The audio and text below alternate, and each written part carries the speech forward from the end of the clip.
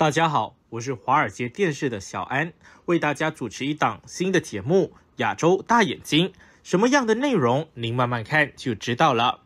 那全长142公里，连接印尼雅加达和爪哇西部城市万隆的雅万高铁，9月8日举行通车典礼。印尼总统佐科威及中国国务院总理李强出席，并于10月1日正式营运。不过，媒体报道，雅万高铁尚未取得营运许可。美国有线电视新闻网印尼频道 CNN Indonesia 报道，印尼交通部长布迪表示，10月将正式商业营运，而之前会持续测试。除了试乘雅万高铁，布迪也试乘连接高铁帕达拉朗站和万隆火车站的联络线，以确保高铁旅客可以顺利接驳。不过，雅加达邮报就指出，雅万高铁即将举行通车典礼，但至今仍未取得营运许可。负责雅万高铁工程的印尼中国高铁公司 KCIC 发言人艾法就表示，公司仍在申请营运许可，并指早前当局将通车日期延后，与许可证发放无关。印尼海洋事务统筹部长卢胡特早前就透露，佐科威将于9月8日通车典礼上首次乘坐雅万高铁，通过高铁将展开试营运，让民众免费搭乘1个月。那印尼还相信中国基建吗？美国之音报道，斥资73亿美元由中国资助并协助建设的雅万高铁试营运再度延后，导致外界质疑声不绝于耳。观察人士就表示，雅万高铁运营延迟凸显前置作业准备不足，也让印尼反对派对政府有所批评。而雅万高铁争议不断，恐将影响未来印尼与中国的合作。雅万高铁于2016年破土动工之后就命运多舛，虽然原先预计2019年下半年就可完工，但完工日期一延再延。不过，虽然于2023年8月18日展开免费试乘的计划已推迟至9月，但目前仍预计于10月1日全面营运。对于雅万高铁迟迟无法通车，专家就表示，尽管其中原因与新冠疫情等不可抗力因素有关，但目前窘境也凸显雅万高铁的前置准备作业不足。美国之音引述印尼独立智库经济和法律研究中心 CELIOS 中国和印尼研究中心主任赫马特指出，延迟有几个主要原因。第一是可行性研究只做了5个月，导致准备工作不足，所以在施工期间出现许多问题，特别是在土地使用方面，而且建筑工人还发生意外，还有来自当地政府的许可证问题等等。推迟的另一个原因是，有太多的产品及零部件都需要从中国出口至印尼，但受到新冠疫情而有所延迟。雅万高铁标志着中国高铁首次全系统、全要素、全产业链在海外落地的项目，开通后将成为东南亚首条高速铁路。这条铁路将连接雅加达和第4大城市万隆，两地车程时间预计会从3个小时缩短至40多分钟，渴望缓解雅加达的交通堵塞情况，促进区域平衡发展。不过，赫马特就表示，雅万高铁出现成本超支，破坏环境，再加上通车时间延后，已经让印尼部分反对派人士对此感到不满。他说，当然有一些政界人士对雅万高铁有诸多批评，特别是中国参与的部分，许多人就一直在质疑佐科威政府为什么雅万高铁项目仍遭推迟。但与此同时，他们对此也无能为力，因为项目持续进行，也没有理由阻止它，而且也因为雅万高铁已快完工，所以他认为他们没有任何选择。印尼巴查查兰大学国际关系学系副教授雷扎亚稍早也对路透社表示，雅万高铁的进一步延宕只会成为反对派攻击的子弹，恐损中国在该地区开发和实行大型计划的信誉。然而，赫马特就说，虽然雅万高铁状况频传，但针对其未来可能至东爪哇省泗水的延伸路段，署名政府人士已经表示，很有可能将再次与中国合作，显示目前印尼与中国仍保持良好关系。印尼背负巨额债务。中国2015年取得雅万高铁工程之后，中国中铁等中资国营企业与印尼国营企业合组了印尼中国高铁公司 KCIC， 负责兴建计划。起初，中国提出的预算为55亿美元，后来增至60亿美元，却仍然不足够。过去几年因工程延宕及建材上涨等因素，成本严重超支。关于雅万高铁成本超支数字，过去一段时间印尼与中国的说法始终不一致。中国称成本超支 9.82 亿美元，印尼则说超支 14.9 亿美元。那只是今年2月，印尼才与中国达成超支12亿美元的共识。那这笔超支费用经过两国协商，印尼按股权比例承担 60%， 中国则是 40%， 并由中国国家开发银行提供 5.6 亿美元贷款给印尼，以支付超支的12亿美元中的部分费用，其余则由印尼中国高铁公司负责。那根据中国一开始的提案，建造雅万高铁的费用是由中国国家开发银行贷款 75% 给印尼，还款期为40年，宽限期10年。印尼中国高铁公司筹措 25%， 且承诺不会用到印尼国家预算，也不会要求印尼政府提供担保。不过，因成本大幅超支，印尼现在必须投入国家预算以负担超支费用。另外，中国政府也希望印尼官方提供贷款担保。专家就指出，雅万高铁遇到如此窘境，是因为当初预算估算过于乐观，但因印尼已砸下庞大资源建造高铁，且佐科威将其视为重要政绩，因此不可能放弃建设。那如果与日本人合作，将不会有超支问题。那印尼大学经济学者菲特拉就认为，若是先规划好的话，就不会出现超支问题。又或者，若当初雅万高铁与日本合作，就不会有这样的情况。他举例，由日本承揽的雅加达捷运工程，施工时程及成本预算都没有出现类似问题。就算后来建造成本因疫情等无法抗拒原因超支，也是由日本自行吸收。那自雅万高铁开始兴建后，印尼可能落入了中国债务陷阱的讨论就不断出现在印尼媒体版面，也常成为电视新闻节目讨论议题。菲特拉就指出，对贷款和投资的依赖的确可能会使人们担心受援助的国家，特别是经济较弱的国家，管理与“一带一路”倡议相关计划贷款及偿还的能力，这可能会使国家陷入债务循环，损害经济稳定和主权。不过，大部分的学者则认为，印尼暂时还不会陷入中国的债务陷阱。那印尼官员曾多次强调，印尼政府在支付贷款方面不会有任何问题，因为国家税收正在成长。菲特拉也指出，贷款就像把双刃剑，会否导致国家陷入困境，取决于是否适当使用。若使用得宜，会有很大帮助，因为印尼也需要很多的基础建设。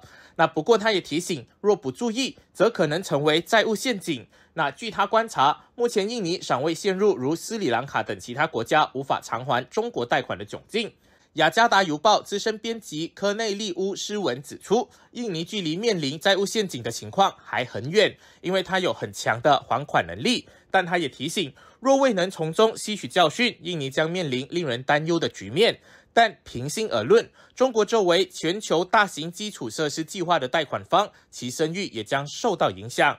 菲特拉也提出类似的看法，他认为短期而言，这是印尼的损失。但长期看来，中国的投资出现成本超支等重大问题，也让其他大国看到机会而投资印尼。他说，这对印尼可能有益，因为能够吸取其他的投资者。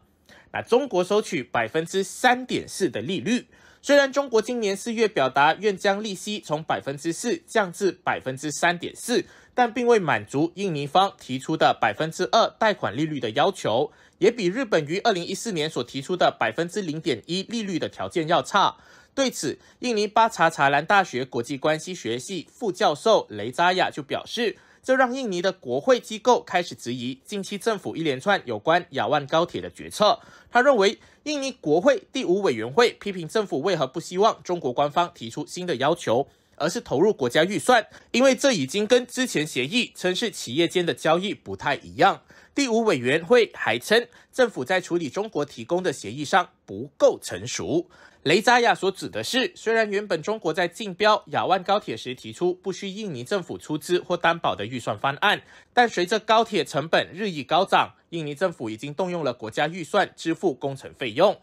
那印尼盼借雅万高铁成先进国，尽管外界及印尼反对派对于雅万高铁的质疑声不绝于耳，不过几名民众仍对美国之音表达相当期待雅万高铁尽快通车的心情，也对中国建设颇具信心。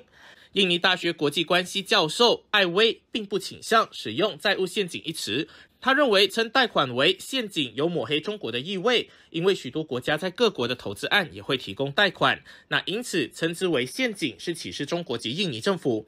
不过艾薇也坦诚，中国承揽的雅万高铁确实为印尼政府带来了财政负担，但关于成本超支及贷款问题，印尼政府倾向不进行过多讨论，因为他们既有保持低调，人们就不会去关注它。那新加坡智库东南亚研究所2月公布报告指出，有超过30%的印尼人对中国崛起持负面看法。调查就显示 34.1% 的受访者认为中国对印尼的影响是负面的， 27.1% 的人就认为有正面影响。那参与该研究的资深访问学者许耀峰就说，随着中国跃上全球经济强国地位，印尼民众倾向对中国抱持怀疑态度。那随着雅万高铁将完工通车，官员、专家及学者都疾呼，印尼政府未来与中国合作各项计划时必须仔细评估风险。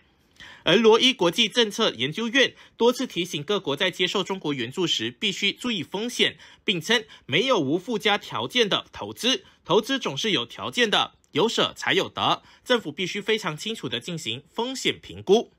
那印尼未来还会和中国合作吗？那印尼希望之光大学 UPH 国际关系系国际政治学教授阿列克斯亚斯表示，随着雅万高铁问题一一浮现，北京和雅加达应想办法建立互信机制，积极的解决所有争议。不过他认为现在去评断雅万高铁建设成功与否可能为时过早，还是要看通车之后是否能有效解决交通问题，再做详细评估。那印尼经济和法律研究中心的赫马特也说，若凭目前情况就称印尼总统佐科威当初选择中国而非日本建设雅万高铁是错误决定，恐怕不甚公平。那因为也不清楚日本若得标，实际的运作情况会是如何，但可以肯定的是，佐科威当初随意就信任中国可以说是非常迅速的决定，而雅万高铁的经验恐将影响未来印尼与中国的合作。雷扎亚就表示，政府在未来的基础建设上应会考虑多方合作，不会全部由中国承揽工程，以防类似争议再次发生。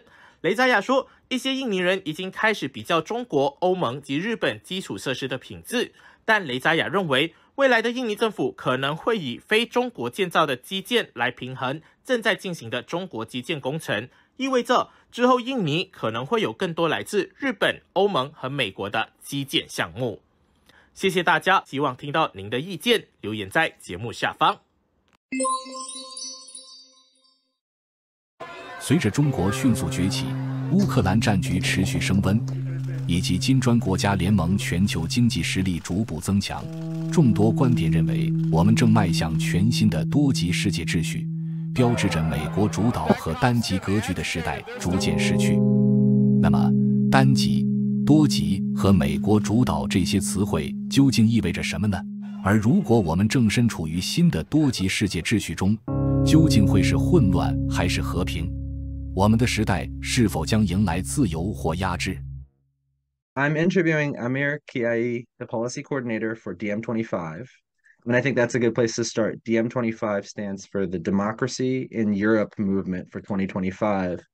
And it sounds almost like there's an implication that there's not yet democracy in Europe. Do you want to explain what DM25 is? Yeah, sure. I can also maybe tackle, and hi everybody, and hi Henry. I can try to tackle a little bit that, your subtext of that question, which is about democracy in Europe. And we see from our analysis that in the classic sense of power of the many, democracy, it doesn't exist in Europe in that sense, versus what our analysis shows to be an oligarchy, power of the few. And in this sense, it is actually built into the institutions of the European Union, and of course we're not just talking about the EU but the wider Europe. But even if we look at the primarily through the European Union mechanisms, I mean, the European Parliament needs to co-legislate, it doesn't have right of full initiation itself. A lot of the power sits with quite some various committees within the EU mechanisms. There's over 140 different working groups, etc., made up of ministers and technocrats that are not really accountable to the wider public in that sense. I mean, if you use elections as a metric, if you like. So it's the institutional design of the European Union itself is prefers, let's say, oligopolistic, if you can use a business term. I know maybe for your speakers, for your audience, might make more sense in that sense. But yeah, so we definitely see that, and we've seen in terms of the big moments that have happened in Europe, of course, the war in Ukraine, etc., the refugee quote-unquote crisis, and so on. We often see that the decision-making is really happening in small circles without any real testing of those decisions with the public. So we don't see it as democratic. Using those limited terms, of course, I can expand on it if you wish. And so DM25 was founded in 2016 as in a way a response to the what you could see was a disintegration of even the little, let's say, political possibilities that exists in Europe in that sense. And we, could see that unless, the trajectory that the European Union is taking is very much towards even less and less of this, and it either has to democratize or it will disintegrate. And our analysis already has shown that with Brexit, of course, and, we can see there with the rapid rise of the more rightist views and alt-right backlash, etc. That's happened in Europe and so on. So, that's where we sit. And the biggest way to address these concerns is not to channel more power into the hands of few, but to bring about more transparent and more democratic institutions. And that's the best weapon, if you like, against this. And if you could briefly explain also how DM25 relates to the Progressive International and Mera 25, because I sort of understand you guys as sister cousin organizations, or? Sure. I mean, DM25 was one of the co-founders of the Progressive International. And Progressive International has if you like, a more global remit, and it brings together movements and organizations and parties and progressive, forces throughout the world to really realign global politics. So that's, if you like, the Progressive International in that sense. And then our movement, DM25, besides its movement work, and when I say movement work, I'm talking about campaigning, petitioning, protesting, and so on, the typical, let's say, social actions that we would do from outside, if you like, the framework of power. We also realize the progress of humanity in terms of having elections and still representative democracy, etc. And we also can provide the alternative for the public, if they choose to vote for policies that the movement is setting. And those are the Mera 25s. So our political parties are called Mera 25, and they are, contesting elections where we have them. And those are in Greece, Germany, and Italy. For the moment, of course, we're looking to expand it. And so then I guess we'll get into the topic of my series, which is about multipolarity, right? A lot of viewers in China are now describing this time that we're living as multipolar, or we're moving towards shifting poles of power. Do you buy into this idea that we're in a new multipolar world? Do you think that's a fair term, or? It might be partially a desire to move into a multipolar world, and that would probably be, let's say, politically and hegemonically speaking, better in terms of, the worst of the evils, if we sort of still maintain the sort of big power structures globally, then a multipolar world would be much more helpful in terms of what we are seeing right now globally, in terms of the global crises and confluence of conflicts, etc. At the same time, we also see that in reaction towards moving towards a potentially a peaceful multipolar world, we also see the hegemonic powers coalescing as much as possible, and we have had in our grassroots position making and policy making. We've had some discussions about this as well internally in movement, and we see that there's that potential for it to go to the multipolar world, but we also see it progressing into possibly a bipolar world again, and Europe being, dragged along with the United States, and which is not what we would like to see. We would like to see a non-aligned Europe, politically speaking, being a force for good for the world. So I guess this is a great point to bring up. I've seen that Yanni Varoufakis has tweeted about leaving NATO, and you retweeted him. So is that part of this policy to try to move out of the alignment of, or the sphere of influence, I guess, of America? You see, the question about NATO is a fundamental one. And, when we talk about non-alignment, and political non-alignment also means military non-alignment, economical non-alignment, we suddenly, this is a concern for us, because the moment, we've seen the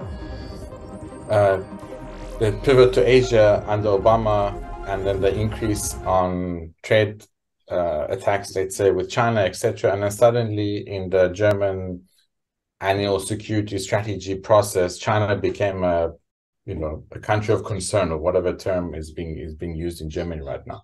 And it's not true. I mean, there's no, we didn't feel any differently, and I live in the Netherlands, about this. So we are in a sense forced to follow the lead of the United States, because we are not independent of the policies made in Washington, D.C. So, and that NATO is a part of that, of course, and it's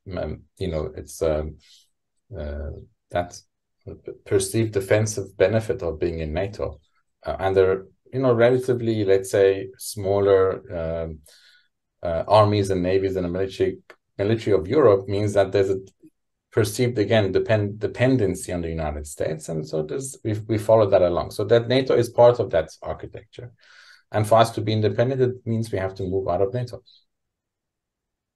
So then, does that also mean that you want to retreat from the war in Ukraine, or maybe retreat is not a good word, but would you like Europe provide less support to Ukraine, or be more active, for example, in ending the war, I guess, is also part of that policy idea? Look, it definitely is that we can't be sitting in a war, whether it's in Europe or anywhere else for that matter. And there's also other wars, luckily less so compared to, a few decades ago on the planet. However, if there is a conflict at this stage, we should be doing everything possible to end it, and not further it. There's, of course, the legitimate right of self-defense that we shouldn't forget about. That does exist in international law. However, we can't continuously fuel it, and on the other side, avoid any shuttle diplomacy, avoid any moves towards peace, avoid censoring any voices for peace. And this was, this happens quite frequently, unfortunately, in Europe. The moment, there's a, trying to position a narrative around no to war, and also no to occupation, and no to annexation of Ukrainian territory. You either get blamed as a Putin supporter, or you get, you blamed as the other way around, as a, pro-war position. It's quite hard in Europe to move towards peace, unfortunately, for the moment. And maybe once the circumstances change come November next year in the United States, we might see that change, of course. Also, you're saying that it isn't necessarily a grassroots-based sentiment, that it's sort of almost top-down about regulating how people speak about the war, rather than, I mean, there's the huge, the fact that, we can debate the quality of Russian media, but the immediate shutting down of any kind of broadcast coming into the European IP range, for example, is a problem in that sense, because now, of course, people can access RT, etc., if they are willing to, but this shutting down of perspective, even though, we know that it's state propaganda, and of course, they're going to push the argument for why the war should continue from a Russian point of view, but we should assume people are intelligent enough to understand that, instead of, cutting it off. Google has barred Russia's state-owned media outlet and other channels from receiving money for advertisements on their websites, apps, and YouTube videos. Google has further banned downloads of Russian state-owned media outlet RT's mobile app on Ukrainian territory. So that's just on the media side. Right. Well, I am interested in the media thing, the media side of things, given where I work, I guess. Exactly. So then if you would like to pivot over to the refugee issue, which you did bring up earlier as well, it seems for a while that the media portrayal about the refugee crisis in Europe is that the more refugees are hosted or asylum seekers are hosted in Europe, the more alt-right backlash there will be. Is this a fallacy that the media has created? Do you think there's a natural response to hosting refugees? Is there a gut reaction against multiculturalism in Europe? It's a very good question, and luckily we can actually show examples because again with Ukrainian refugees, the European legal system, financial system, housing system worked incredibly well, rightly so. We in our house ourselves hosted 3 refugees from Ukraine, and we could see how the system responded really as fast as possible to hosting the right kind of refugee. At the same time, we are willing to see the continuous death in the Mediterranean and in the Channel Islands, etc., of refugees trying to cross. We had 700 people drown in one incident. And what's sad about this incident is that there were, Frontex equipment, helicopters, Greek Navy ships, etc., all around. And we let 700 people drown. And this points to the reality of how policy is made on refugees in Europe, in terms of an actual acute response. Now, we also have to go further back. We have to go and look at the root causes of the refugee crisis. It didn't just happen overnight. Of the global, 108 million refugees now, according to UNHCR, etc., 60 to 70% came as a result of the war on terror. The wars in the Middle East for the past few decades have created a lot of refugees.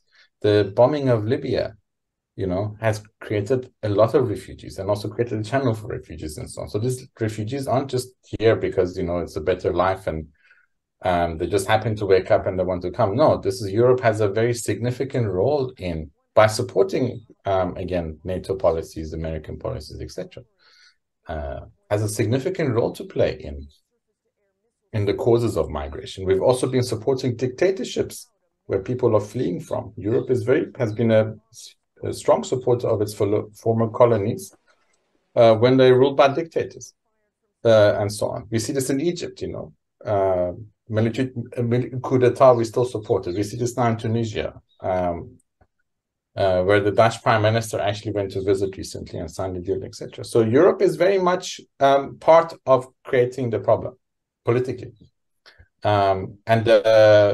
To your question about the role of the media doesn't actually address the root causes. Doesn't say, we actually bombed these countries and this is the consequence of it, and we are responsible.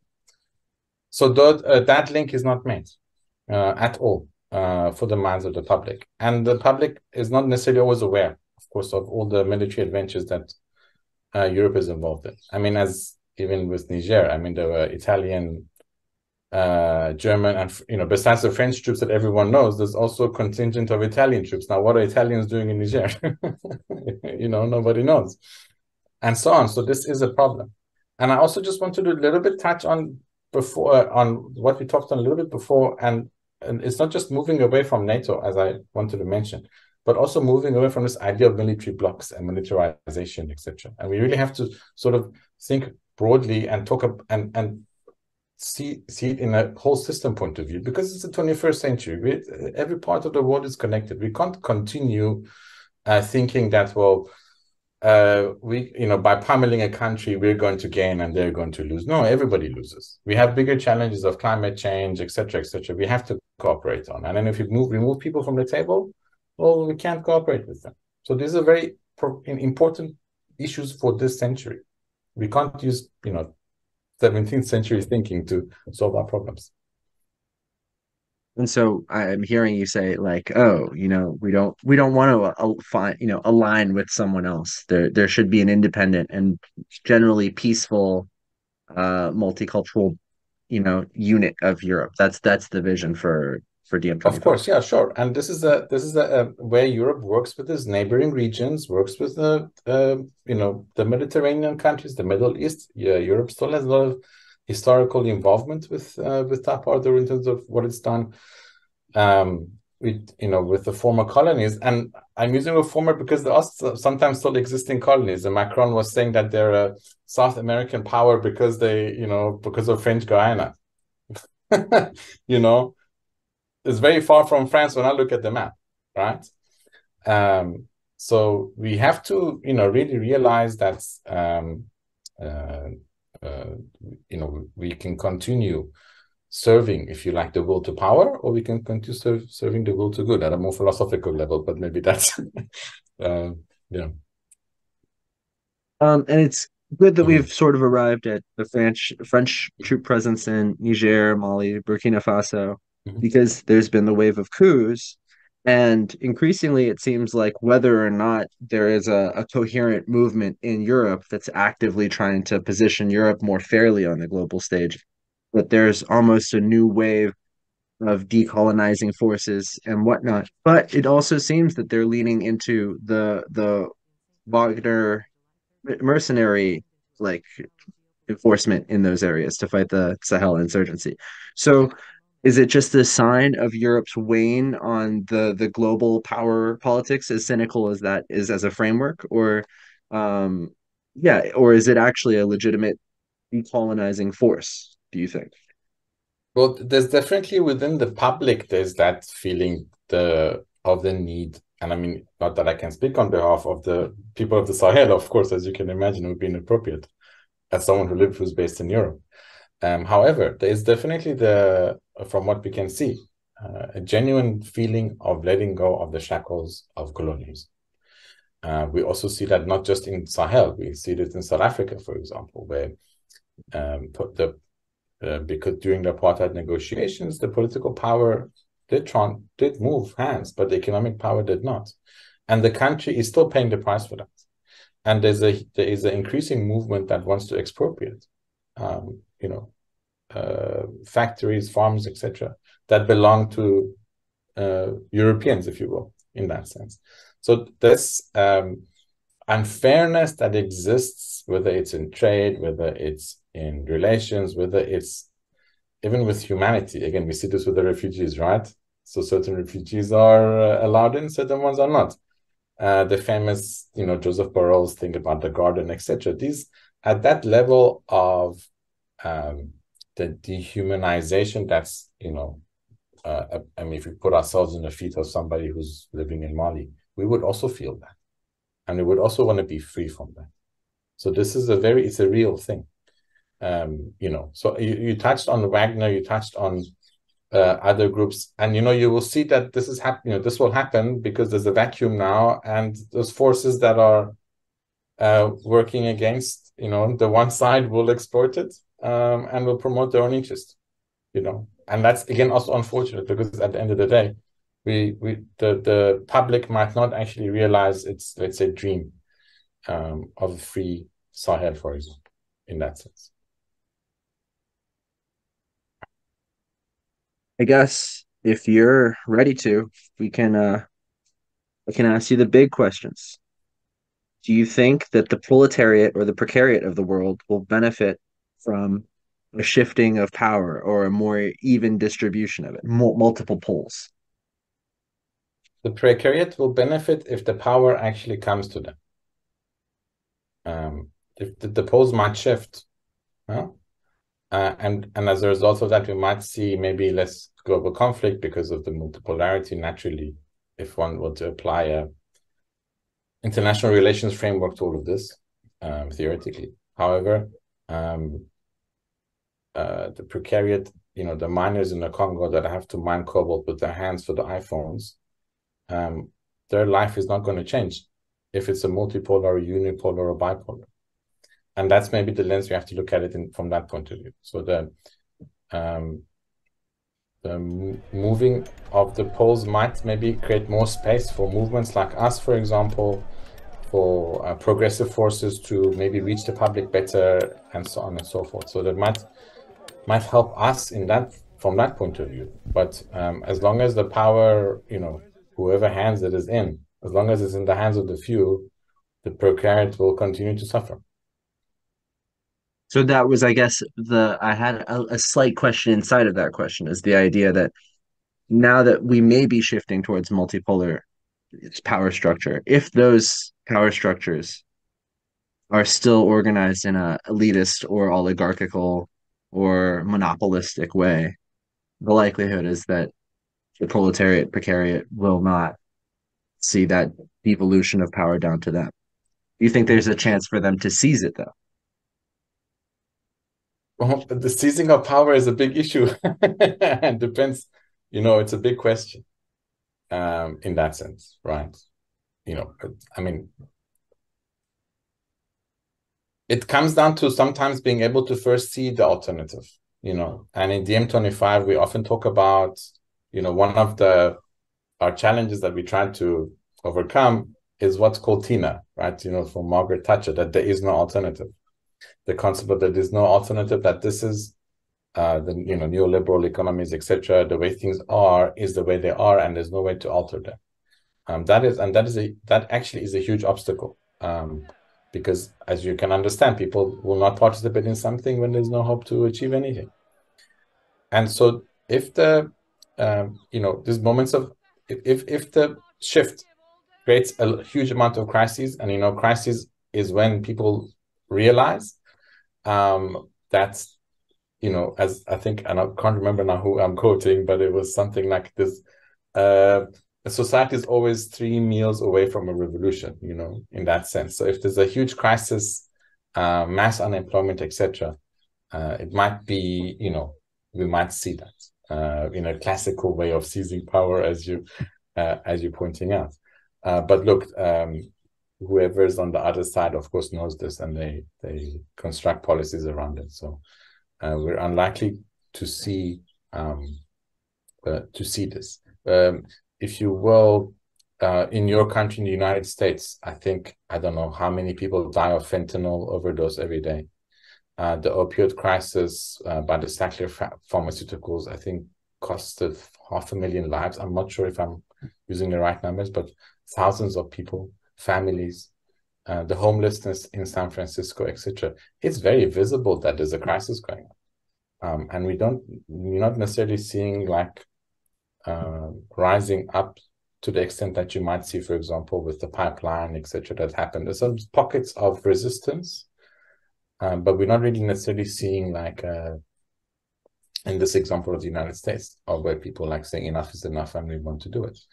We see it more in, with Chile, for example, and the more peaceful revolutions and transformation of power, etc. We sometimes see it, and those are the beacons of light, for us in that sense. But, it's a mixed bag answer I'm giving you, I know. I guess in America, it seems like, I think in the first Republican debate, they were talking about how since Biden was in office, there have been 200,000 deaths of fentanyl. But it makes it seem like it's his fault personally, which is funny, right? It's a crisis. It's obviously a systemic policy failure. It's a huge problem, and if the Pentagon spending is $800 billion plus more, and if the policing budget in the United States is around 250-300 billion, it's a huge amount of money that is actually not going to healthcare, that is not going to dealing with the mental health issues that makes people go towards narcotics, etc. as well. So it's not dealing with the root cause. And this model of let's keep the problems going because it's profitable is mad. It's the same with climate change. Let's wait until Shell has, found a way to decarbonize and then let them continue having the business. We're not really looking at, treating it as an emergency in that sense, So it's just everything becomes business at the end of the day, and that's really unfortunate. For a species that's come this far. Yeah. And I'm glad that you brought up climate change. Do you see that a shift in poles and power will have any positive impacts on the climate change? Or, I mean, there are also the climate pessimists that see this as an era where everyone's just racing to get the last oil, coal, natural reserves that exist. I guess that's a very vague question. No, it's well, I mean, it's a good question because we can theorize about it, but we can look at the reality. The biggest delegation at the COP conferences has been the lobbyists for the energy companies. That should tell you, who runs the show, and where the attention and energy is going to, literally. Well, in that sense. So we don't see that. But again, it will be important for us and maybe for progressive forces, and we do this, to look at the shifting situation, especially, of course, with the BRICS expansion, etc., to look at the shifting situation, and we just have to use it in terms of strategy, as I mentioned earlier on, for trying to reverse the lemming-like movement that we are as humanity towards the cliff. Well, would you like to plug DM25 Progressive International? Is there a shot for Americans to start their own chapters? So that we might. I mean, we have members in the United States, we have members on the African continent, in Asia, etc. So membership is open to any person who reads our manifesto and is aligned with our viewpoints, etc. So there's not a problem. So people can go to dm25.org and have a look and support us if that resonates with them.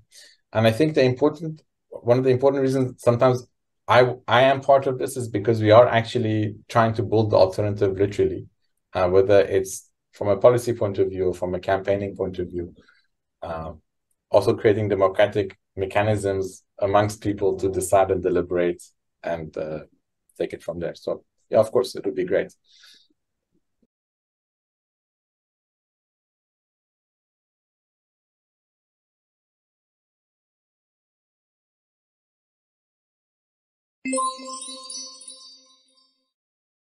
Today's event marks the beginning of the third phase of Brookings' Global China Project, an institution-wide effort to analyze China's growing role in the world.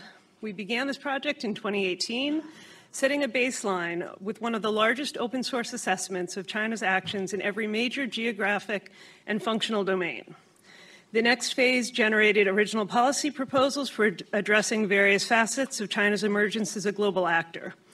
And now, Brookings Global China Project is examining the choices and trade-offs for the United States and its partners in managing long-term competition with China. By establishing an objective and balanced platform for substantive exchanges among opposing points of view, we hope that this initiative will create much-needed space for robust consideration of the foundational questions that will inform American policies toward China for the next decade and beyond.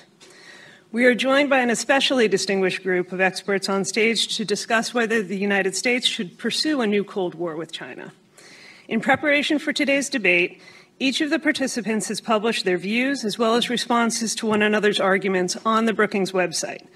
I hope you'll check out their essays at brookings.edu as a supplement to their comments today. And let me just introduce them very briefly. I'm truly honored to welcome Joseph Nye, Harvard University Distinguished Service Professor, Emeritus, and former Dean of Harvard's Kennedy School of Government.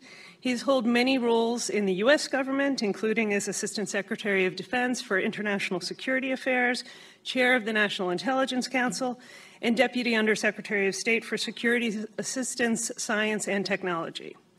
We're also joined today by Jessica Chen Weiss, who is the Michael J. Zak Professor for China and Asia-Pacific Studies at Cornell University. She's also served in government as a senior advisor to the Secretary of State's policy planning staff, and she's the author of Powerful Patriots, Nationalist Protest in China's Foreign Relations. Matt Turpin is a visiting fellow at the Hoover Institution. From 2018 to 2019, he served on the U.S. National Security Council as Director for China and as Senior Advisor on China to the Secretary of Commerce. Patricia Kim is a fellow here in Brookings Foreign Policy with joint appointments to our John L. Thornton China Center and our Center for East Asia Policy Studies. Patty is an expert on Chinese foreign policy and U.S.-China relations, and she co-leads our Global China Project along with our director of our China Center, Ryan Haas. I'll shortly turn the microphone over to Dmitry Sevastopoulos, a U.S.-China correspondent for the Financial Times, who will moderate our discussion here today. Dmitry has reported from Washington for over a decade and also spent considerable time in Asia, including as the FT's Asian news editor. Let me just thank the Ford Foundation for their support, which has made our Global China Project possible. We're grateful that, like all of our donors, the Foundation respects Brookings research independence, which is sacrosanct. Today's event reflects only the views of the participants and the speakers themselves. A final reminder that we're on the record and streaming live, so please send your questions to events@brookings.edu or on social media using the hashtag GlobalChina. A question and answer session will conclude the event and staff will come around the room with microphones. Now over to you, Dmitry.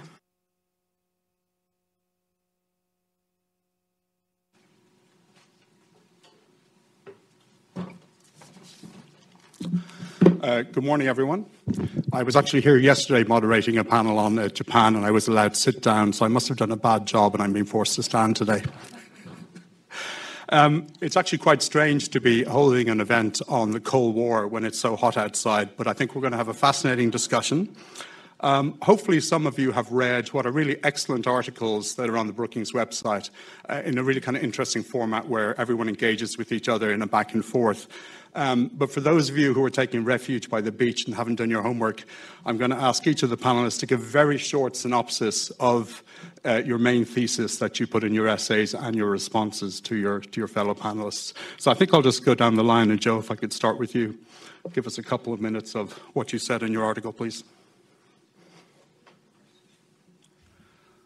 Good morning. It's a pleasure to be here with you. I'm going to try to go very quickly through my argument because I think the more interesting thing is to hear the discussion. Basically, I say that whether we're involved in a Cold War with China now is partly definitional. If Cold War means intense competition without actual fighting, then we're in a Cold War. But if Cold War is a term that draws an analogy to a particular historical period that we know lasted nearly 40 years, then I think the danger is that that analogy gets us into trouble in terms of our own analysis and our own policy. What's very different today in the intense rivalry we have with China from the what I call the real Cold War, or the historical Cold War, is two things. One, there's extraordinary difference in the degree of economic interdependence between the two protagonists.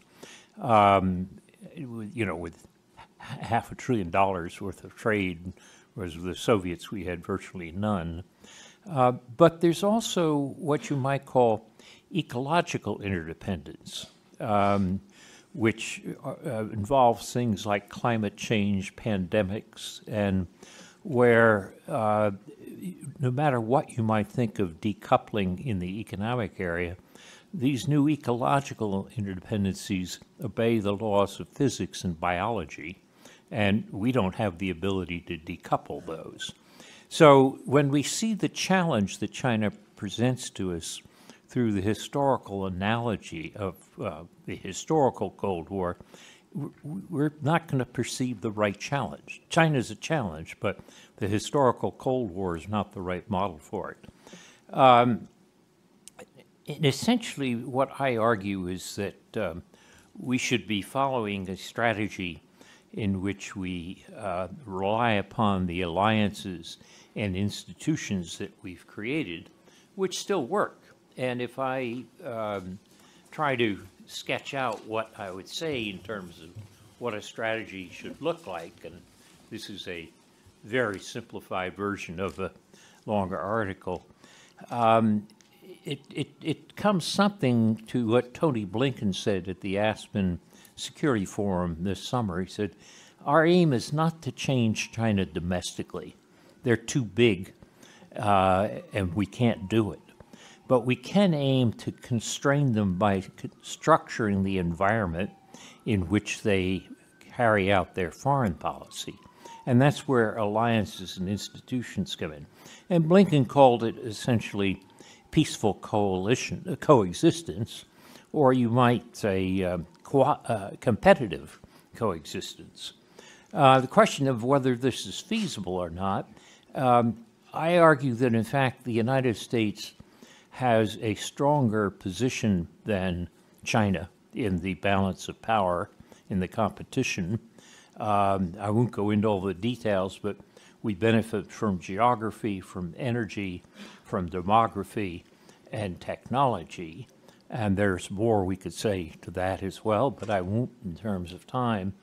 So in my conclusion, I would say that a misguided strategy would try to mimic the traditional historical Cold War, and that what we should be aiming to do is to manage this relationship so that we avoid a hot war, cooperate when possible, and marshal our own assets to compete successfully. And that means shaping China's external behavior. Strengthening our military power of deterrence is welcomed by many states in the region. They want good relations with China, so the old-fashioned economic containment of the traditional Cold War is not feasible, but they don't want to be controlled by China, which means that they're quite happy to see significant American military capability, which helps protect them against bullying for China.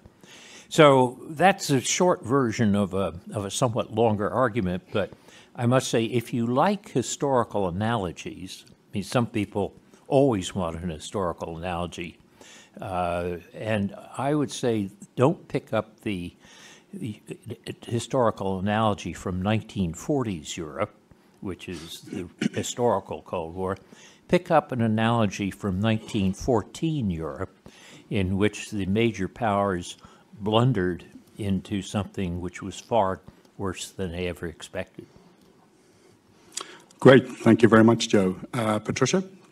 Well, thank you very much, Dimitri. And I just want to first say that it's a real privilege to be a part of this discussion this morning and to have here with us Joe, Matt, and Jessica. And I also want to thank Jessica's co-author, Una Zhou, who's not here with us today on the panel. But you guys had really terrific written contributions to this debate series, and I'm looking forward to what I'm sure will be a very engaging conversation. I'm just going to very briefly lay out some of the main points that I make in my opening statement for this essay series, and then unpack the rest of it throughout the panel. And so first, in my essay, I make the case that it's natural for the United States and China as the world's first and second largest economies, as the top military spenders, as leading innovators, and as great powers who seek influence and leadership on the global stage to be in vigorous competition for the foreseeable future. But what I don't believe is that the parameters and the nature of this competition are fixed. And I make the case in my paper that we could find ourselves sliding increasingly into a debilitating rivalry, or we could strive for a more productive coexistence. But this trajectory is not predetermined, and it will really depend on the political will, on the efforts of both sides. Now, to be sure, the United States and China have many fundamentally conflicting interests and values. Our political systems are different.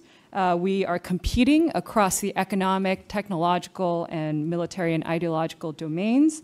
And while I believe that China poses a significant challenge to the United States on a wide array of issues, it doesn't pose an existential challenge or existential threat to the U.S. homeland or to the United States democratic system.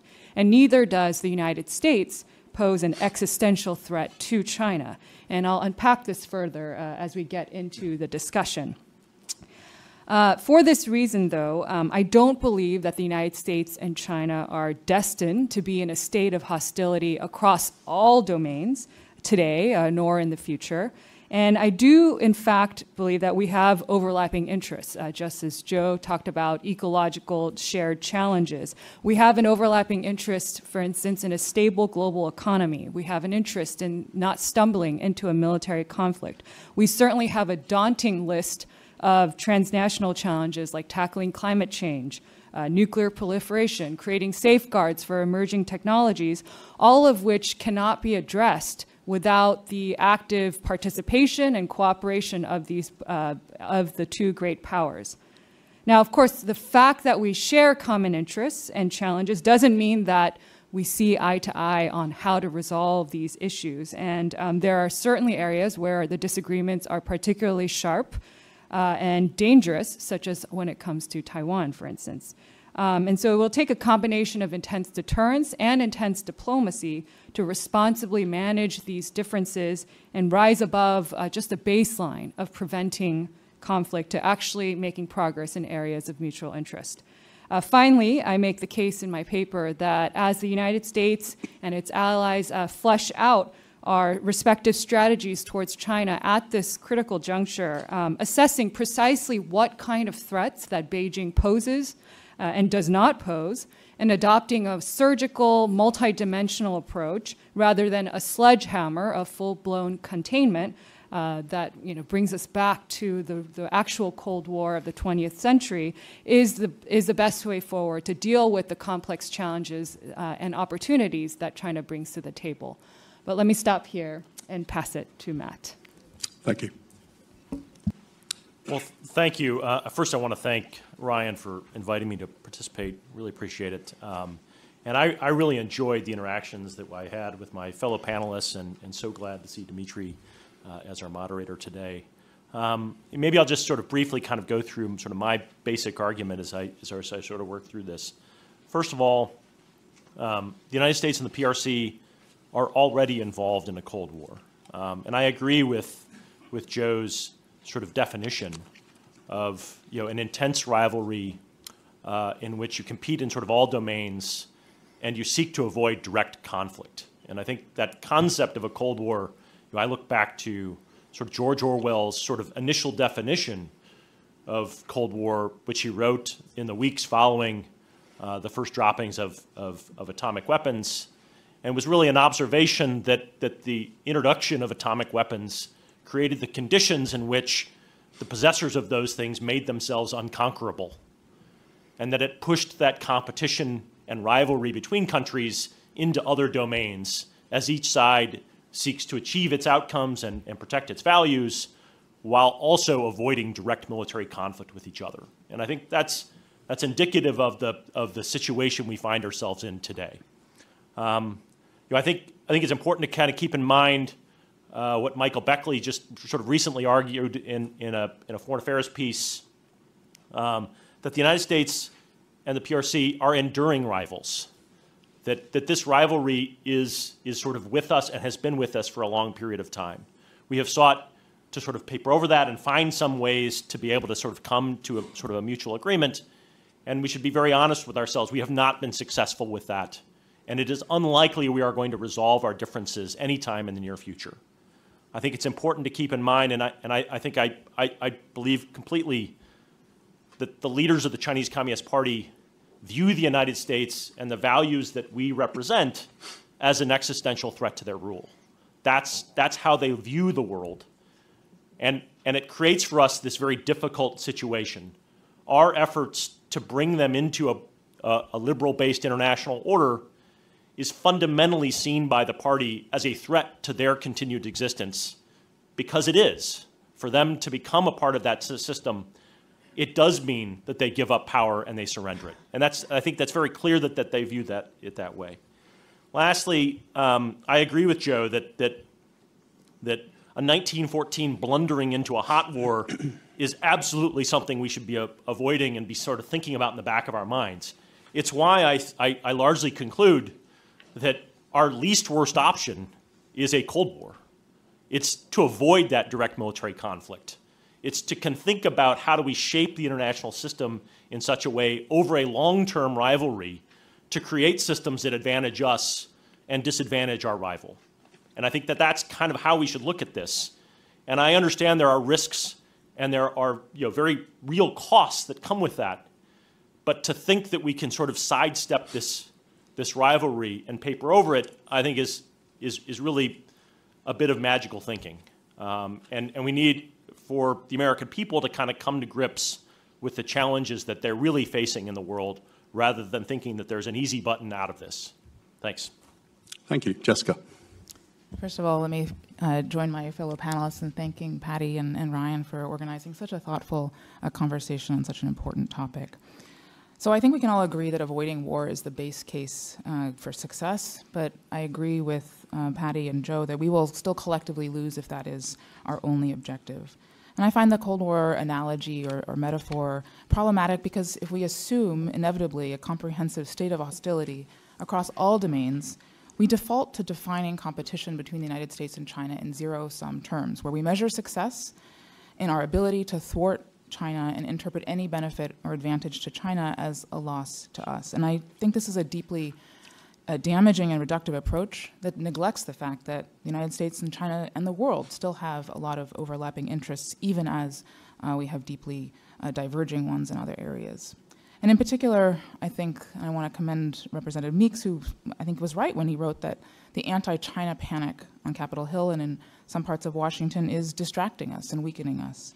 A strategy that's focused primarily on keeping China down and out will alienate us from our allies and partners, and perhaps more importantly, reinforce the chilling effect already being felt on the United States' ability to attract and retain talent and innovation here in the United States, including productive collaborations with Chinese firms and scientists that will make, for example, the green energy transition possible.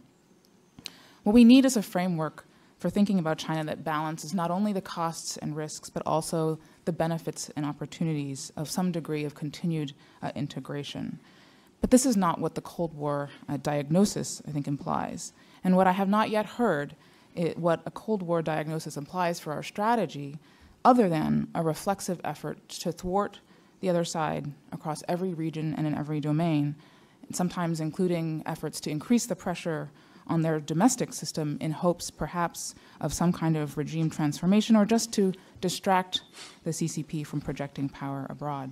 And I'm afraid that such a strategy, which has not yet, to be clear, has not yet been adopted, but I think some would like it to be, I think would only increase, not decrease, the danger and damage to American interests, both in terms of our own ability to lead affirmatively and also what kind of behavior it might provoke from China in return. So briefly, I think Matt and others here believe that it's the CCP's insecurity that has inevitably led to this juncture, and there is no hope of mitigating or escaping it. But just because the other side is digging a hole, as I believe Ryan once wrote, does not mean that we should wrestle them for the shovel. We can acknowledge that there are certain elements inside China that see the United States liberalism as a threat to the survival of one-party rule in China, without ourselves declaring that the CCP is an existential threat to democracy or life as we know it in the 21st century. The intensity of ideological competition and fears of subversion can wax and wane, both in China and here, depending on the choices and behaviors by government leaders. So differences between our two systems, while definitely a source of risk and corrosive harm, do not have to become existential if leaders on both sides choose to manage these differences judiciously, and in particular avoid more flagrant efforts at subversion or regime change. So in concluding, as just to finish with this, we should not out-China China in pinning our political insecurities on external forces. The most important thing we could do is to get our own democratic house in order at home and renew our enduring strengths, particularly our openism, our dynamism, and inclusiveness as a democracy here at home. Thank you very much to all of you. So let's jump in, and at the risk of digging my own hole that Patty and Ryan might push me into afterwards, why do we even care about the term Cold War, whether it's capitalized Cold War or lowercase Cold War? For the average American who's not steeped in foreign policy, why does that terminology matter? Patty, I'm going to put you on the spot first. Okay. Well, let me start by saying that when my fellow project co-leads and I came up with this title and the prompt for this debate. We chose it because it's provocative, and we knew that all of our participants would interpret the prompt differently. They would react differently to the term Cold War, and I think we achieved that. For me, the Cold War evokes a period of absolute rivalry between the United States and Soviet Union, and when the world was divided into two distinct camps, and when particularly in the early years of this period, each camp characterized competition or contestation as one of countering an evil empire on the other side. And I find that framing the current era of US-China competition in such stark terms has significant implications for policy. And I think Jessica just made a very compelling case for why that is. And so it worries me that, that if the United States, if the American people or Chinese citizens were to start using this framing, this would leave no room for any kind of practical coexistence and put unnecessary limits on the US-China bilateral relationship to the detriment of American, Chinese, and global interests. So I think it does matter and it's important. Matt, would you agree with that? I mean, I guess I have a slightly different sort of interpretation of what we would think about as a sort of a Cold War condition or a Cold War. I mean, I view our experience with a Cold War as a successful way in which we manage enduring rivalries between two great powers. That it's a way to avoid direct military conflict. And I would, I think that it's a bit wrong to characterize it as all-encompassing and zero-sum. In fact, the US-Soviet competition was not all-encompassing and zero-sum, right? There were limits on it. There were calculations made about the kinds of actions you would take. There was an effort to achieve a degree of strategic stability between the two countries. It was simply a recognition that we probably couldn't resolve our differences through simple negotiation, and that it would be better to manage that competition through avoiding direct military conflict while also seeking an advantage over time. And so I see it as it is certainly a regrettable position to be in. I don't welcome that we are in a Cold War. I think that the alternatives are worse. And that's what I am most fearful of, is that we convince ourselves that there is some sort of way in which if we just sat down and talked to them, we could resolve all of these issues. And I just don't think that's the case. And until we come to grips with that, we're not going to prepare ourselves for what would be required to sort of run this out over time and to avoid real military conflict. That's what I'm most concerned about. So, Jessica, can I ask you to kind of play devil's advocate there? I mean, let's assume for a second that we are in a Cold War, which is not what you're arguing. What does that then mean for U.S. policy towards China? Thanks, and I think that, I'm very, gladdened to hear Matt sort of go beyond the usual way in which the Cold War is invoked to say, well, there can't be any kind of, for example, even diplomacy is somehow zombie engagement or appeasement. So the fact that we can potentially sit down with Chinese leaders just as we did with Soviet leaders and work out some kind of, rules of engagement, kind of informal rules of the road, that's an optimistic view of the Cold War. And I would say that we should, that if we get to that, that's fine, but I think we ought to aspire to more, and in doing so, make that perhaps more likely. I think the problem here really is that most people, when they talk about the Cold War, don't do so in such measured and optimistic terms. I think they really do use it really as a way of shutting down alternatives. And even though on the one hand, I think, Matt, you've talked about ways in which there can be diplomacy, on the other hand, I think in the next breath you also talked about kind of just if we just sat down. That is not the position of those who are arguing, I think, like Patty and I, that the deterrence ought to be coupled with diplomacy. Diplomacy is not a gift to the other side, but a means for communicating credibly. If China does X, we will do Y. If China doesn't do X, we will not do Y. That's what diplomacy is about making credible the choices that China faces and the consequences for their actions. So to me, these are not separate strategies, but actually ought to be paired more. And I think when we sort of paint this as a Cold War. And again, this is not what you're doing, but I think what is suffusing, I think, the public conversation is this idea that any kind of dealing with China, whether that's diplomatically or commercially or scientifically, that somehow there is a taint there. That is an evil empire, and we want nothing to do with them. As long as they stay on their side of the ocean, we'll be fine. But frankly, the global challenges that we face, that's not a realistic possibility. We will fail to address those global challenges, even the ones our part in solving them, if we don't recognize the deep degree of continued interdependence, even as we, and I'm not saying we shouldn't, also try in a responsible way to protect national security interests in a tailored kind of scalpel-like way, as Patty mentioned. Great. Well, let's jump beyond the actual term Cold War for a second. Patty's just confirmed that think tankers are just like journalists. They're looking for headlines and controversy. Let me ask one of the kind of key questions that I think underpins the debate, depending or regardless of which side you're on, is whether you believe the US and China pose existential threats to each other. Matt, you said that China, or the CCP and its leadership, views the US as an existential threat. Do you view China as an existential threat to the US? And then if we start there, and I'll ask everyone else to jump in as well on this. Well, I think we should view powers that have significant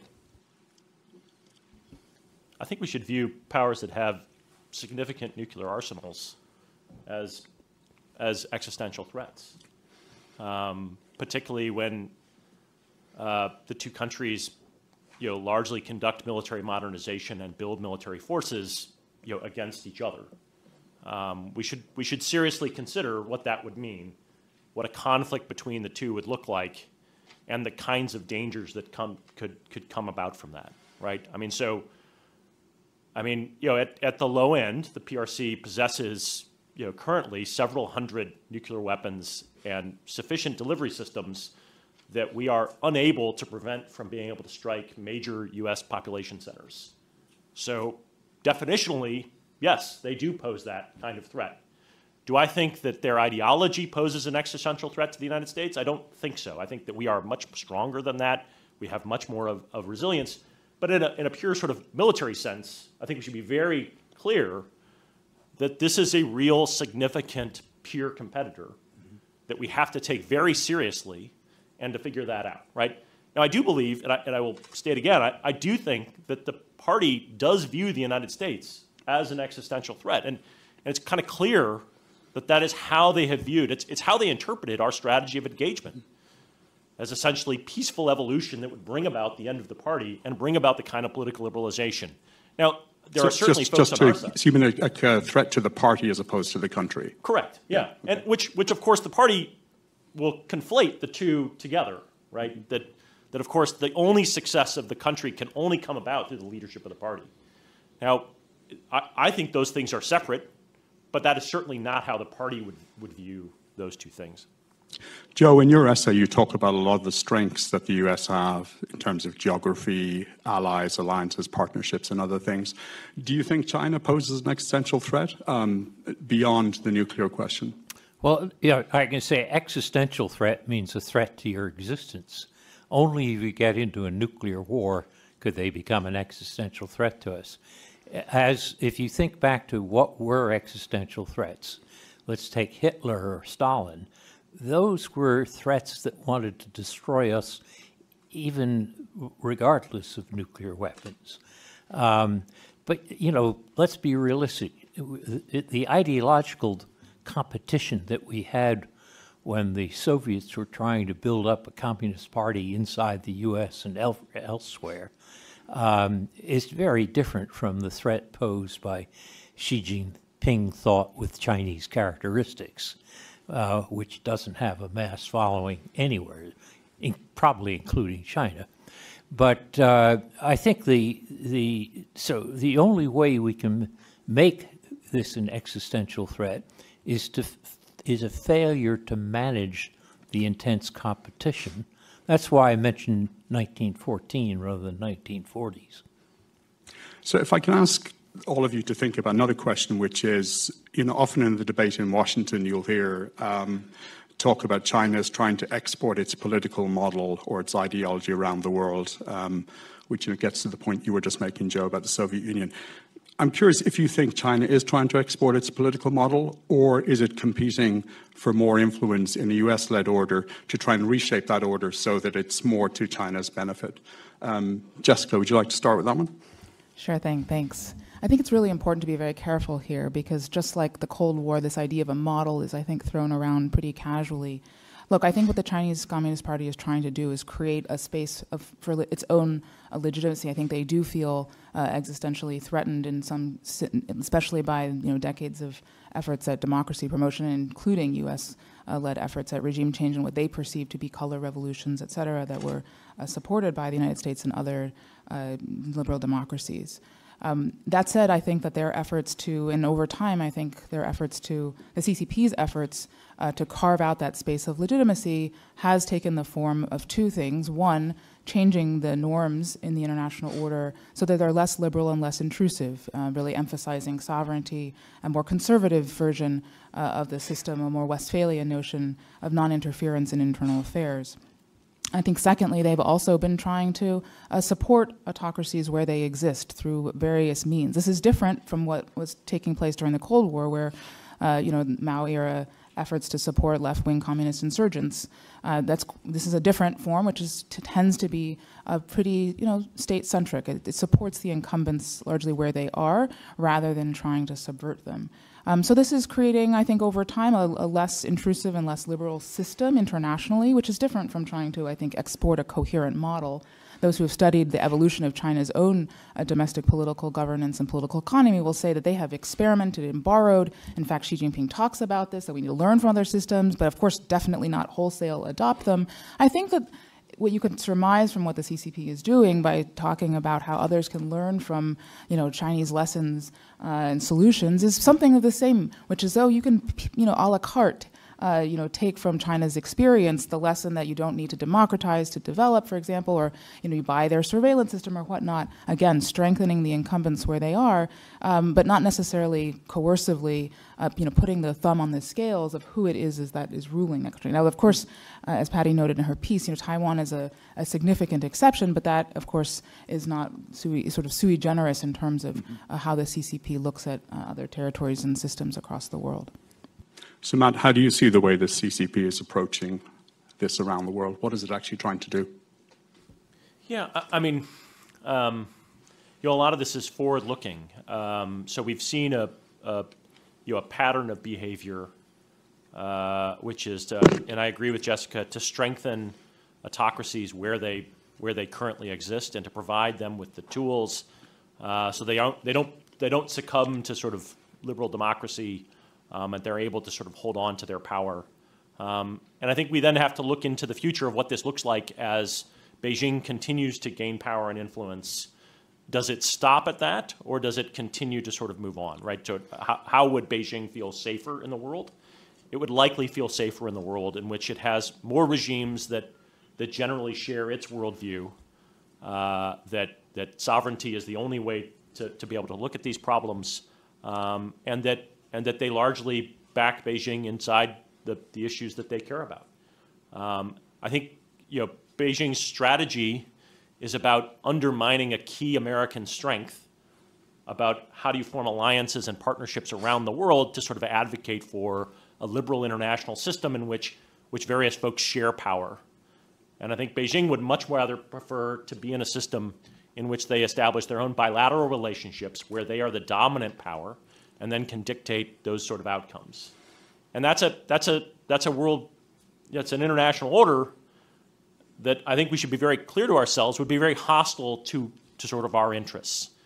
And so I'm looking out into the future of how this unfolds, and I'm very concerned with how this plays out, that we do actually have the sort of the nascent competition of systems that will play out over time. And therefore, we should be quite prudent about the actions we take now to ensure that we have the kind of position that we want to have in the long term. So one thing I'm curious about is when you listen to politicians on Capitol Hill, you get very stark statements about the U.S. cannot lose to China. The U.S. needs to make sure China doesn't win. But we had a question in advance from Professor Wang Jise from Beijing University who says, what is the end state of U.S.-China strategic competition? And I would just add, whether you call this a Cold War or not, are the two countries, US and China, not just locked into perpetual competition with no end in sight, as Michael Beckley said with the phrase enduring rivals that you mentioned earlier, Matt. Joe, would you like to tackle that? Yes, let me, before I turn to Jisu's question, let me turn to this Beckley article in Foreign Affairs, which there's a lot in it I agree with, but you greatly oversimplify things, as he does, that you have enduring rivals. So it's either or. The problem with these articles, there's no middle. It's all either or. Let me give you the example of the U.S.-China relationship. We are enduring rivals, he says. Well, for the first 20 years, we shot at each other and killed each other. For the second 20 years, we were de facto allies against the Soviet Union. For the third 20 years, we were deeply engaged with increasing economic interdependence. And the fourth 20 years or more, which we've entered since about 2016 or so, we call it intense competition. But we don't know how it's going to turn out. To my mind, Blinken's point about competitive coexistence is not a bad answer to Jisu's question. But the idea of, I mean, if we get into the pattern that Beckley has of enduring competition, I've just told you 4 very different types of, in quotes, enduring competition. And certainly some of those are better than others. Patricia, would you like to jump in on that? Sure. And before we get to that, if I could just comment on the previous conversation we were having about whether the China views the United States as an existential threat. Just, I mean, a lot of great points were already raised that I wanted to make. And so just one extra thing that didn't come up is that, you know, I think the fact that China's comprehensive ties with the United States and other democracies since the launch of its reform and opening policy has been foundational for its rise and the vast improvement of the quality of life for its people over the last 3 decades. And China's growth, continued growth, and its prosperity hangs on its continued engagement with the outside world, including the U.S. and its allies and partners. So in short, I think having 0 ties with the U.S. and its allies and partners poses a greater threat to China and to the CCP's legitimacy, which really hangs on its ability to deliver for its people rather than the other way around. And so I think, although I do completely agree that there are elements of Western values and political models that Beijing rejects and it doesn't want influencing in its domestic system, but I think we do need to recognize that there's a great benefit for China to remain engaged with the West. And so that's something, and that's something that I think all Chinese people are aware of if they've just watched where their country has gone over the last 20, 40 years, and that Chinese leaders know as well. Now, in terms of what is an end state, or what should we be aiming for in this U.S.-China competition, I don't think, you know, this question is raised often in a lot of discussions, and there is no sort of crisp, perfect answer to it. I don't think there's some ideal endpoint that we could describe and say, oh, this would mean that the US had prevailed or China had prevailed. I think it's easier to define what we should avoid, and these would obviously include a military clash that results in the loss of human lives, an unbridled arms race that strains resources and leaves us all less secure, the failure to jointly address preventable climate and global health disasters, the dissolution of people-to-people ties, many of which have benefited both countries. But frankly, I think given the state of US-China relations, simply preventing such developments would be counted as great success. Now, how can the United States and China chart a way towards a more promising near to midterm future? I think a good starting point would be for both sides to accept and to realize that the outright defeat of either side, in which one side capitulates to all of the other demands, is an unrealistic goal. We've never had this in the US-China relationship. However you break down the different phases of the relationship in different 20 years, we've never had this.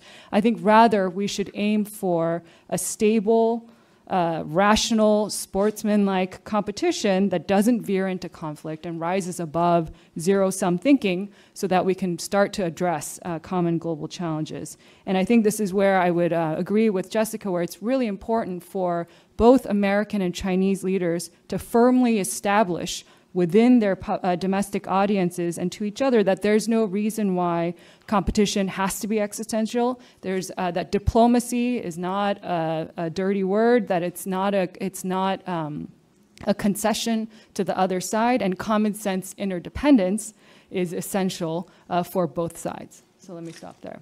Matt, looked like you wanted to comment. Yeah, I think I think there's a sentence that sort of expresses the objective that we're trying to achieve, and that comes from the Biden administration's February 2022 Indo-Pacific strategy. And I'll just read it for you.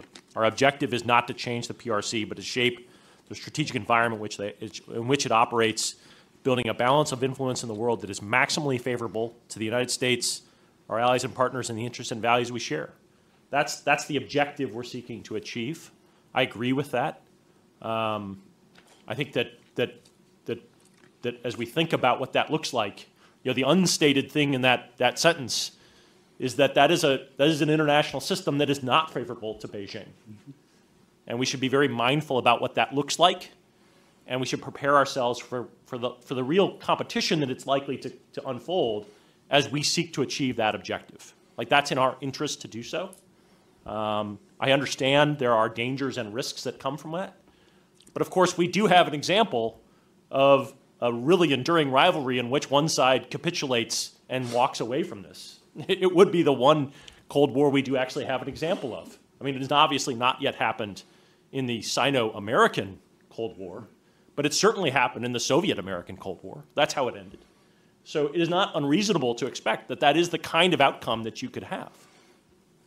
So if we assume that, as Patricia says, a kind of a successful goal is to avoid a lot of bad things happening, and if we accept that the Biden administration's policy is that you can't really change China at this point, it's too strong and powerful, and that you need to shape the international environment. If each of you was testifying before Congress as a Biden administration official and was asked to give one example of where the Biden administration strategy is succeeding in terms of stopping China from doing something by shaping the environment, can you each give me one example of what you think that might be? I won't put someone on the spot. I'll allow someone to volunteer and then. I'll start. Yeah. Sure. I think that the Biden administration's move to rejoin multilateral organizations that the Trump administration quit or denigrated was a really important part of shaping the external environment. When you leave a vacuum, of course, it invites others to fill it. But that's different from then suggesting that wherever China has influence in international organizations, that is necessarily at odds with American interests, and we must therefore move to block their participation or influence. Because ultimately, at the end of the day, the PRC does also have a vote, and they are, as we are seeing, also investing, as we are, in smaller fit-for-purpose kind of coalitions, smaller mini-lateral organizations, although they're not so mini anymore. And I think one of the real challenges here is that you have a growing kind of bifurcation, a fragmentation, which is not going to ultimately serve our interests. Again, many countries, if asked to choose, are not necessarily going to line up behind the United States, given the reality of China's material heft and influence. And that, I think, will persist regardless of whether or not the Chinese economy continues to slow. I mean, there are, of course, I think, pinning our hopes on the idea of, a kind of a, I don't know, an implosion or whatnot of China as, I think, deeply, nobody here has said that, but I think that the idea that there's really, the Cold War playbook would lead to that kind of success, I think, really understates the challenges that we face in the moment and how dangerous the next decade will be if we resign ourselves to that kind of footing, assuming that, well, because we came out of it okay with the Soviet Union, let's go through those kind of hair-raising near-miss crises once more. But we've seen some examples of Xi Jinping reversing course or changing course domestically. For example, the zero COVID policy, probably the most extreme example. But have we seen examples of China shifting or reversing course internationally because of things that the Biden administration has been doing? Well, I was going to answer your first question. I think just in the last month, the example of the Biden administration's Camp David Trilateral Summit bringing Japan and Korea back together again, and sort of centering, the concern about both North Korea and the PRC as a centerpiece of that agreement, I think is absolutely it's a great example of what the Biden administration has been able to do. I would argue that their efforts with the Europeans at adopting a sort of a de-risking approach are also indicative of great work that we've seen from them.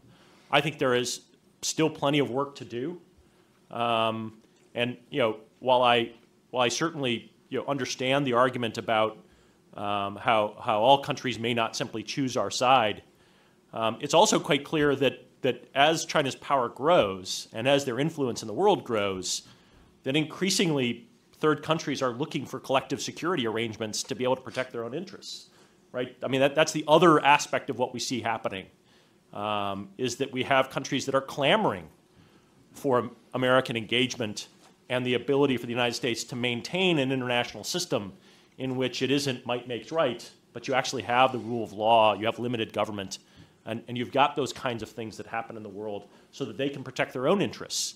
And so I'm not entirely clear, it's not entirely clear to me that as this unfolds, that what we see is everyone backs away from us because it's too hard, that many of them come to many of their own conclusions that they actually need to band together to deal with a China that is increasingly aggressive on the world stage. Sorry, Joe, did you want to say something? Well, I agree. I agree with what Jessica and Matt said, but let me give a couple of specifics I would use in my testimony. I said we want a strategy which is based on alliances and institutions. If you look at what Biden's done, strengthening the Quad, developing AUKUS, and improving, as Matt said, improving the relationships of Japan and Korea, those are pretty concrete and important changes. On the other hand, it's worth noticing that the simplistic view that the 1990s and 2000s were all just engagement is not true. We reaffirmed the U.S.-Japan Security Treaty before we ever approached the question of getting China into the WTO because we felt that that was a bedrock. So maintaining alliances is critical. Jessica is also right that institutions matter. And when we vacate from institutions, you leave the standard setting by institutions to the Chinese. I mean, some people would argue that, and this gets a little bit to something that you said, Patricia, China for several decades has put a priority on building its economy, and it has a compact with its people that if the economy is growing, everything will be fine. The question is Xi Jinping shifting the calculus and putting now more priority on national security, and therefore may take certain risks overseas that China, Hu Jintao or Jiang Zemin or his predecessors wouldn't have taken? Yeah, I would completely agree with that. I think Xi is definitely prioritizing national security. It's very plain in all of his speeches and the policies of China. And so, so China is going in that way. I guess, to think about economic interdependence, I think it still has and still continues to serve as an important facet of U.S.-China relations. Even though we're locked in this intense competition, the U.S. and China traded at record levels at $700 billion last year. The United States remains the largest destination for Chinese exports. And so there is a robust commercial relationship here. And now, has that served as a magic bullet to all of U.S.-China differences, or has that prevented China from turning to coercion or weaponizing its economic leverage vis-a-vis U.S. allies and partners? No, obviously not. I mean, that has not been the case. But imagine if China was completely decoupled from the West, if it saw no tangible benefits in maintaining some semblance of ties and stability in the relationship with the U.S. and its partners. I think this would remove any restraints on its behavior and leave us in a much more dangerous position. And so that's one point I would make there. So one thing I want to ask all of you is, and this question came from someone much smarter than me via carrier pigeon, which is that in Washington, all of us are reading the same reports and speeches by the Chinese authorities. So why is the China watching community reacting or reaching such different conclusions about China's ambitions and the proper U.S. response? Who wants to put their hand up first? I'll put mine up. I mean, we all look at it through our own lenses. So, I mean, I think that's just natural. We come at it from our own biases and our own, sort of preconceptions of how this plays out. So, I welcome the variety of views that we have on, even providing an assessment of what Beijing is trying to achieve and what their speeches say. Like I think actually we should look at that as a strong strength of how we will wage this competition over the long term, is that we'll have a robust debate and continued robust debate about, is there an opening here? Is there been a real change in how they're approaching this?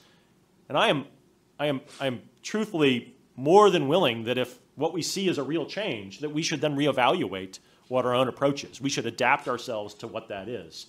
And the only way we're going to kind of see that is through an open debate of how we're looking at this. So it's not surprising to me at all that there are a variety of views on this. Jessica, did you want to? Yeah, I want to take the opportunity to wholeheartedly agree with Matt, which I know is not necessarily expected, that in fact that degree of, I think, analytic humility about what exactly these words mean, rather than taking them literally to understand them better in their context, but also recognize that something as tough as a country's ambitions are something that are difficult to know with any certainty, and they can evolve over time, and that rhetoric is often a poor guide to action, and then it's really important to track both, not to say that to discount it, but they need to be read in context. And I thought that Patty's contribution did a very nice job of suggesting that some of the phrases that are commonly interpreted in Xi Jinping's rhetoric as to suggest that socialism will inevitably triumph over capitalism neglect the fact that in the first instance, China is more capitalist than it is Marxist, but that secondly, that same speech also includes the phrases that these two types of systems will need to cooperate even if they are in conflict,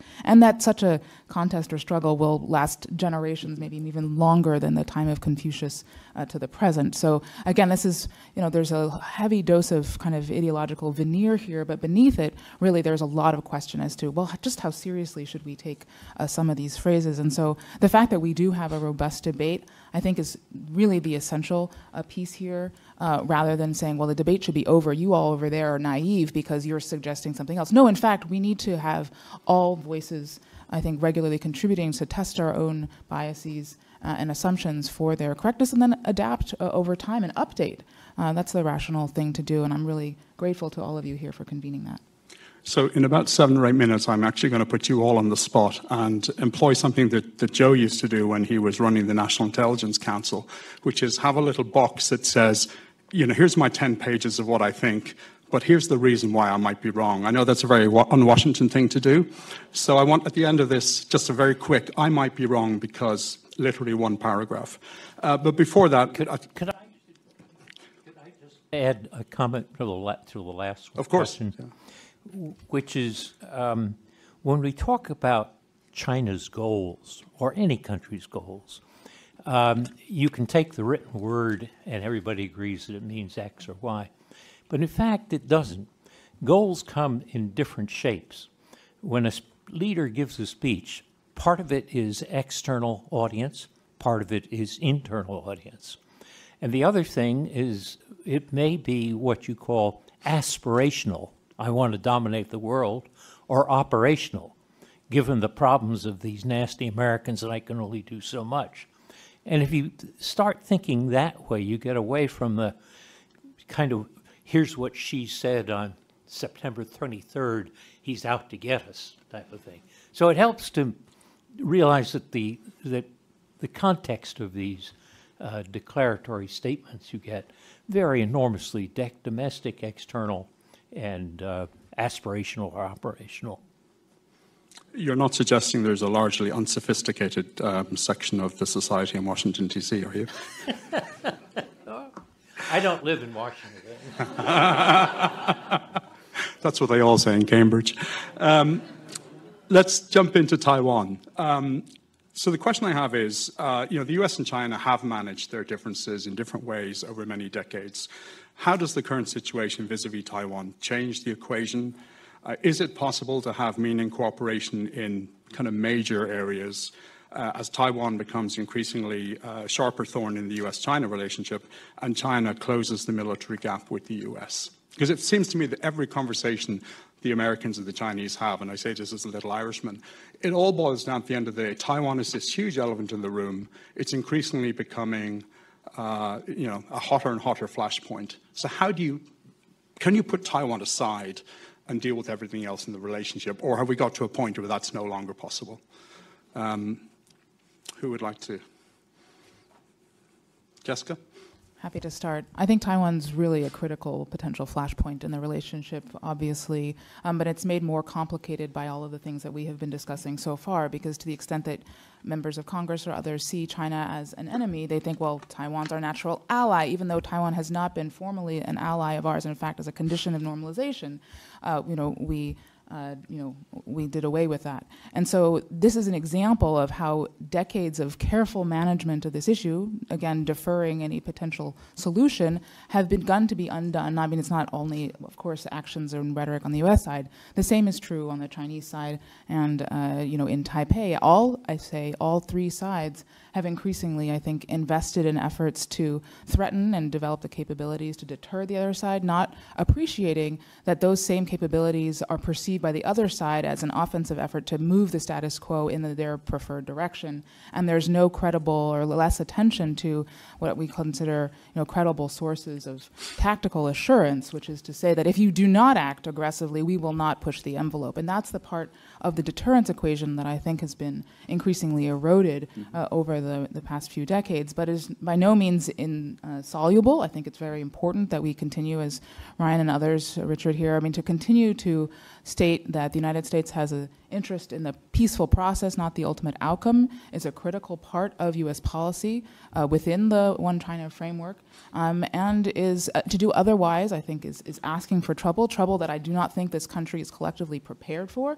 And so, yes, this is a nuclear armed power. We are nuclear armed powers. This would be devastating, even if we don't resort to nuclear exchange, this would be devastating to the global economy. So all minds ought to be focused on how to preserve a peaceful diplomatic process to encourage dialogue, of course, without preconditions on all sides.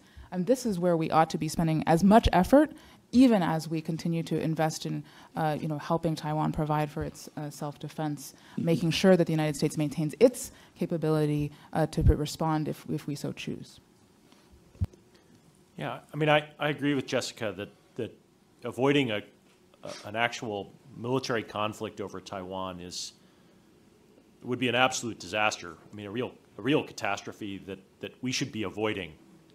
But I think we should keep in mind that the sort of the special conditions that we were in the 1970s that created this sort of negotiated arrangement we have in the cross straits, that arrangement was very specific to the conditions that existed at that point in time, right? China did not have the power to take Taiwan. China was interested in entering into a partnership with the United States to offset the threat that they saw from the Soviet Union. They felt that they needed to spend real time developing out their economy and still wanted to reacquire Taiwan. And of course, Taiwan was very different at the time as well, right? An authoritarian regime, ruled by a military, under martial law. But of course, those conditions are not the conditions we have today. And I think we need to kind of come to grips with the fact that I think it is very clear that Beijing has lost Taiwan. The Taiwanese people are not interested in giving up their democracy to be annexed by Beijing. And so I completely understand our position to not want to talk about this problem and to kind of keep it under wraps and hope that this really tenuous arrangement that we set up in very different conditions can hold on indefinitely. But I think we also need to come to grips with the fact that those conditions just aren't there anymore. And of course, Beijing understands these conditions as well. They can see what's happening on Taiwan, that there is a younger population that has very little interest in identifying as a part of the PRC, and that these things are coming apart for them. And so we should be very realistic that holding on to a policy and a set of things and conditions that no longer fit today is not a wise arrangement. I don't have a good answer for what the new arrangement should be, but we should be very mindful that this is unlikely to sort of, the status quo is unlikely to hold into the future.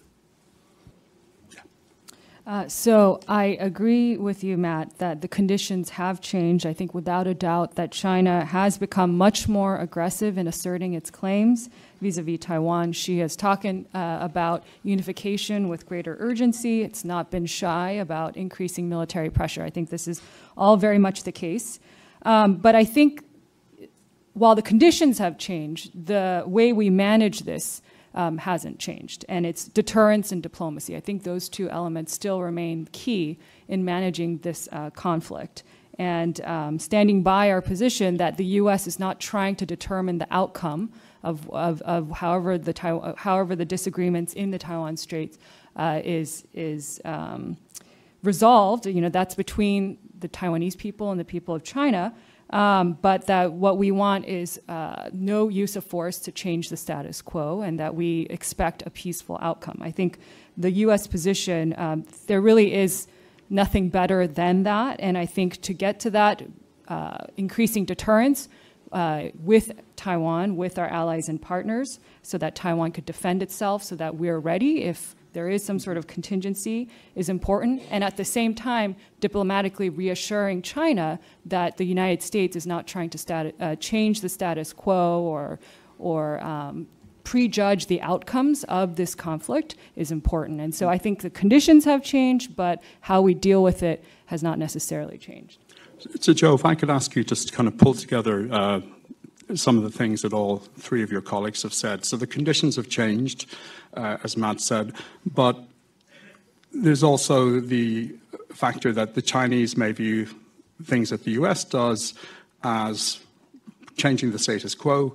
Each country is not always seeing things the way the other does. In fact, most of the times they're not. So how does the US respond to the changing environment, provide more defensive capabilities for Taiwan in a way that doesn't signal to Beijing, we've lost the Taiwanese hearts and minds already, and now the US is giving Taiwan more arms, therefore at some point we have to invade. How do you thread that needle? Well, if you say, what would Xi Jinping love? What's his greatest aspiration? It's the return of Taiwan while he is in power. But what is more important to him than that? It's losing power. And what could be the greatest prospect for losing power? To try to capture Taiwan and fail. That's a threat to him and his control of the party. So when he makes statements such as, we will be ready, or the military should be ready, PLA should be ready by 2027, there's partly a domestic politics aspect of that. Even though he may aspire to it, it's also for domestic political reasons. There may be a little bit operational in telling the PLA what to invest in, but you have to realize that there's a huge domestic part of it, which means that if we can increase the capability of Taiwan to be what's been called many times a porcupine, and also arrange the other countries like Japan and Australia, which they're now beginning to do, so that they have an interest in the Taiwan situation. And if we can thereby enhance deterrence and avoid poking a finger in Xi Jinping's domestic eye, such as having high-level trips to Taiwan, then I think you can kick the can down the road. But if we have a crisis, we could bring it on by making Xi feel that he has to go beyond his aspirational domestic statements to actually doing something, because otherwise he will lose power at home.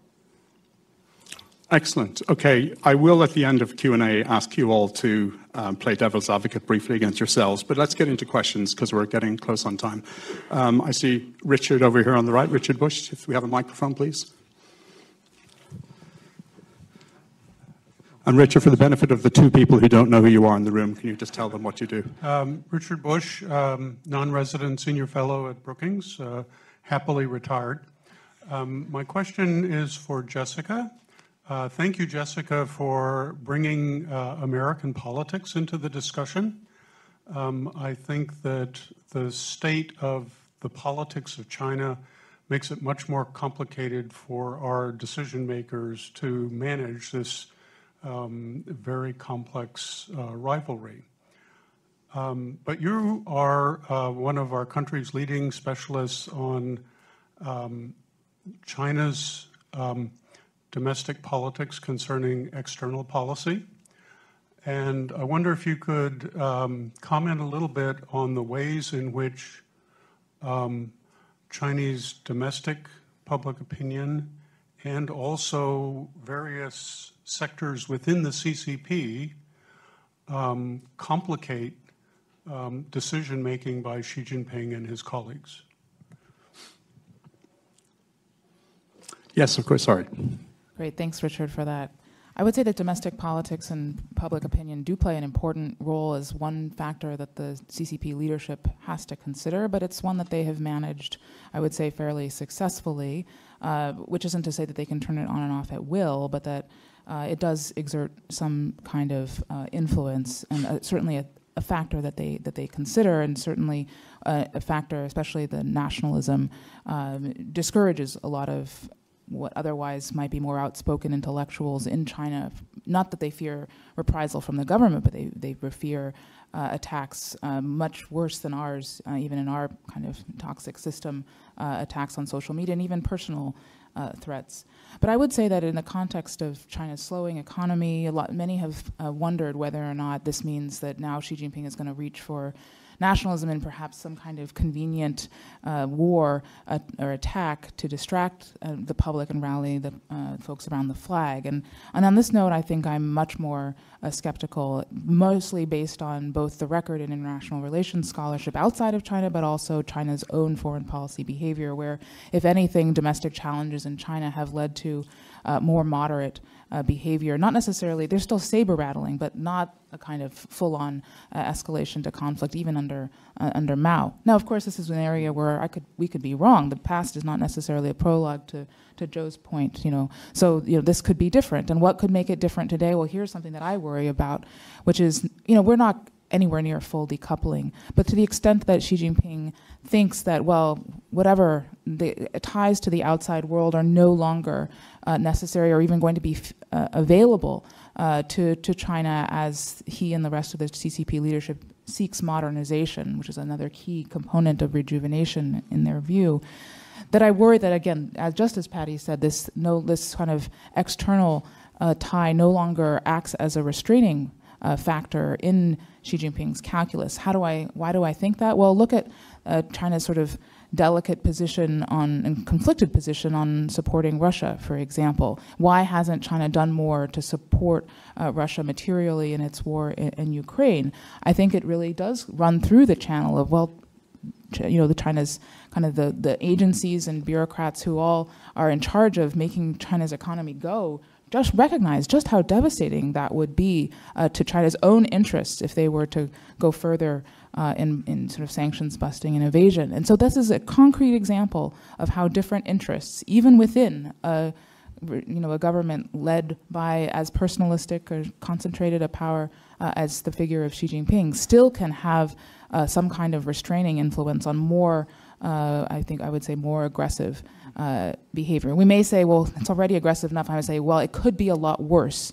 And so we should be very, I think, sensitive to that, and also recognize that there could be changes on the horizon, just as there was the pivot away from zero COVID. Again, that's another example of that was an acute domestic challenge. Did Xi Jinping, launch an attack on Taiwan? No. They, of course, they detained none of those protesters. They ripped off the Band-Aid of zero COVID, and now we are where we are. So there are a lot of different responses to these domestic pressures. Sorry, this is kind of long-winded, but it gives you a flavor of how it's not so deterministic. And I think too often we have this neat pairing between, domestic trouble at home, and he's going to try to, gin up nationalism by distracting attention abroad. And it's not quite that simple.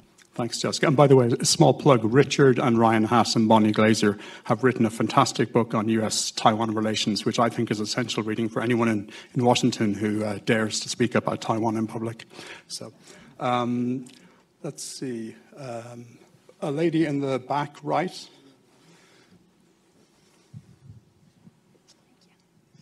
Hi there, my name is Lily Pike. I'm a freelance journalist. My question is for the panel as a whole. We've sort of mentioned climate change today, but haven't talked about it sufficiently, I think. So my question would be, if you look at the relationship between the US and China today and the level of engagement, do you think that's sufficient for the world to adequately tackle climate change in the coming decades, as we need to increase our climate targets and increase transparency between countries about meeting those goals? Thanks. Who would like to take that?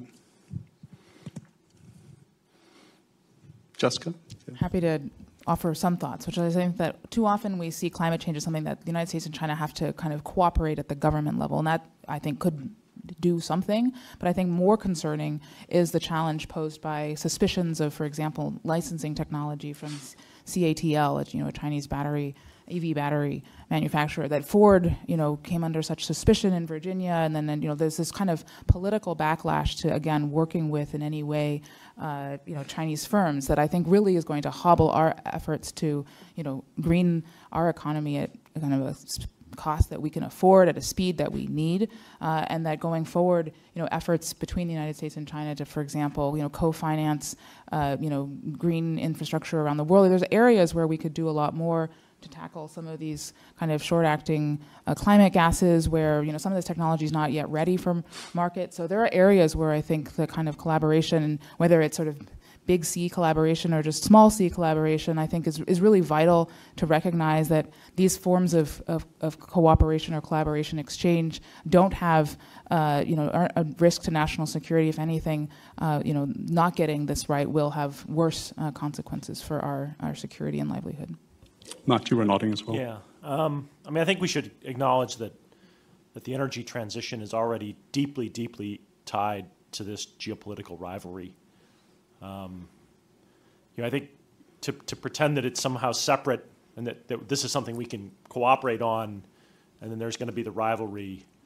Energy transitions are inherently rivalrous as conditions change and where people get their energy from. Those things change, and folks seek to gain a set of advantages in this. I think we should just view this as it's going to unfold. Our policies around climate are going to unfold in the backdrop of this geopolitical rivalry, and we are going to be muddling our way through this. I suspect we're going to have to spend much more time on mitigation and adaptation.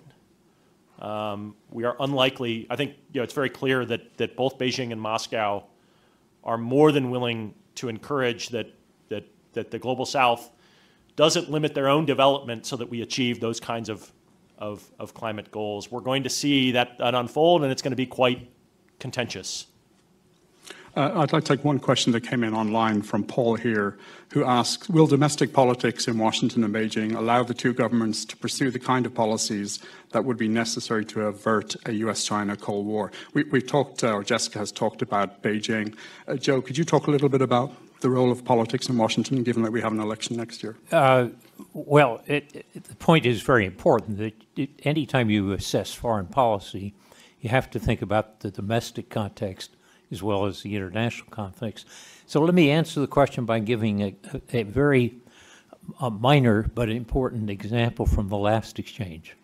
Matt is right that the overall context of U.S. geopolitical rivalry will affect the ability to cooperate on climate. Wang Yi said the same thing a year ago when John Kerry was slated to visit Beijing. And he says climate cooperation cannot be an oasis in a desert.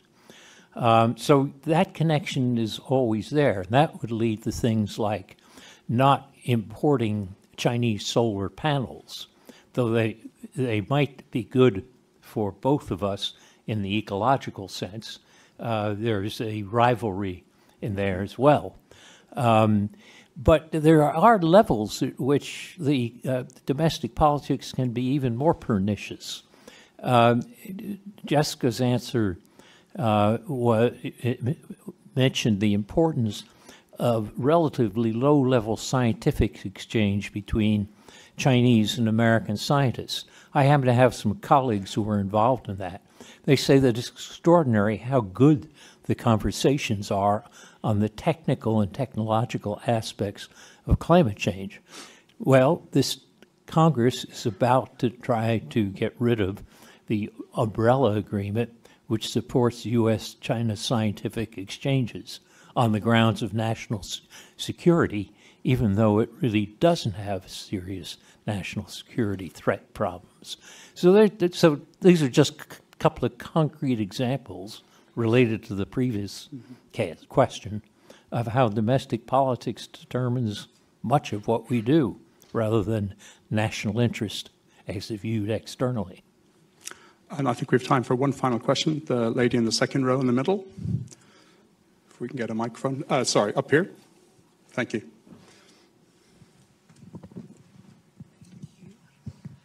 Hi, my name is Shirley Marty Hargis. I am the Senior China Policy Fellow at Third Way for their National Security Program. And so I appreciate all of the comments that I'm hearing as I'm listening, especially thinking operationally. So I appreciate your point, Dr. Nye, about separating operational from goals and aspirations. And so speaking to domestic politics, I know often we hear many strategies and objectives around how to approach a variety of challenges within the U.S.-China competition. But as I was listening, I was right. I noticed that, Patricia, you mentioned that, okay, I shaped this title a certain way because it would then encourage everyone to think about share the lens through which they think about Cold War. And Matt and Jessica, you two ended up seeing some cohesion in terms of your points as well regarding, I think, also Cold War. And Dr. Nye, you had mentioned enduring competition. And so when I heard all of that, eventually I was thinking, what would it take to operationalize reaching the goal of understanding, if there's a goal about this, understanding what these terms mean? Because I think we're not in lockstep regarding how we define these things. And that is, in my opinion, the foundational problem.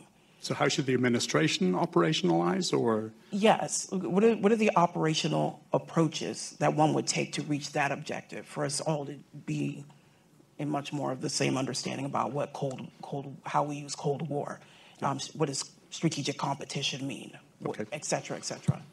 Who would like to tackle that? Matt? I can start. I mean, I think it's this, the fact that we have different definitions for terms, the fact that there are areas where we do have overlap of things we agree on, and then there's areas where we don't agree. I mean, again, I see this as indicative of how our democracy works, right? This is how, there isn't as if there was going to be a decree that this is the only definition of Cold War that everyone has to use, and therefore all discourse about it has to comply with this, or strategic competition. We're going to have continued disagreements. I mean, I'm a historian. I'm an American historian.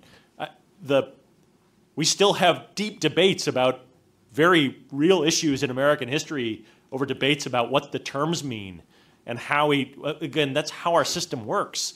We shouldn't be surprised by that we haven't come to consensus.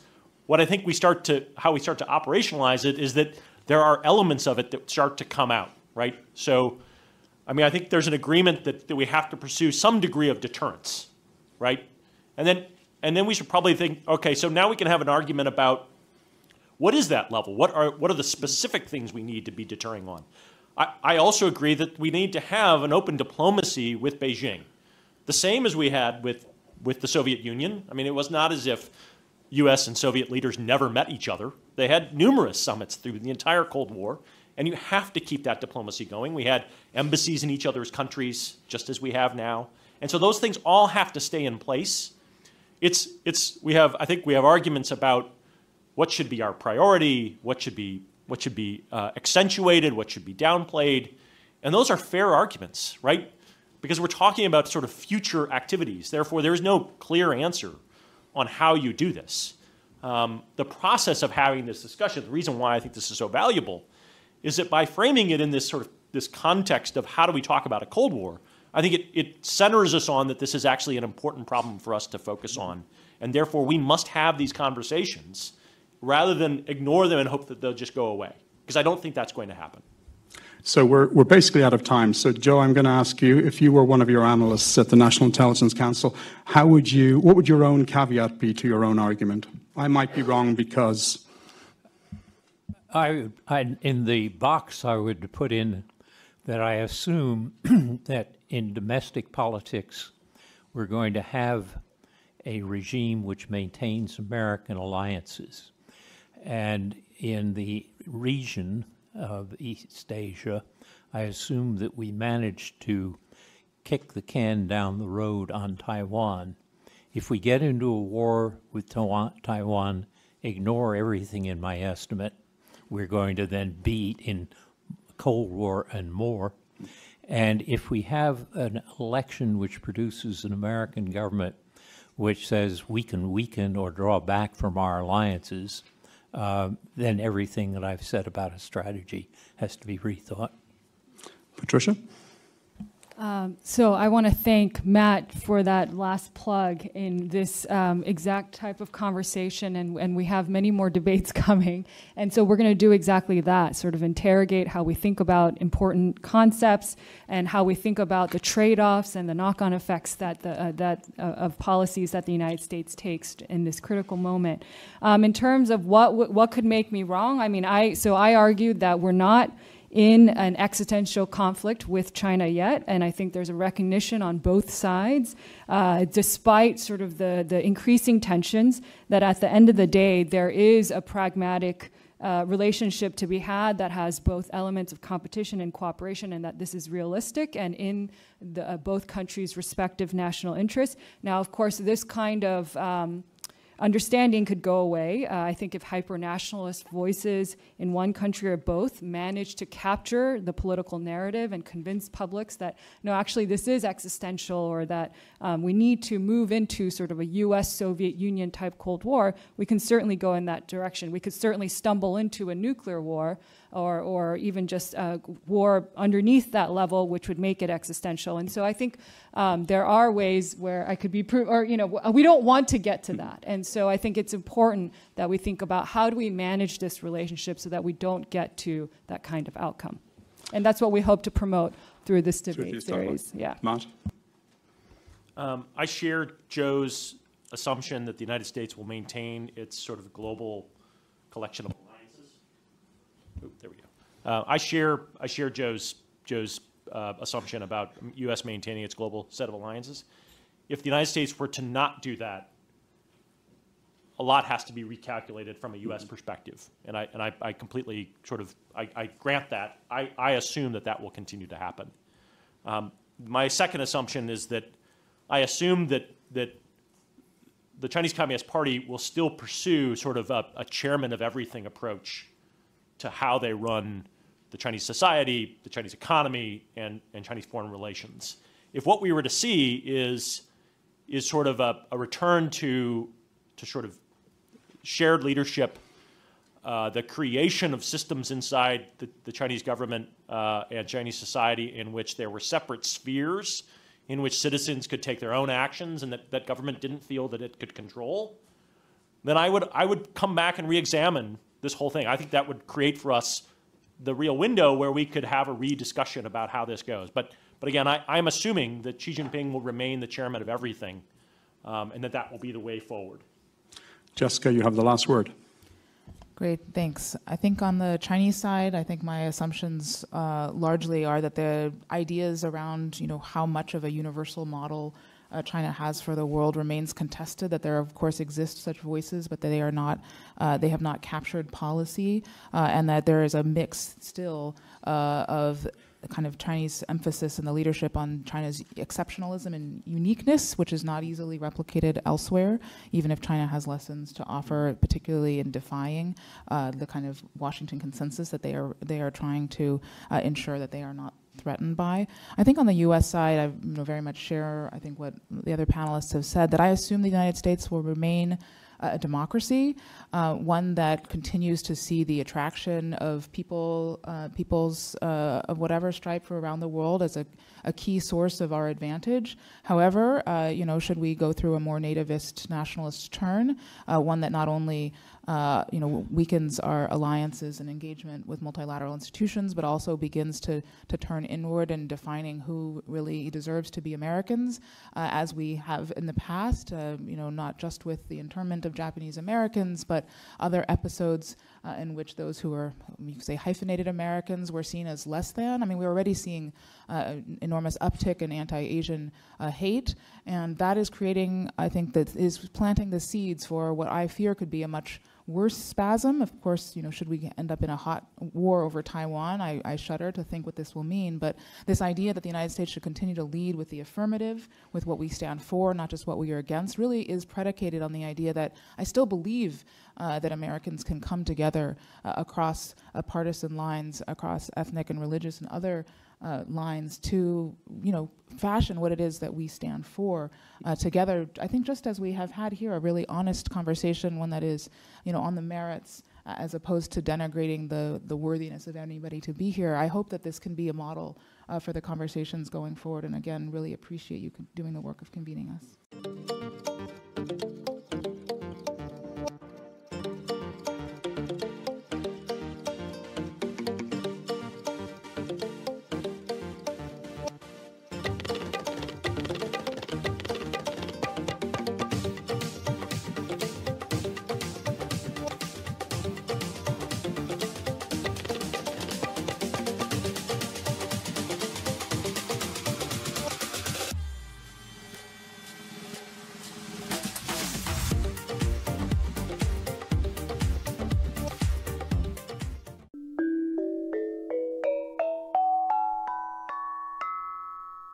Hello， 大家好，欢迎关注华尔街电视频道。这期的热点深度关注习近平到访黑龙江哈尔滨。那除了在上志市视察灾情之外，据说他还去了哈尔滨工程大学，当地也摆出了相当隆重的迎接规格。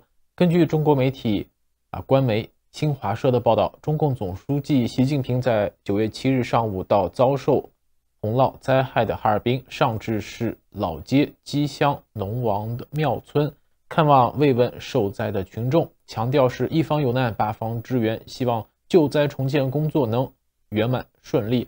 那根据报道呢，习近平是走进了上志市老街基乡农田，查看水稻受灾的情况，沿着村街道步行查看两旁受损的房屋、基础设施修复重建的进展。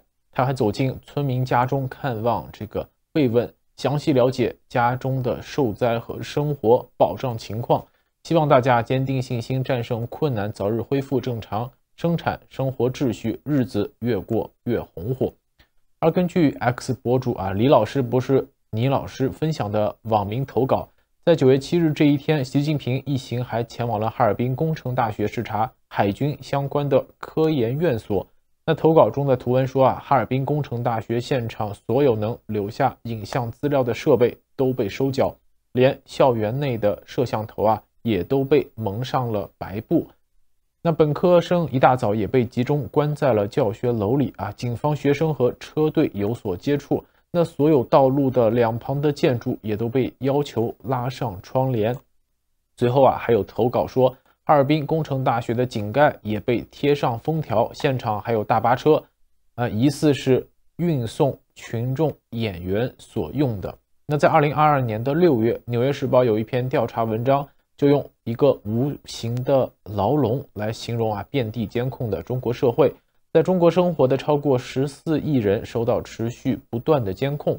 那在街角和地铁天花板上、酒店大堂和公寓楼里无处不在的公安摄像头记录着他们的行踪，他们的手机被跟踪，他们的购买记录被监视，他们的在线聊天被审查。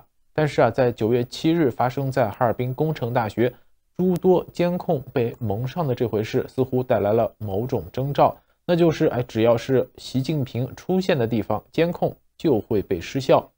为什么要蒙上监控呢？此前习近平一次颇为尴尬的微服出巡，或许可以带来一个答案。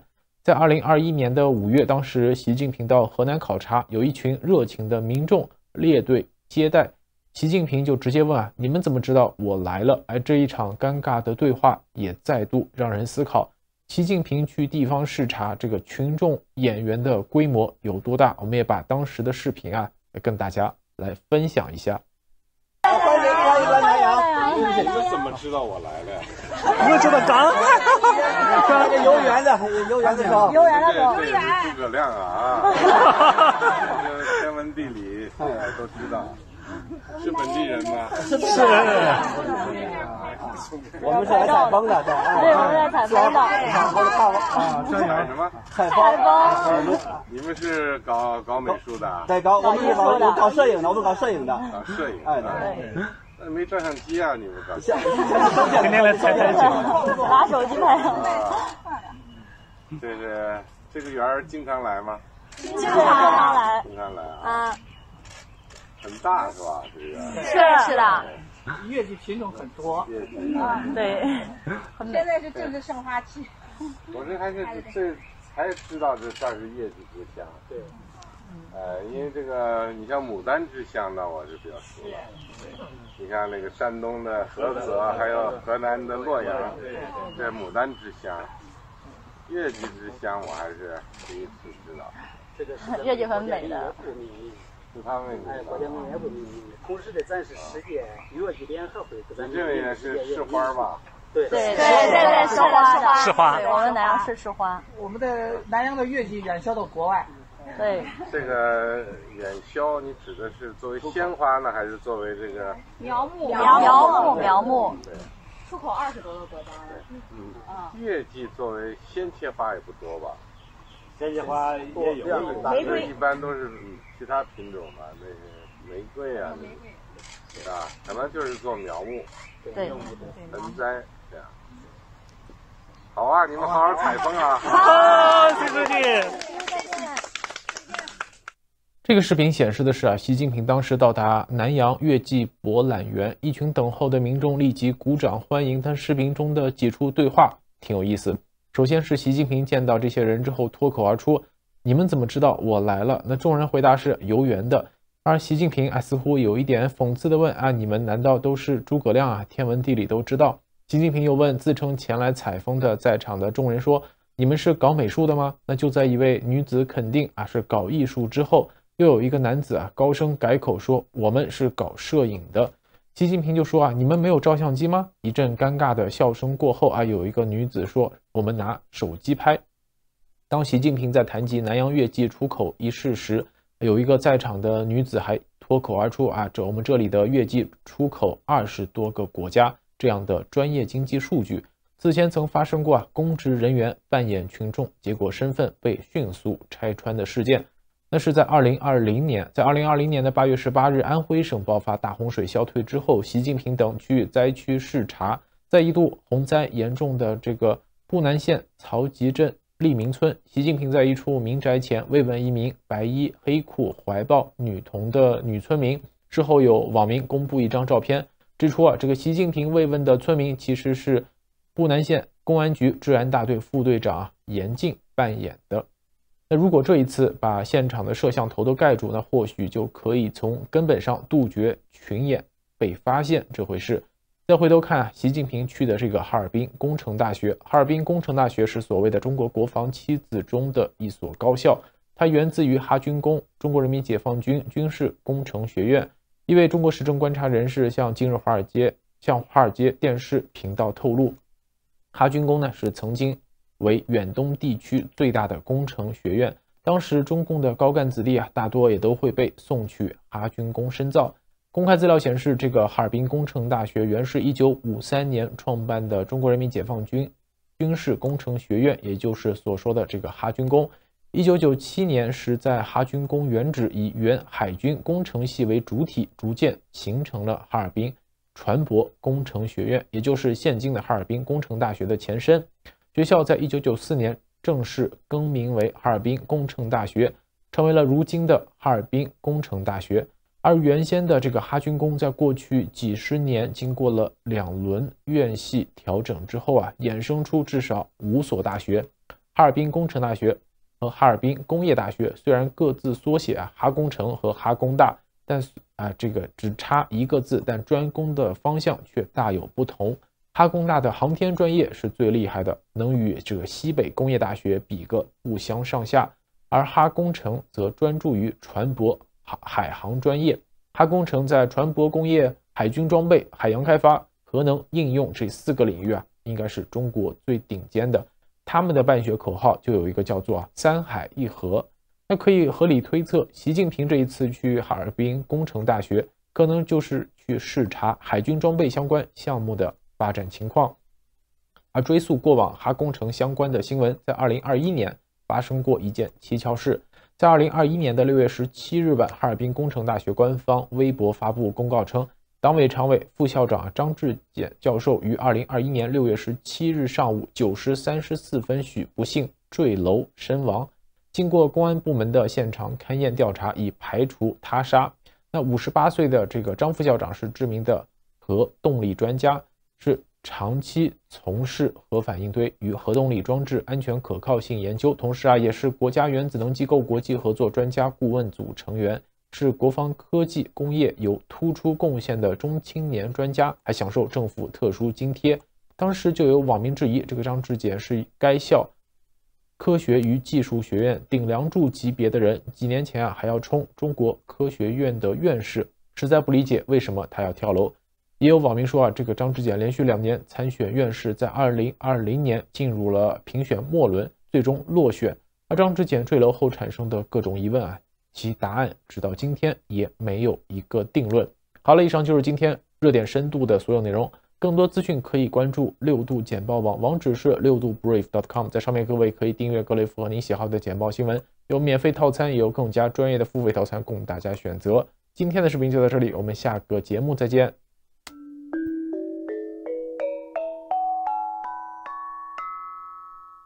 欢迎您收看华尔街电视简报。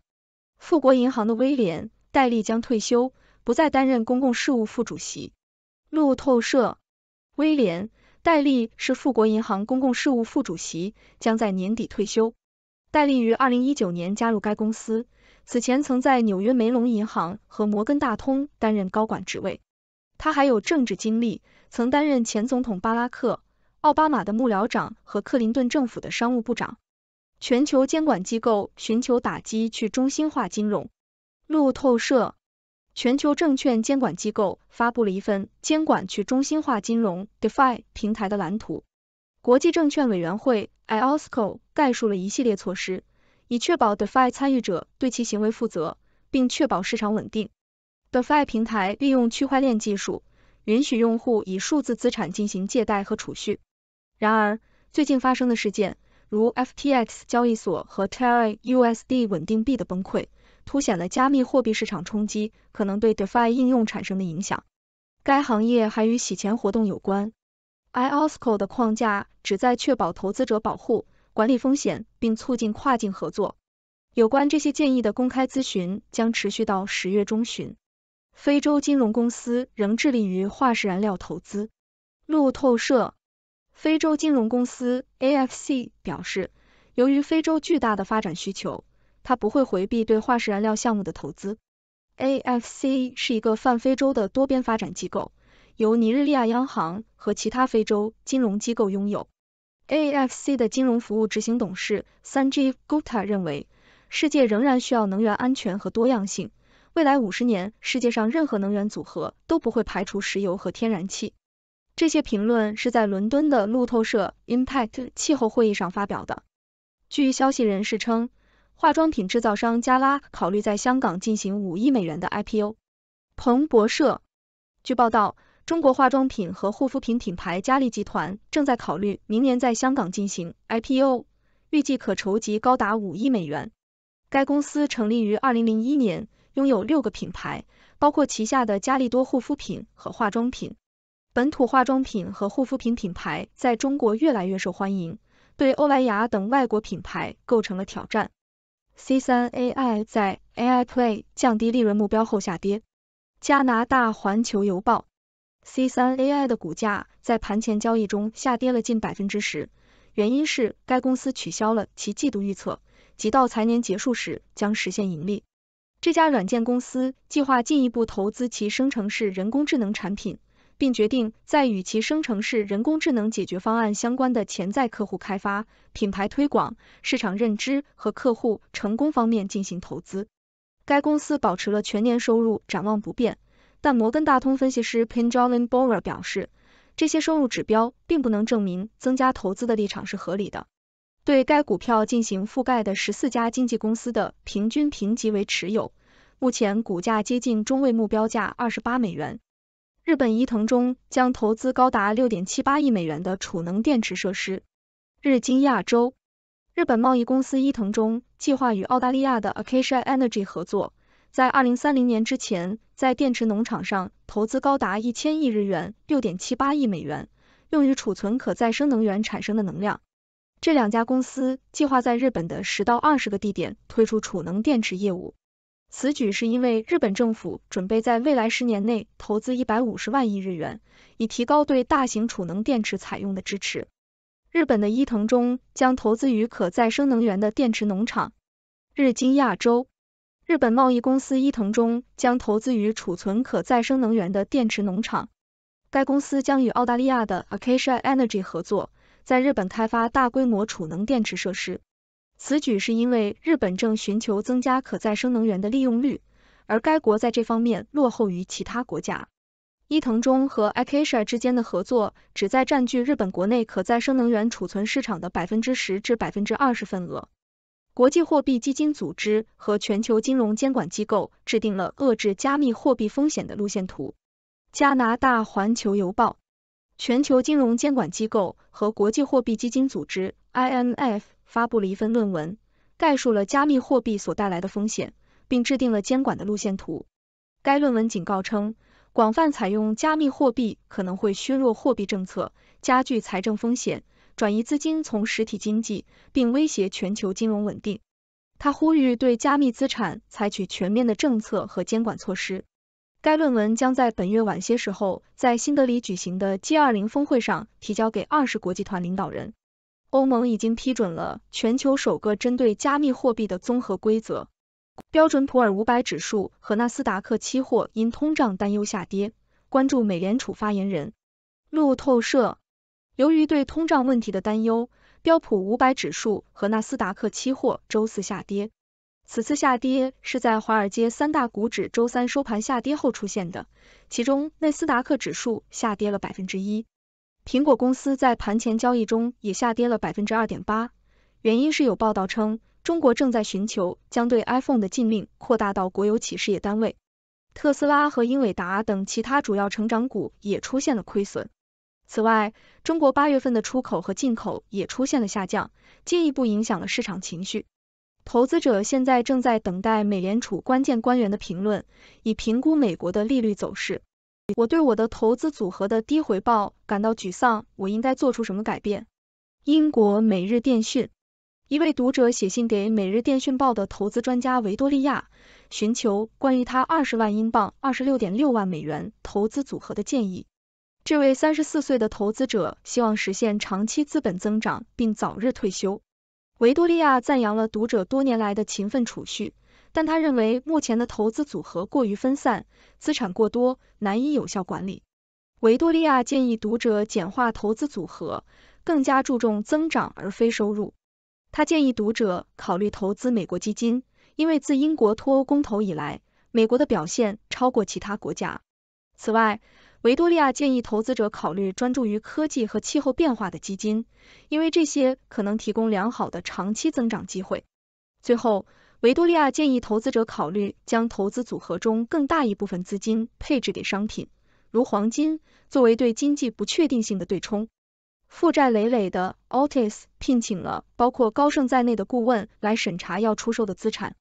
路透社， Altis 已经聘请了投资银行 Lazard、法国巴黎银行、摩根士丹利和高盛来审查其欧洲资产，以便确定可能出售的资产，以帮助减少公司的债务。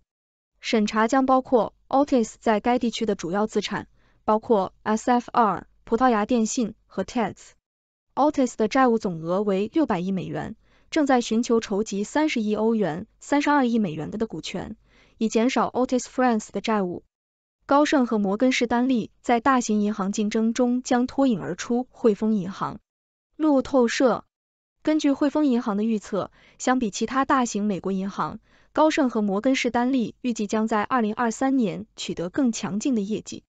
该经纪公司预测，这两家银行将在2024年和2025年经历高个位数到低两位数的收入增长和显著的盈利增长。首席分析师索尔·马丁内斯认为，传统银行和资本市场专注型银行之间正在出现分化，高盛是汇丰银行的首选。汇丰银行预计交易活动将加速，引发更多的股权和债务发行以及并购活动。尽管固定收益和股票销售交易收入较去年有所下降，但它们仍然保持弹性，并高于2017至2019年的水平。另一方面，摩根大通、美国银行和富国银行预计将出现净利息收入下降和更高的信贷成本。早盘报价，跨大西洋的惊喜差距再次出现。路透社，随着对美联储是否已经完成货币政策收紧的疑虑持续存在，美元正在走强。美国经济表现强劲，而欧洲和中国仍在苦苦挣扎。美国经济惊喜指数与欧元区相对指数之间的差距正在扩大。中国经济疲软，出口和进口下降，房地产市场崩盘，工业部门收缩。美元指数连续6天上涨，国债收益率保持较高水平。英镑和加元对美元走弱。印度金融业一个非凡时代的结束。经济学人 Kotak Mahindra Bank 的创始人乌代·科塔克宣布退休，留下了一家在传统贷款、投资银行、资产管理和保险等领域领先的机构。科塔克与阿迪迪亚、普里和迪帕克·帕雷赫一起，在20世纪50年代的一波社会主义实验之后，帮助重建了印度的银行体系。Kotak Mahindra Bank 于1992年上市，其股票自此以来上涨了12.000%。科塔克的退休是在印度储备银行实施了有关老板任期的规定之后发生的。新兴货币接近抹去2023年的涨幅，阴霾加深。彭博社，发展中国家货币连续第4天下跌，几乎抹去了今年的全部涨幅。对美联储可能将利率维持较高水平，中国计划扩大对 iPhone 使用的禁令，以及德国经济数据疲软的担忧，都对这一下跌起到了推波助澜的作用。东欧货币表现不佳，其中波兰兹罗提表现最差。尽管土耳其总统雷杰普·塔伊普·埃尔多安似乎支持其新经济团队更加正统的货币政策，土耳其里拉连续第5天走弱。中国的经济困境和美元的重新走强也对新兴资产构成了压力。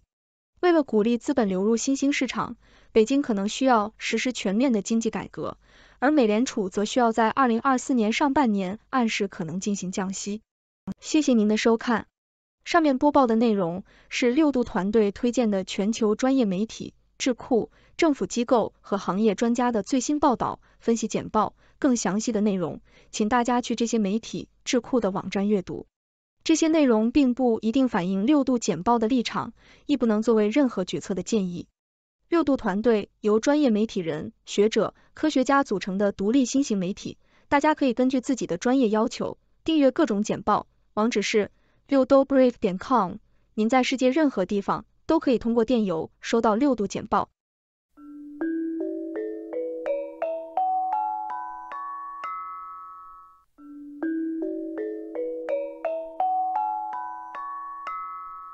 欢迎您收看科技简报。苏纳克称，英国重新加入欧盟地平线计划是对国家的正确协议。卫报，英国将重新加入地平线欧洲科学研究计划，使英国科学家能够再次申请来自这个价值851英镑的计划的拨款。此举是在英国财政大臣里希·苏纳克与欧洲委员会主席沃尔苏拉·冯·德莱恩之间的通话后做出的。英国还将重新加入欧盟的哥白尼地球观测卫星计划，但不会重新加入欧洲原子能共同体计划。100个菲律宾儿童中就有一个成为了网络虐待的受害者。澳大利亚人在国内推动了这种需求。悉尼先驱晨报，国际司法使命组织 IJM 和诺丁汉大学权力实验室的一份新报告显示，菲律宾有50万儿童在1年内被贩卖，用于制作性虐待内容。澳大利亚的犯罪分子是需求的主要驱动力。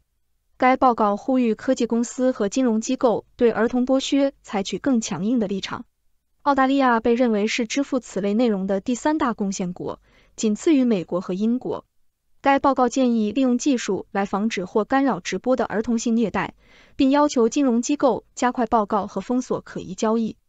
日本发射了一枚 SLIM 探测器进行精确着陆任务。卫报，日本的月球狙击手任务及探索月球的智能着陆器 SLIM 旨在月球表面的特定目标附近着陆100米以内。预计该任务将于2024年初登陆月球，这是日本努力成为第5个成功在月球上着陆探测器的国家的一部分。目前只有美国、俄罗斯、中国和印度取得了这一成就。SLIM 探测器与 ACRISM 空间研究卫星一起发射，后者将进行高分辨率 X 射线光谱观测。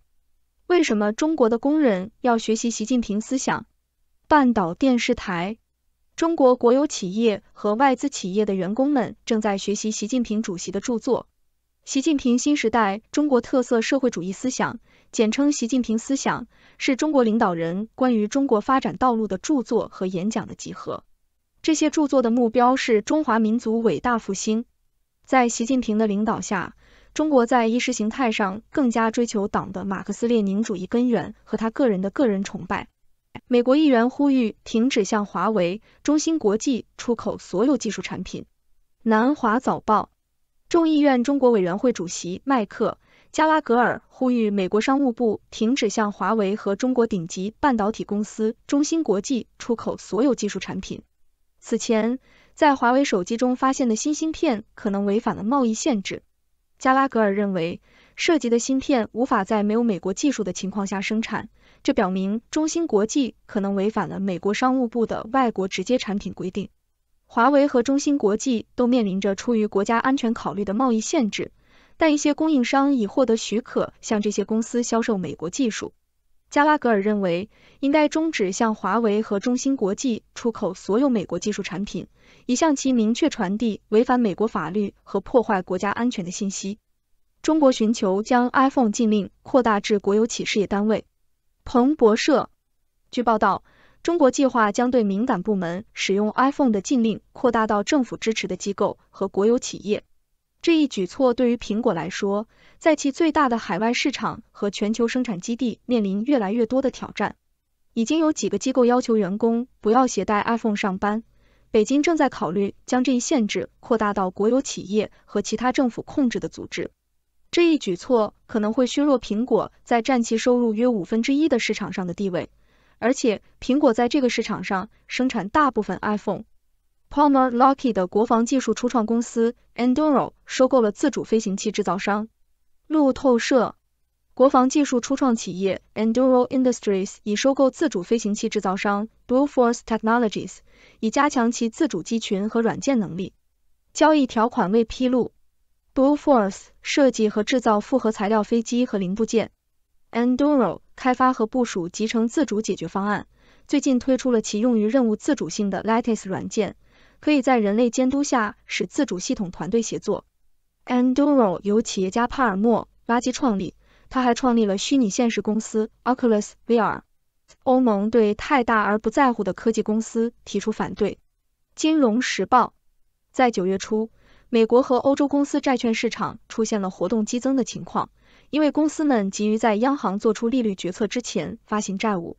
欧盟已发布了一份数字服务清单，要求这些服务必须遵守该集团的新规定，对大型科技公司施加新的法律义务。零售投资者越来越多地投资于油，吸引他们的是核能产业的潜在增长。欧洲的干旱严重影响了农业和能源行业，水资源变得稀缺和昂贵。日本的 eSpace 冲向月球却未能成功的不守规矩的初创公司。金融时报，日本月球探索初创公司 eSpace 因其首次登月任务失败而被指责缺乏测试和存在有毒企业文化。据金融时报报道，该公司的首个月球着陆器 Hakuto 2因软件错误导致燃料耗尽而坠毁。高管和员工声称，公司未能听取工程师的担忧，并且决策往往受到节约成本和满足投资者的欲望驱动。该报道还详细描述了公司内部存在的权力骚扰和欺凌行为的指控。挪威的石油基金向公司传递了关于人工智能的信息。金融时报，挪威 1.4 万亿美元的石油基金是全球最大的主权财富基金。该基金在一份公开声明中阐述了对人工智能 AI 负责任使用的看法。该基金呼吁董事会对 AI 的负责任发展和使用负责，要求公司透明公开其对 AI 的使用，并要求验证和审计风险管理流程。该基金还希望引入对 AI 行业的国家监管。该基金拥有全球上市公司约 1.5% 的股份。核武器和生物武器的威胁。金融时报，在拉赫曼评论的一期播客中，吉迪恩·拉赫曼采访了兰德公司总裁、美国总统乔·拜登国家安全委员会前技术政策主管贾森·马西尼，讨论了核战争、致命大流行病和无监管人工智能 AI 的潜在风险。马西尼认为，政治家们需要采取更多措施来保护人类免受这些风险的威胁。他强调国际合作和多边机构在应对这些全球挑战中的重要性。马西尼还讨论了需要制定规章制度和保障措施来管理 AI 的发展和应用。该期节目探讨了政府在减轻这些风险中的作用，并强调了采取行动的紧迫性。沙特阿拉伯将目光投向了一种不那么光鲜的财富来源。彭博社，沙特阿拉伯计划投资数十亿美元发展其矿业部门，作为其2030愿景计划改造国家经济的一部分。沙特阿拉伯王储穆罕默德·本·萨勒曼希望这项投资能够帮助沙特阿拉伯成为中国在全球能源转型所需的金属和矿物质的替代供应国。该国已经参与了一项价值34亿美元的巴西交易，收购了巴西淡水河谷公司的基础金属部门的股份。沙特阿拉伯的主权财富基金、公共投资基金和沙特矿业公司已经成立了 Manara Minerals 作为他们国际矿业投资的工具。这两个股东最初将为每年2到3笔国际交易提供约30亿美元。作为计划的一部分，沙特阿拉伯还打算开发本地矿山，并从其他国家购买资源以在国内加工。美国的数字软肋。外交事务。数字技术已经彻底改变了战争，但它也使各国容易受到攻击。作为军事实力的领导者，美国必须努力保护自己免受数字攻击，否则将在未来的冲突中陷入瘫痪。数字技术在战争中取得了重大进展，但也容易受到各种攻击。早期预警卫星对核威慑至关重要，但可能会被劫持，而网络攻击可能会瘫痪防空系统。发射站和电缆等基础设施也容易受到精确制导武器和破坏行为的攻击。此外，对高科技组件的依赖使数字技术面临供应链风险。因此，美国需要优先考虑数字韧性，以防范潜在的攻击。政府在建立韧性系统方面取得的进展很少，军方对数字漏洞的关注也存在不足。决策者可以向高度规范的金融服务行业学习，后者已经投资于保护自己免受数字威胁并为可能发生的破坏性事件做好准备。国防部在现代化信息技术方面面临着艰巨的挑战，但必须优先考虑数字安全，并考虑那些可能效率低下但固有安全的传统技术。建立数字韧性不仅仅局限于战场，对于应对全球性的干扰至关重要。通过实践进行压力测试和吸取教训，可以提高军事韧性。同样重要的是接受一定程度的风险，并承认短期内可能发生干扰和故障。面对新兴的数字威胁，美国必须认真对待韧性，否则将无法承受其朋友和竞争对手能够忍受的攻击。日本的新人工智能旨在发现睡觉的学生，这是一个糟糕的主意吗？南华早报。来自大阪教育大学和能源公司关西电机工业的研究人员开发了一种利用热成像和人工智能 AI 来识别上课时睡着的学生的系统。该系统旨在学生打瞌睡时提醒教师，并帮助他们与孩子互动。开发人员将人们在各种活动中的图像编制成数据，并将其输入到 AI 系统中。然后该技术能够在真实环境中准确识别相同的活动，在教室环境中的准确率超过 90%。然而，一些批评人士认为该系统旨在控制孩子，在没有明确规定其在教室中使用的情况下，可能对他们的发展有害。谢谢您的收看。上面播报的内容是6度团队推荐的全球专业媒体、智库、政府机构和行业专家的最新报道、分析简报。更详细的内容，请大家去这些媒体、智库的网站阅读。这些内容并不一定反映6度简报的立场，亦不能作为任何决策的建议。6度团队由专业媒体人、学者、科学家组成的独立新型媒体，大家可以根据自己的专业要求订阅各种简报。网址是6dobrief.com， 您在世界任何地方都可以通过电邮收到6度简报。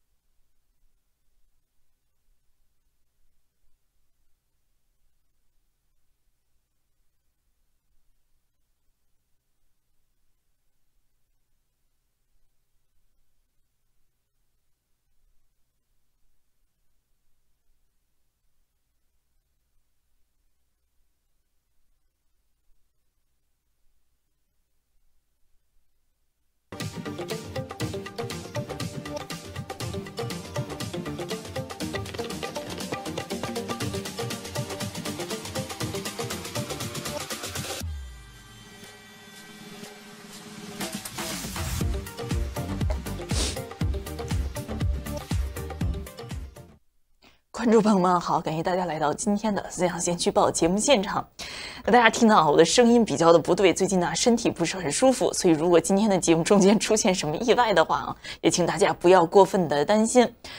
在今天的思想先驱报中呢，我们着重为大家介绍的是来自马可波罗智库的一篇研究文章，其中就主要分析到了现在中国和美国竞争的主要特点。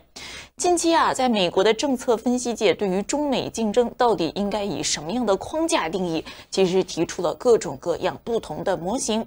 有一种模型说是集团地缘政治，以美国为首的西方联盟，还有以中国为首的全球南方，这的确可能是一个选项。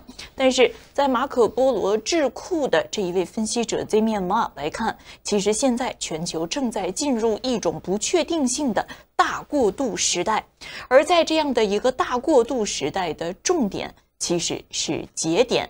什么叫做节点呢？影响两国之间如何相互竞争的动力，其实是第三国如何选择和结盟，以及参与经济节点中或地缘政治联盟中到底可以怎样获益。如果从这个角度比较中国和美国的话，大家可能会发现，中国在地缘政治联盟中往往是处于比较弱势的地位，但是在生产节点中却往往处于核心的地位，因此节点之争可能才是中美之间竞争的关键。大家经常会听到一个说法，叫做一个产品的最终消费者被一直认为是决定产品导向和生产流向、品牌价值的最重要的一环。但是在马可波罗智库的报告来看，现在在整个全球范围内，最后的生产者其实和最后消费者同样重要。很多的发达国家的经济体现在也在采取比较强硬的产业政策，不仅仅是为了发挥传统西方政治联盟的核心地位，更重要的是希望能够在生产节点中发挥核心作用。但是在作者看来，美国联盟体系表面上的强大其实掩盖了一个重要的问题，就是要摆脱以中国为核心的生产节点几乎是不可能的，尤其是在一系列复杂的技术产品方面，除非可以找到替代品，否则美国和盟国几乎别无选择。但是很多美国的盟国与美国的地缘政治联盟又会危及他们进入中国生产网络并从中获益的能力，形成出口市场和规模经济效率的能力也会因此大打折扣。首先我们说地缘政治联盟这一方面啊，美国仍然占到强势，华盛顿大幅加强了从北约到印太地区的盟友关系，但是现在在这样的一个过渡之局中，北京和华盛顿似乎都在希望在地缘政治联盟之外再建立松散的以商业和技术联盟为核心的节点伙伴。在这样的一个节点网络中啊，这一些以商业和生产技术为由的节点可能与传统的地缘政治盟友不太一样。那么 Damian 马呢，在这一篇文章中把地缘政治的盟友称为好朋友，而把生产上节点称为权益之友，或者呢叫做熟人。那么这篇文章这一篇报告的后半部分就用大量的细节和数据来阐释了 Damian 马的这样的一个想法。其实全球秩序的俱乐部性和小圈子性一直没有结束，在过去长达50个年头的时间里面，各国往往都喜欢划分以地位为基础的各国俱乐部，比如 G7 集团是传统的富国俱乐部， G7+1 再加上一个澳大利亚， GDP 现在仍然占到整个全球的46%。与 G7 相对的是所谓的穷国俱乐部，或者叫做发展中国家俱乐部，也被称为 G77。而随着以前的很多成员逐渐退出，并成为所谓的新兴市场，所谓的 G77 这个组织也在不断的演变。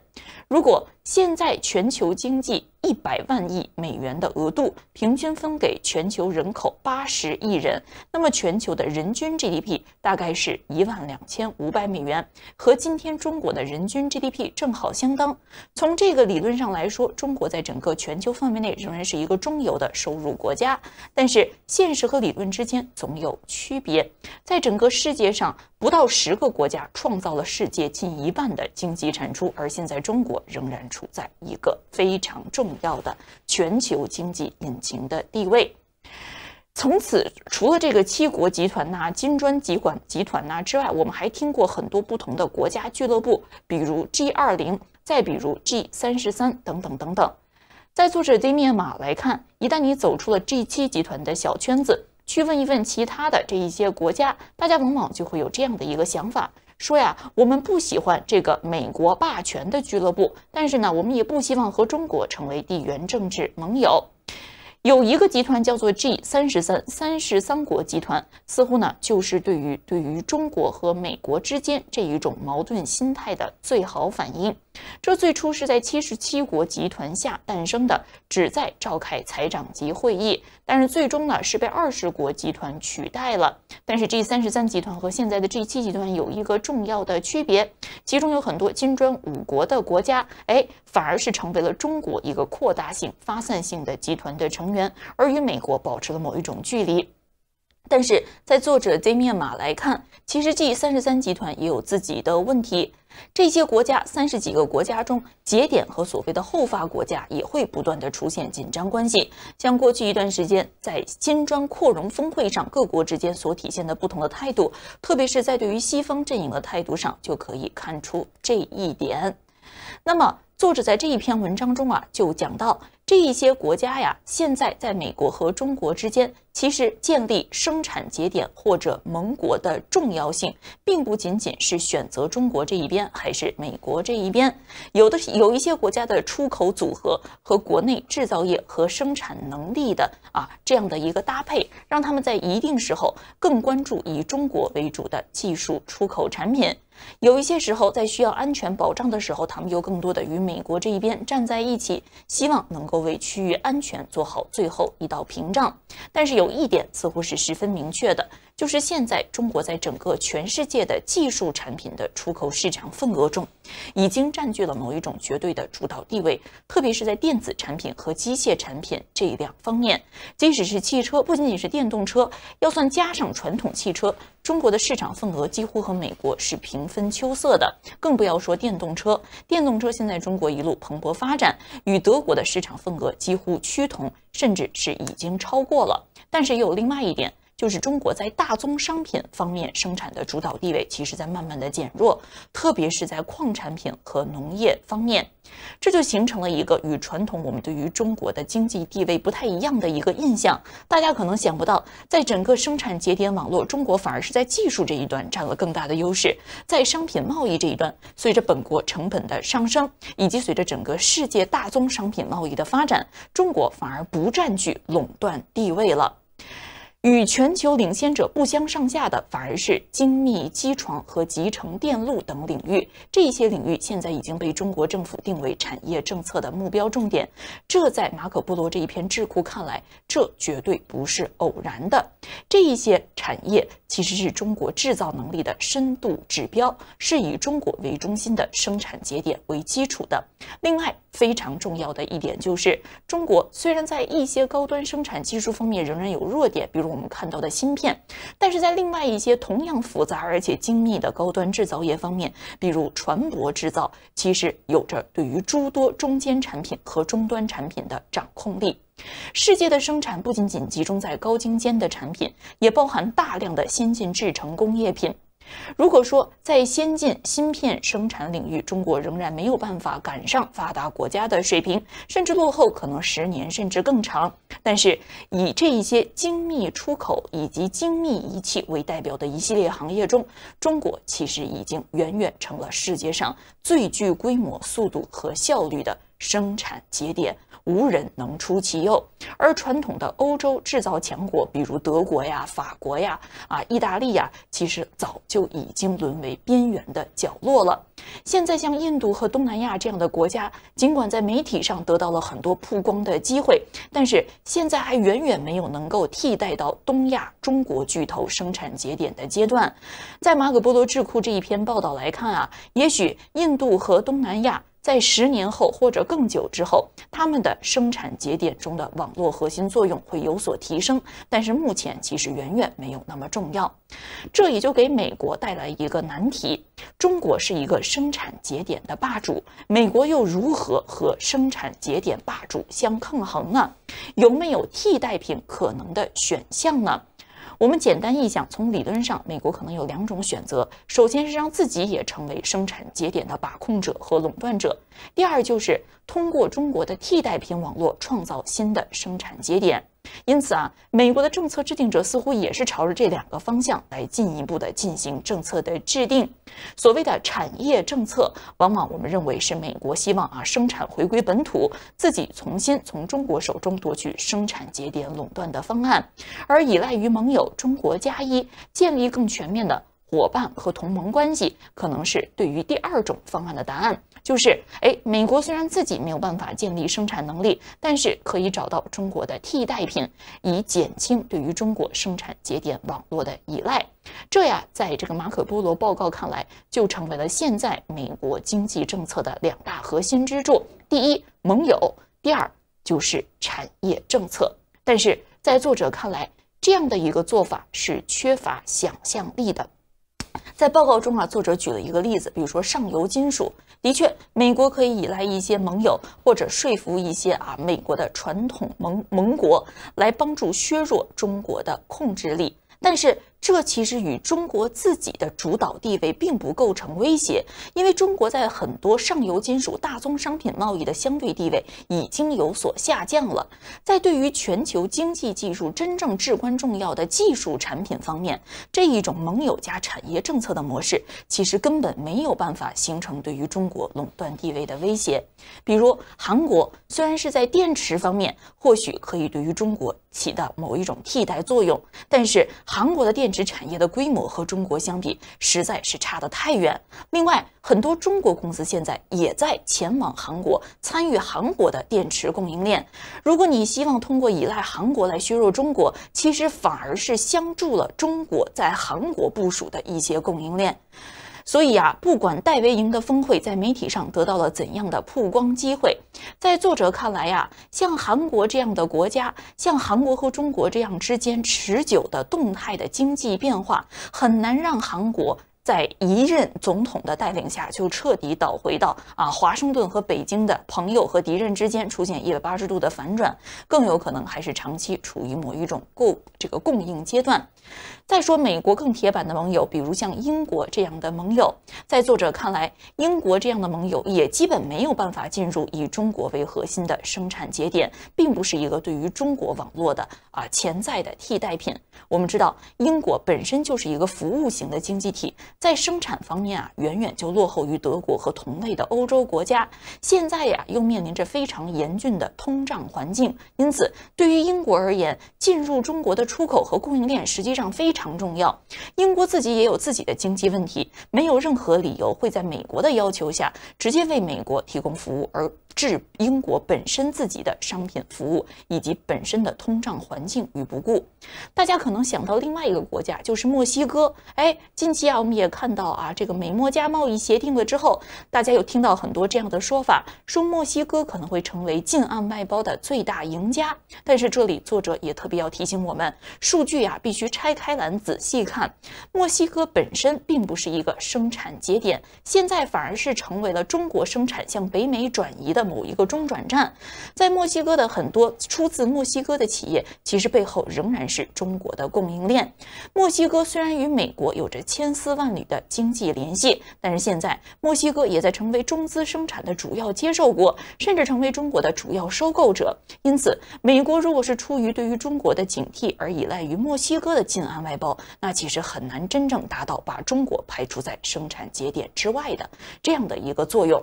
因此马可波罗的智库报告得出了一个结论，就是中国作为生产节点的这个经济引力是难以否认的，也是难以被美国所围堵和限制的。无论现在中国的宏观经济出现了怎样的疲软，但是中国的投资仍然将大批投资于技术产品和加强核心供应链。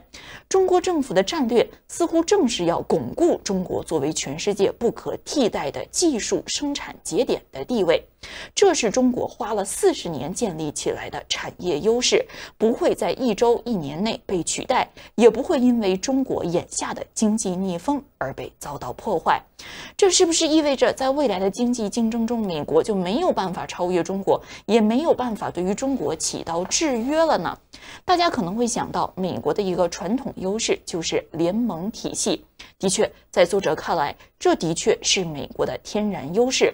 就像中国培育自己先进的工业体系培育了40年之久一样，美国的联盟体系也培育了半个世纪，可以说是冷战时期美国最大核心价值的一部分。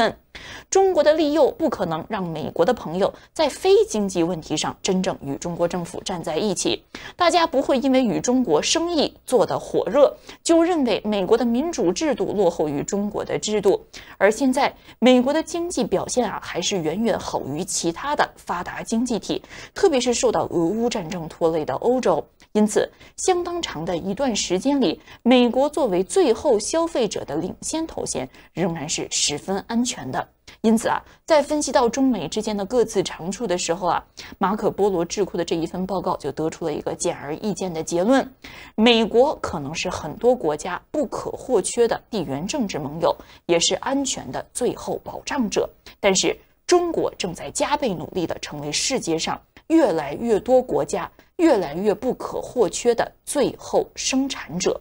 中国政府会继续投资于自己的技术能力，会继续竭尽全力确保自己的经济吸引力和节点强力不会被其他任何一个国家的替代品削弱。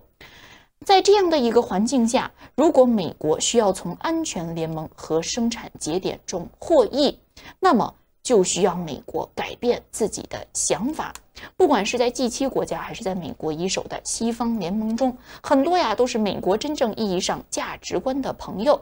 中国习近平可能很少有所谓的凌晨3点钟的朋友。什么叫做凌晨3点钟的朋友呢？这是英文中的一个谚语，就是不管你遇到什么样的麻烦啊，不管你出了什么样的急事，你给他一个电话，即使是凌晨3点，他也过来帮你的忙。中国的朋友也许更多的是利益之友，美国的朋友更多的是价值之友。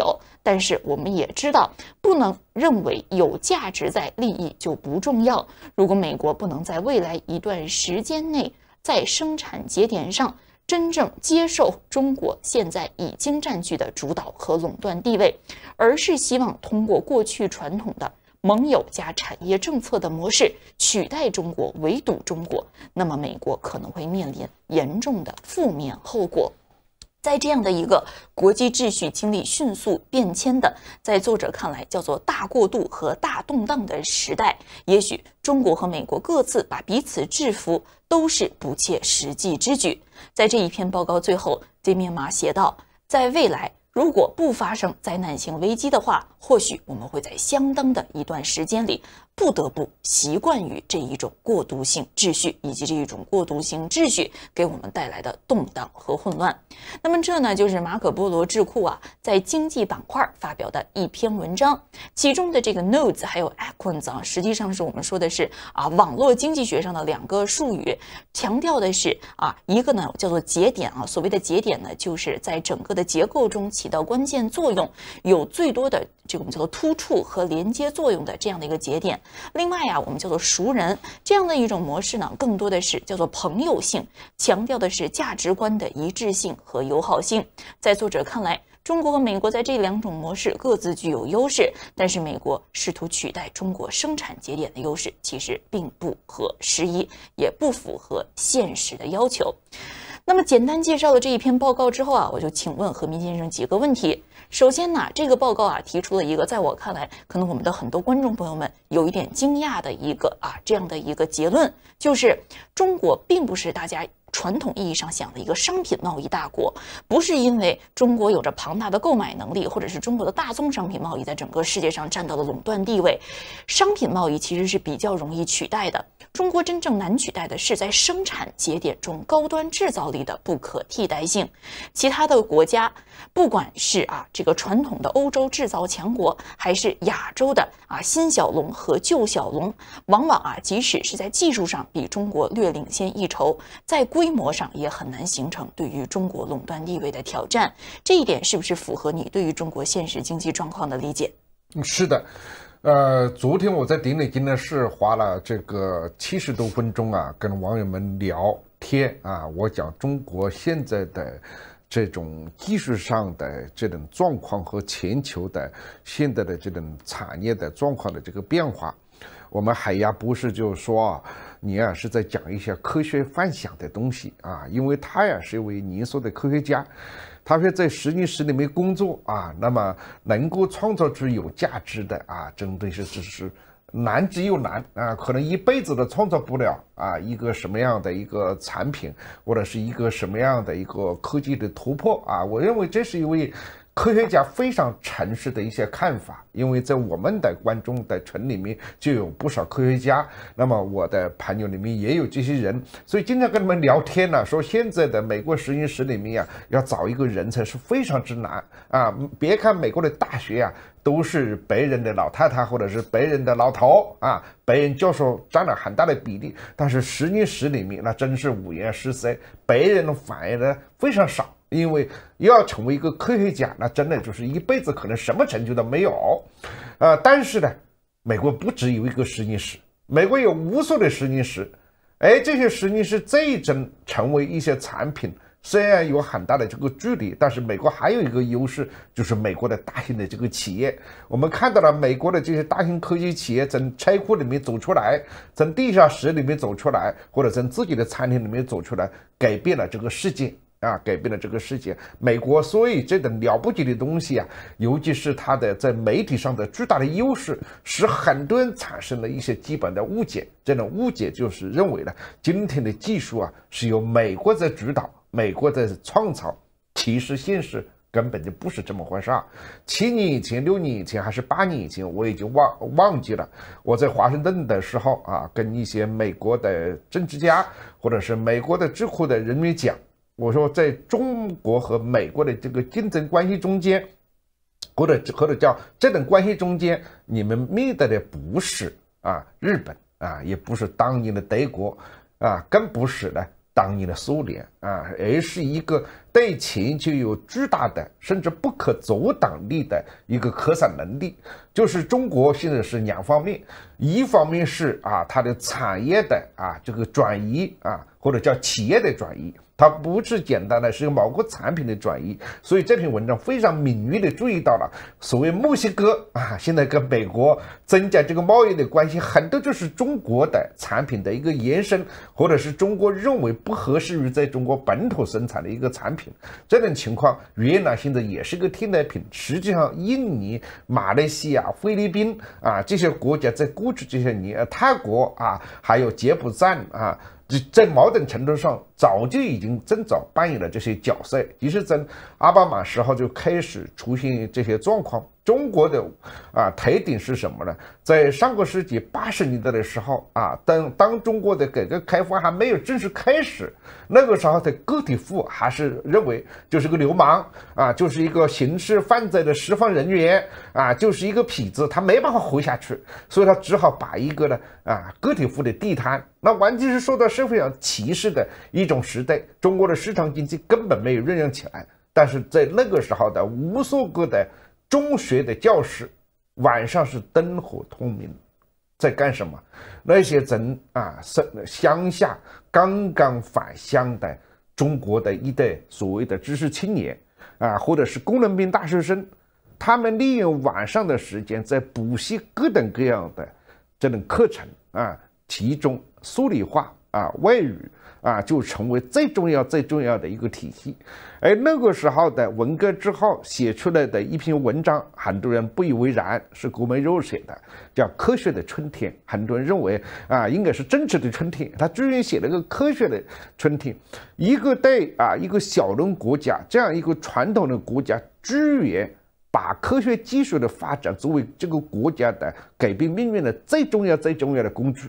而在后来的几十年的市场化的过程中间，我们今天看到了中国房地产的泡沫，我们今天看到了中国股市的糟糕，我们今天看到了还在搞政治学习，但是另外一股力量的成长，大家可能都很难相信可能在10年的时的科学家没办法想象，在这个整天在批评中国人权、言论自由或者是中国的对世界上的某一些搞什么警察局啦搞什么孔子学校啦，搞什么大卫学的人不知道，中国有一个实实在在的强大的技术产业已经形成了。而且在新的这种技术领域里面，某一些产业已经具有不可挑战的这种地位新能源，现在中国的这个光伏产业占了全世界的80%到90%你几乎很难想象，美国要进行能源改造，你搞一个纸盒回收，搞一个塑料壳回收，有多大的程度上会改变气候的结构？但是中国是实实在在的按照美国当时这些科学家指引的方向，把它变成了产品。中国的电动汽车甚至传统汽车在短短几年之内好像突然出现了一个奇迹。但是大家想一想，在几十年以前，有一个中国的留学生到德国学习，他不但学习了德国的技术，而且他的智慧、他的才华给德国的汽车工业产生了很大的帮助。在这个时候，一个来自于中国的代表团的人发现了这个人才，这就是后来成为中国电动汽车之父的科技部部长老部长这个万钢那么这个昨天我们的小袁的节目里面也介绍了这样一个人物。中国的这个技术的这个市场不是突然之间好像汪洋在这个广东是吧？我们腾笼换鸟我们就提升产业制造，不是的。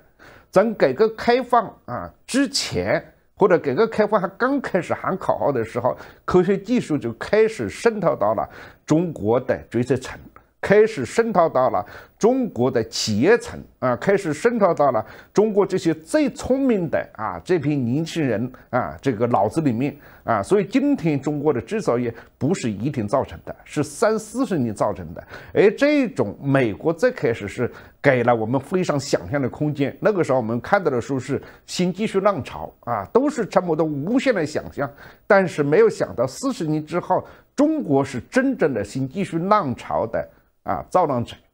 好，谢谢何明先生的介绍啊。刚才我也特别注意到这一篇文章的作者Z马在推特上面又分享了他的另外一点观察，就是现在我们看到的一些所谓的重头的这一些行业，不管是航天器也好还是芯片也好还是电动车也好往往有一个特点，就是实际上真正的大玩家只有那么几个不是双头垄断，就是3-4头垄断，甚至是一家独断。那么这就导致了一个问题，在经济学上我们说形成这样的一种产业规模，完全靠自由市场的竞争，实际上经常会出现问题。竞争相互侵蚀成本，有的时候呢就很难以建立真正的垄断能力，很难以通过真正建设基础设施市场铺设开整个行业，或者呢是改造整个行业的现有的局面。竞争更容易产生的是新的产品，是新的创意，是更能够吻合消费者需求的某一些新的服务，并且以更加便宜的价格提供。有这样的一句玩笑我忘了是哪一位美国企业的巨头说了，说如果要是让消费者的需求和口味，如果我们每一次在开发新产品之前都做市场调查，看看大家喜欢什么我们就去做什么，那么可能现在街上跑的是非常精致非常漂亮跑得很快的马车，根本消费者是不会告诉你我们需要的是汽车。有的时候真的是新的消费需求是在生产端推动的，而单靠现在的消费者他们的品味的精致化的这样的一种竞争很有可能是一个行业走入过度精致和夕阳的这样的一个标志。之前呢，如果大家在这个商学院里面学市场可能也会听到，就是当某一个行业已经出现了过度精致化的特征每一个人都在想象口红上雕花你是用镀金雕，我是用翡翠雕，完全陷入了这样的一种满足最边缘的最精致的最后1%消费者的需求，那可能说明这个行业本身就已经饱和了。这个时候就需要开发新的产业方向。但这里面就有另外一个悖论了，就是单纯靠我们叫做自由市场的资本，有的时候你要是完全是一个新的产业方向，或者是一个完全与之前不同的创意，这个资本往往是非常狡猾的，没有一个吃螃蟹的人，没有一个人去试验它成功，谁也不愿意投资巨额的资金来建立一个可能收回以及风险根本就不确定的一个新产业。几年之前呢，中国在建高铁的时候其实也受过很多这种的质疑，但是现在对于中国的高铁的质疑声音反而是没有那么多了。如果是交由自由市场来做，那么可能中国很少有人会看到高铁是未来应该投资的重要提高交通工具效率的节点。在美国也是，美国呢一直是以非常丰富的私人资本市场而著称的，但是像高铁这样的项目在美国也很难依靠私人资本的投资建起来。有的时候创造新的需求，特别是创造新的需求所必须的一些基础设施，还真的不能仅仅靠市场决定。美国尽管有世界上最丰富、最挑剔、最多元化的消费者和最广阔的金融市场和融资能力，在整个经济方向发展的方向指引方面，其实呢，与中国的工业政策可以说是形成了两个鲜明的不同的对比。之前呢，我们在节目中也为大家讲过中国和美国之间 AI 发展的需求。美国的 AI 直接推向市场，以消费者的口碑为导向，因此未来很有可能会在生成式人工智能大语言模型上出现更多的满足消费者需求的产品。这个 ChatGPT 的情诗可能写得越来越好，答问题的时候这个机灵俏皮可能会让你觉得越来越开怀一笑。甚至在美国现在最流行投资的一款ChatGPT 的产品是什么？就是人工智能的女朋友。有的时候啊，现实中谈恋爱实在是太过于困难，不如找一个人工智能的女朋友。你悲伤的时候，她听你倾诉；你高兴的时候，她跟你分享。但是在中国，显然走的是另外一个方向。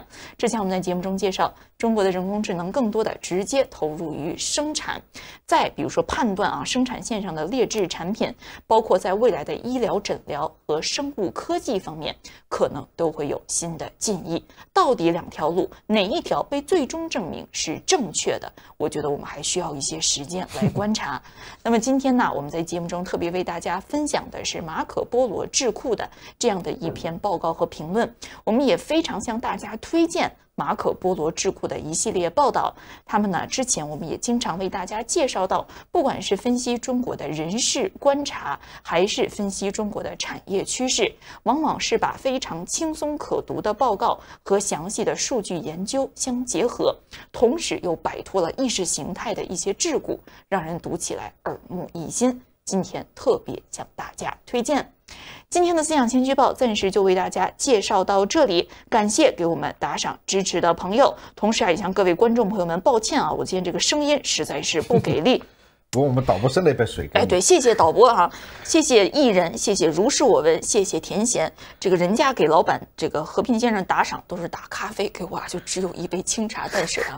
谢谢各位观众朋友们的支持，明天同一时间思想先驱报我们再会。We talk about this all the time. We've had people who run the CHIPS program and the IRA, et cetera. But like big picture, like what is your concern about some of the domestic policy choices being made right now? Thank you for referring to my article. And it is a concern that not just the government's getting involved in industrial policy in the U.S. The U.S., as you've talked about previously, I've heard some episodes. At various times in its history, there's been public investment by the U.S. in technology. There's been more aggressive, less aggressive efforts. What I'm worried about are essentially four big things. First, so much of this has been cloaked as rescuing the industrial sector and not so subtly buying the votes of angry white industrial workers who feel left behind in Wisconsin and Pennsylvania and West Virginia. And I understand that's a need. I'm not sure it's going to work. I'd like to think there's other ways to win an election. But the good news on that is several of the people who advocate this policy have now admitted, even if it goes well, we're talking affecting a few towns, several 100,000 people, which matters but isn't going to make a thing. The second thing, which I'm much more concerned about, is whenever you create a government program that's about giving money to individual companies, and you combine it with this trade policy that's very much, as the president keeps saying, American-made, American-built, American exports. Buy America. Buy America. That you end up with creating what we used to complain about a lot in Japan and Korea and China and Europe, these national champions. So, it may be that Intel or Micron, just to pick two of the names that are out there, are great companies with great tech, but you put them on the government payroll for billions of dollars, and you say that we want to make sure there's an American presence in this industry, American leadership in this industry, and they can end up taking you to town. And frankly, if Trump gets back in, the corruption opportunities are horrible. Third thing is internationally. I'm hopeful that the Biden administration is realizing that they went a little too far in their anti-trade rhetoric. We can debate how much trade has been fair or unfair and how much that matters. But in the context of what you said in the lead-in, and again, I know you've spoken about this with other people, the U.S. has been basically withdrawing from globalization for 20 plus years. Everyone thinks, globalization did us in, but we've actually, since NAFTA, we've done almost no trade deals. We've cut way back on immigration. We take a lower amount of investment from abroad than we used to. And there's all kinds of blowback from this. There's foreign policy blowback. There's development blowback in the South, the global South. There's technology races. And so this ends up with these things like these subsidies races that we're having with Europe and de facto with China now. The final point, sorry to go on so long, but the biggest thing is where I think the Biden administration is right, is the U.S. had to do something constructive on climate. I mean, it's an emergency. We weren't doing anything. Or at least the government wasn't. And so they were trying to figure out a way. They couldn't do a carbon tax. They couldn't do a lot of things.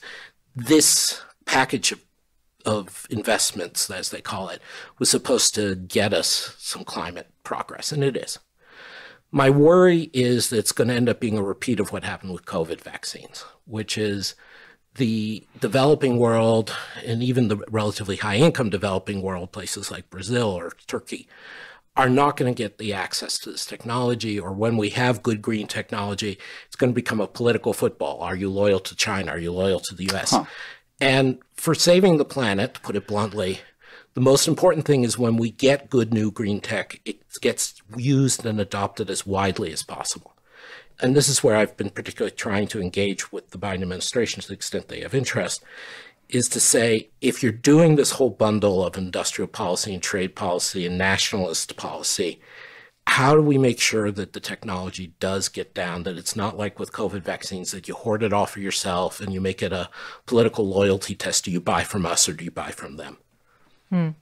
So many different directions we could go in already, and we're sort of talking about multiple different policies at once. So let me step back and ask a big picture question, which is there a good model of industrial policy in your mind? Can you sort of distinguish between bad industrial policy that potentially leads to protectionist outcomes and perverse incentives, and, you know, good industrial policy that does achieve the outcomes that are intended? It's a very good question, Tracy. And I think the devil's not in the details, but the devil is in some basic design choices. So one aspect is, I think it's much better to have the public investment going more into infrastructure, more into public goods. And some people associated with the Biden administration say, well, that's that old neoliberal thing that didn't work. But actually, those parts did. We just didn't spend enough.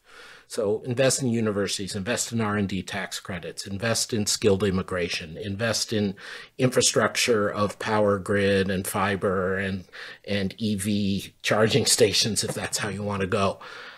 The second thing is, and to be fair, the Biden administration and the Congress have done a little bit on this, is to make it so that even if you're trying to get production at home for, say, a good reason, like we need to have some semiconductor capacity in the U.S., manufacturing capacity in the U.S., you still leave it open that there's room for competition from abroad. So you're trying to avoid the whole corruption and international backlash, or at least reduce those aspects by saying, okay, if it turns out it's a German or a Korean or a Japanese company that has the good tech, you know, we're not going to prevent or discourage our people from buying it or discourage them from selling it here. And again, there are some loopholes, like this whole leasing deal they made for electric vehicles in the bill that they can make. There's more things they can do. But so anyway, to me, those two things, that a lot more of the public investment goes to general good and rather than specific company capacity, and that you make sure that there is competition, including international competition, for the industrial policy goals you have. I want to go back to something you said, and I think there was a little bit of controversy when you may have said this in another context, but the idea of like manufacturing, the politics of manufacturing, maybe the nostalgia for manufacturing this side, and you know, you mentioned, okay, that there are the China shock really hurt certain areas of the Midwest. Is the point of accelerating domestic manufacturing to maybe placate, you know, several 100,000 white men in the Midwest by reinvigorating that? But there is another school of thought, and that I find interesting, which is that no, actually manufacturing is really important. Complexity is important. Ability to produce advanced goods is an important aspect of being a rich country. Is that false? Do we just have this sort of like false nostalgia for the benefits of having a manufacturing economy? I think both issues you raised, Joe, are right. And just to be clear, you know, white males have just as much right to government largesse as any other group in society. And anything I've said to indicate otherwise was mistaken. I mean, but it is this idea that nostalgia is the word I used, thank you, that Trump had a lot of this, but I think Biden has some of it, that, you know, there was this sort of golden era when a person without a high school diploma could make a really good living in a plant, and that plant would employ lots of people in one place, and they could depend on the job, and so on. And this created a community and all this. Yeah. And the point of calling it nostalgia is and meaning that's a bad thing, is threefold. First, that really only applied to a small number of people. I mean, even at its height, manufacturing share of employment in the U.S., I don't think ever got much above 30%, and that was in the immediate aftermath of World War II. And obviously there were people, women, people of color, who didn't have equal opportunity in that space as other people. But anyway, so that's still a lot of people, and even now it's 13% of employment. It's still a lot of people. But just to say it was never, ever, ever going to be the engine for everybody. Mm-hmm. The second thing is to say that there is a bias in that underplays just how adaptable a lot of Americans, white, black, female, male, everybody has been, moving around the country. Immigrants who come here, but people who moved in the great migrations from the south to the north for manufacturing, and then out of the north back into the south and to the west. But also communities that came back up.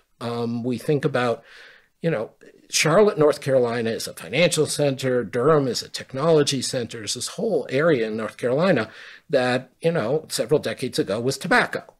And Pittsburgh, everybody always cites it because it's amazing. Pittsburgh is now a health center and many other things, and it's not steel anymore. And so there is this sort of bias towards not understanding that change is part of economic life, and it's actually good. But the third thing, which is where I guess it gets a little more controversial, is for some people, and I think this was much more true of Trump and some of the people who supported him, there's this sort of idea that macho tasks of large hot metal or big heavy things you can drop on your foot is just somehow more worthy.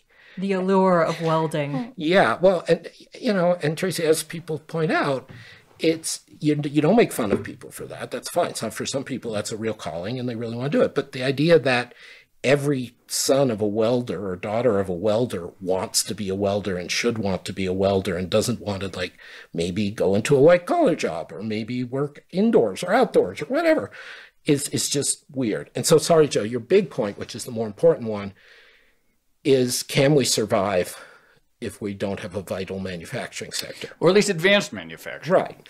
And I think the answer to that is, well, we do.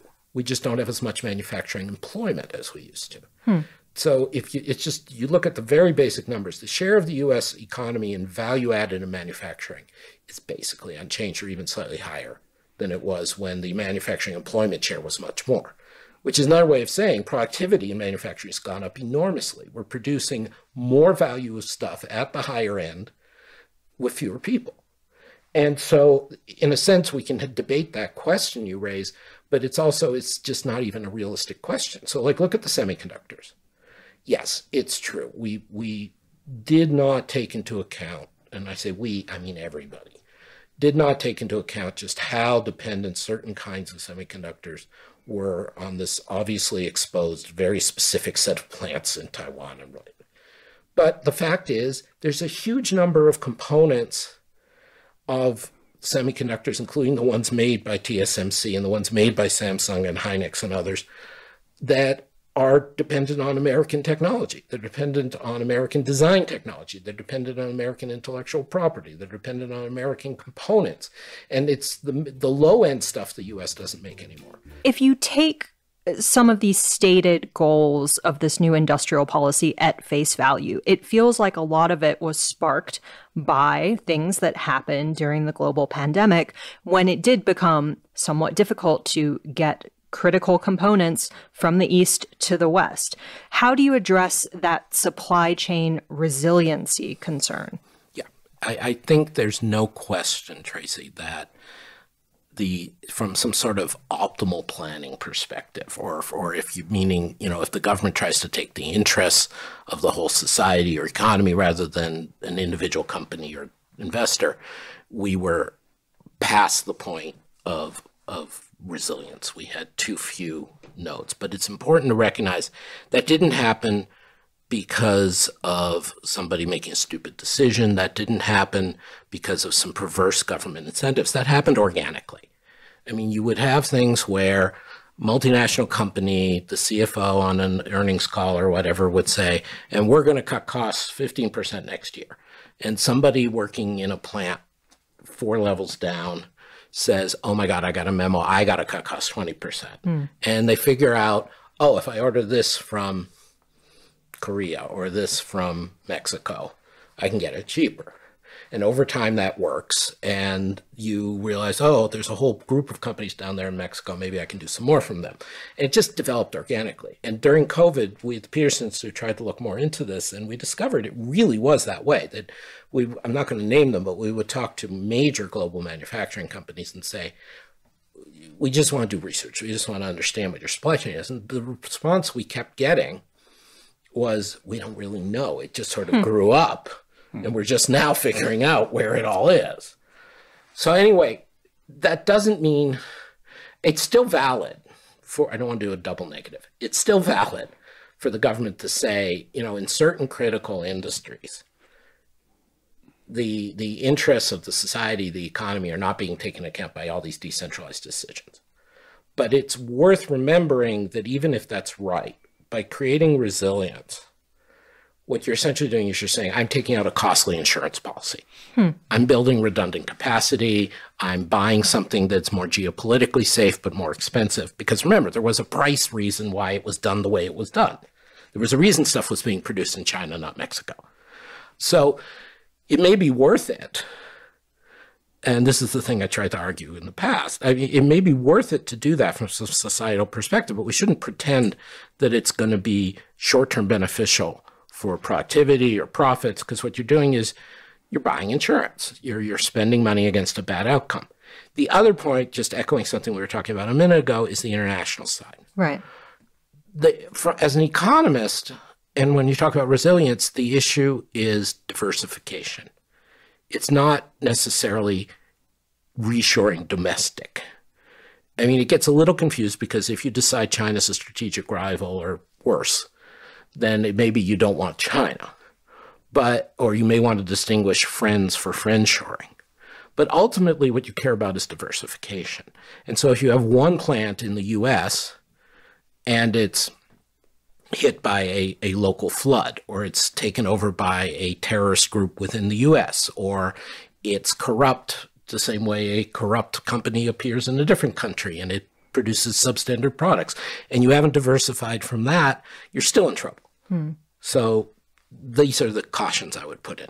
So I'm glad you brought up China, because this leads nicely into the other thing I wanted to ask you. But how much of the current industrial policy do you see as a direct response to a potential either economic or geopolitical threat from China? One thing that's true of big economic policy decisions in Washington, anywhere, just as it's true of committee decisions in central banks, is your goal is to get the majority of people to say yes. They can each say yes for a completely different reason. You don't need to have a coherent one set of reasons why you say yes. You just want all the people to say yes. Right.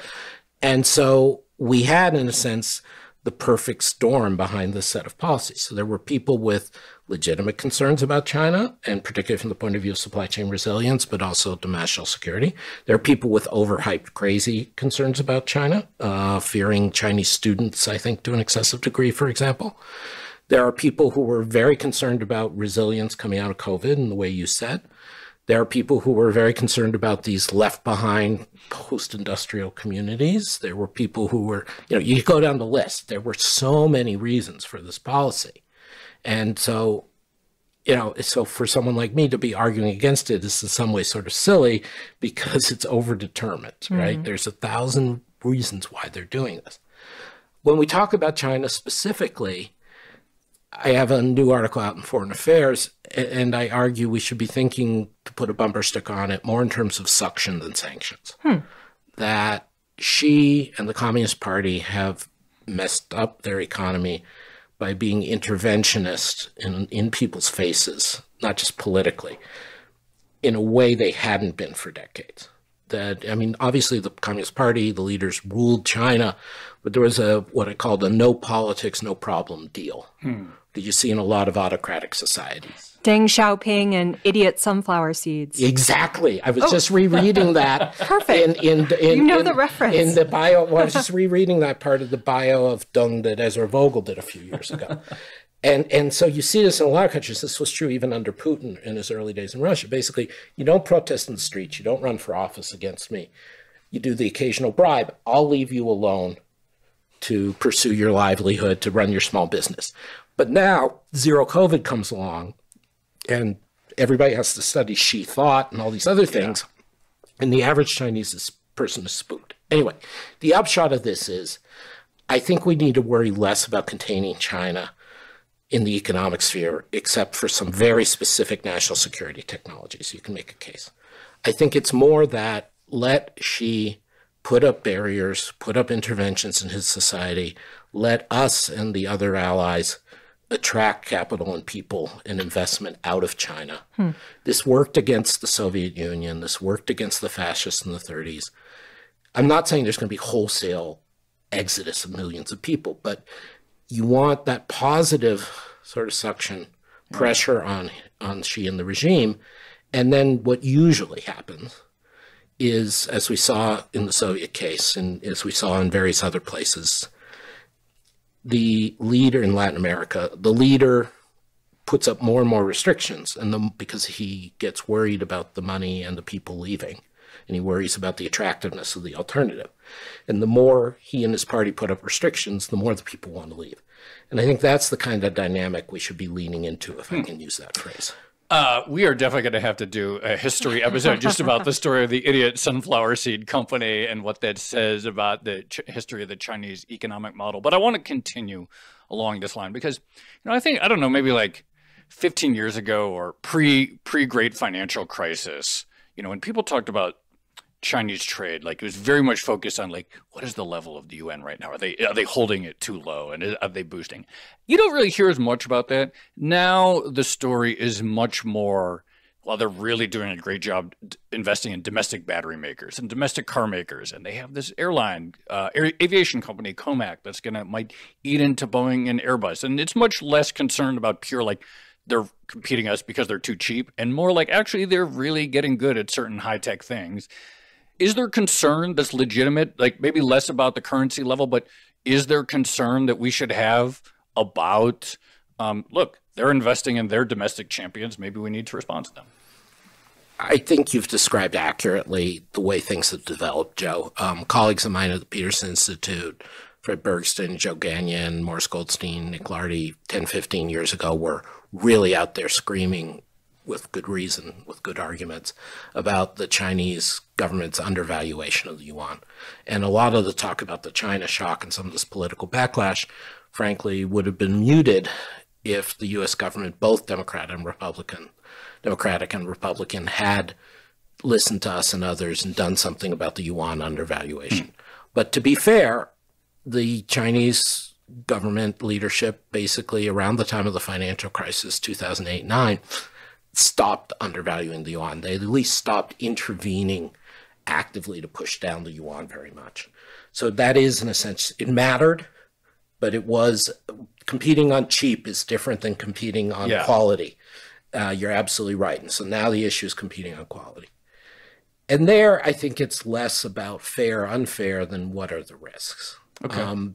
Throughout history, business history, modern business history, including competition within the U.S., intellectual property theft, reverse engineering, getting around people's trademarks has always been a factor. And the Chinese corporate sector certainly was worse on this in some ways, but I think you put your finger on it, that it's more a question of investment. Now, we in the U.S. have been the envy of the world in commercial terms for decades because our investment system, for all our problems, for all what happened in 2008 and the run-up to 2008, we do a better job of financing tech than anybody else does. And the Chinese have leapfrogged over the Japanese and the Europeans to become our closest rivals in doing this. But we've also seen huge disaster for them, which they've admitted to in their semiconductor industry. They spent billions, in US terms, billions, trying to develop this high-end semiconductor industry for the last several years, even before the most recent conflict. And they had ended up admitting it didn't pay off at all. And they jailed a bunch of people for corruption. And we don't know how much that was actual corruption versus just punishing poor performance. You know, so just because they throw money at stuff doesn't mean they're there. So long-winded answer to say, you're right, they've shifted from competing cheap on trying to devalue their currency to competing strategically in some industries.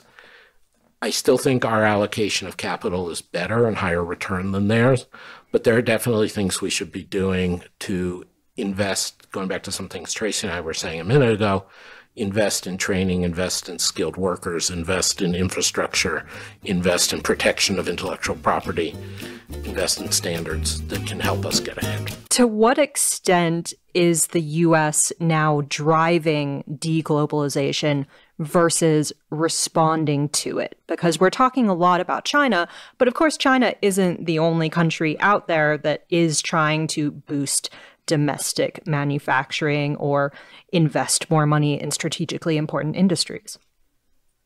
It's a very troubling question, Tracy, and it's the right one, and it's what I and my colleagues have spent a lot of our last few years working on, because roughly midway through Obama's second term, the consensus in Congress and in a lot of business as well as the unions already was U.S. had been played for a sucker in international economics and globalization. I think this is just fundamentally false. As I mentioned, the U.S. has actually been withdrawing from globalization rather than grappling with it for many years, arguably 20 or 25 years.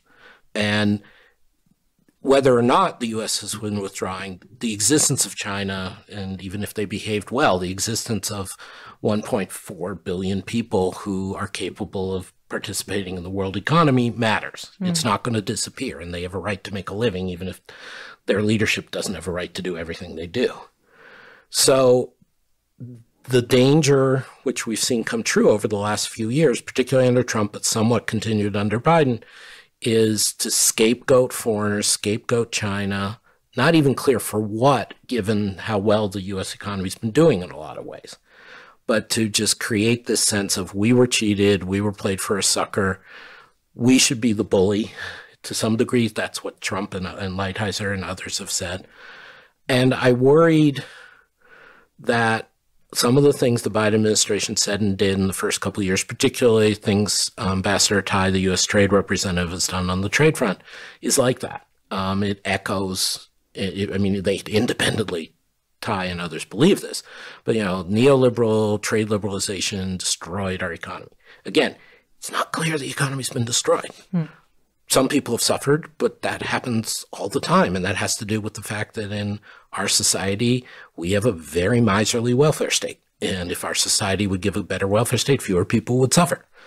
But anyway, I am hoping that between some feeling for reality and the foreign policy realities, as well as the economic realities, and just some willingness to be open to basic fairness and evidence, the Biden administration is going to stop going this direction. I don't expect them to tomorrow lift the tariffs and suddenly become free traders.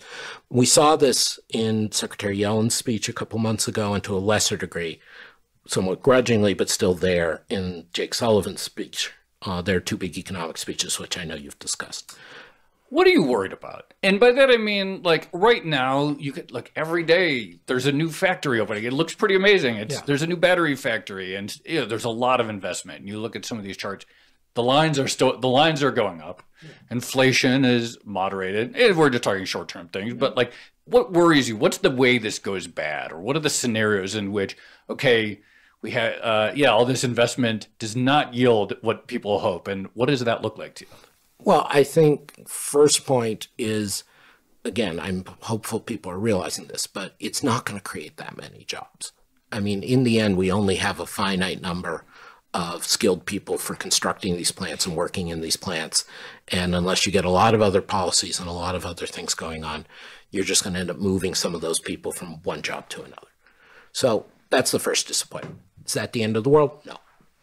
Second, as I've tried to say, and building on what you and Tracy were just talking about, is I think the international repercussions become real. I think if the Biden administration doesn't say, okay, we've gone far enough in this direction, or the Trump people come back in and go further in this direction, you start getting retaliation. So we're already in a bad situation where there's this subsidies competition between US and Europe and China, and then to some degree some other countries are going to try to play, but they can't compete.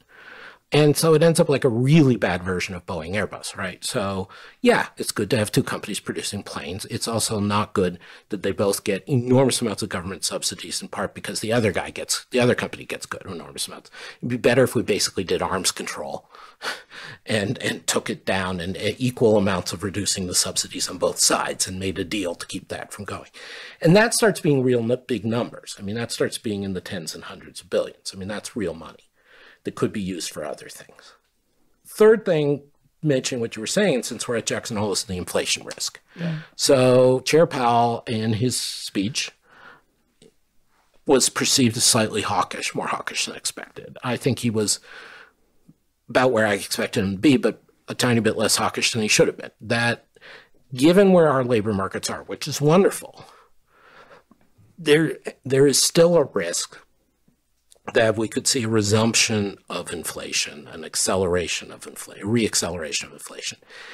And, you know, there's a lot of chatter right now on Twitter about different charts and things, but we know the chart you're talking about. But the main point is, it's not, what's important to remember is it's not unheard of in US experience, in other high-income economies experience, that you go through a disinflation, you get most of the way there, another shock comes along, and inflation reaccelerates. The bullwhip effect in prices.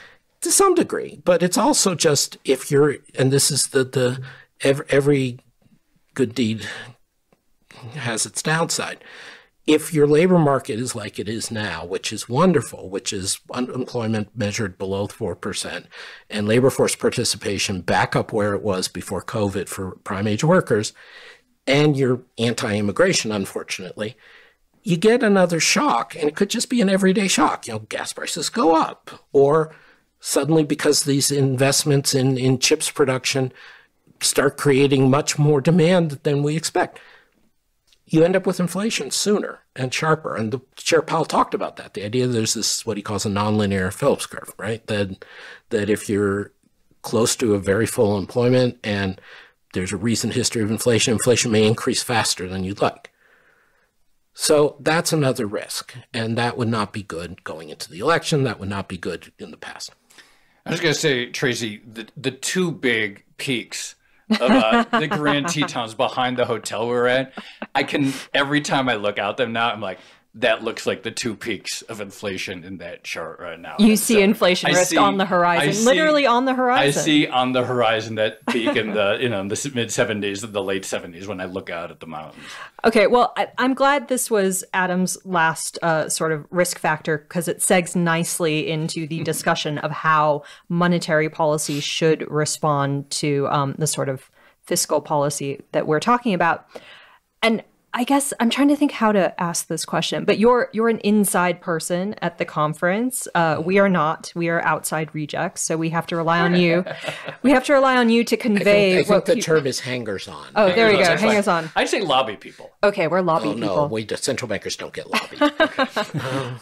So what are the discussions around fiscal policy in that room? Because on the one hand, it feels like, you know, the actions of 2020, the unleashing of spending, maybe made central bankers' lives easier, at least in the short term. But now it seems like they're complicating them massively, especially if you don't know what industrial policy is going to look like in the future. No, it's great that you brought it back. We are here at Jackson Hole, and Joe definitely should become a regular if he looks at the Tetons and sees inflation charts. I mean, that's real central banker psyche. Look, I think the starting point has to be, it is very awkward, and I've experienced this directly in the room, for central bankers to talk about fiscal policy, because ultimately, if you're an independent central bank, which essentially all the free market countries have, the deal is politicians can complain about you, but they don't, or your policies, ideally not about you, but they don't interfere, in part because you don't go out and lecture them on what's not your responsibility if you're a central banker. So your responsibility is monetary policy and some parts of financial stability. And that's it. You're not supposed to be lecturing on fiscal policy. And in developing countries or countries where governance is not, those are not the same thing, but where governance is not as strong, you sometimes find central bankers feel they have to talk about fiscal policy and budgets and irresponsible policies. And it gets very awkward very quickly. So you don't want to do that if you don't have to. But as you're saying, there has been a shift towards more activist fiscal policy. And it's one thing during COVID, like you said, in 2020, you don't know what's going to happen. The world's facing a pandemic. You've seen unemployment spike. You've seen all kinds of things. And I think, frankly, somehow the Congress and the Trump administration and the Biden administration did largely decent policies in the emergency. I mean, maybe Secretary Mnuchin, I don't know who to credit, but they really did do basically good policies for 2020 and 2020, early 21. The issue is going forward from here. We're looking at a world where there's likely to be sustained increased public spending in all the major economies. So China, G7, including US. People are spending on industrial policy and these subsidies, wars, and investment. People should be spending on direct green investment to try to get some better traction on climate. People, unfortunately, should probably be spending more on defense, given the tensions between, given the behavior of Russia and the tensions with China. And you start adding all these up, and then all the stuff that our friends at the Peterson Foundation, which is separate but cousins of ours, so to speak, you know, about demographics and long-term sustainability issues. You know, you're seeing potentially 1.5%, 2%, maybe even 3% average higher public spending over the next several years of GDP. Sorry, 3% of GDP. That's a big number. And no prospect that I see that the taxes are going to be raised to cover most of it. So that's a world that's very challenging for central banks. And how do you fit that in? And you say, so what was it like in the room? What was being discussed? Well, it's interesting that last year, actually, there was much more heated discussion and much more about this issue of could the Fed and others have raised sooner or more aggressively given what the fiscal policy was in the first quarter of 2021? Could they have adjusted more? Should they have adjusted more? And then if, and Gita Gopinath from the IMF raised this somewhat in her remarks last year, if there is this green transition, which includes a lot of spending, even just to adjust the economies, how should central banks react to that? I'm phrasing it all as a question because partly there are no easy answers and partly because there's no anything close to a consensus yet in the central banking community on this. There's a little bit too much of, well, we can't talk about that. That's not our job. But they're going to have to confront it. What I will say is so far this year, the discussions that I've heard are mostly about, in a sense, the questions of how this plays out into long-term interest rates and how this plays out into productivity growth. And those are the most important things for a central bank to think about for the long term, but they don't quite capture the political economy of this difficult game. And yeah, I wish I knew how to manage it.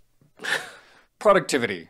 This investment in domestic manufacturing, domestic technology, things like that. Do you have any hope that maybe like productivity statistics, which I think have been pretty mediocre for a while, maybe gone down, could they reverse? Could a smart public investment, could we see a reversal on that? The slowdown in productivity growth, which started in roughly 2004 and has been evident basically for the last 10, 15 years, is very concerning.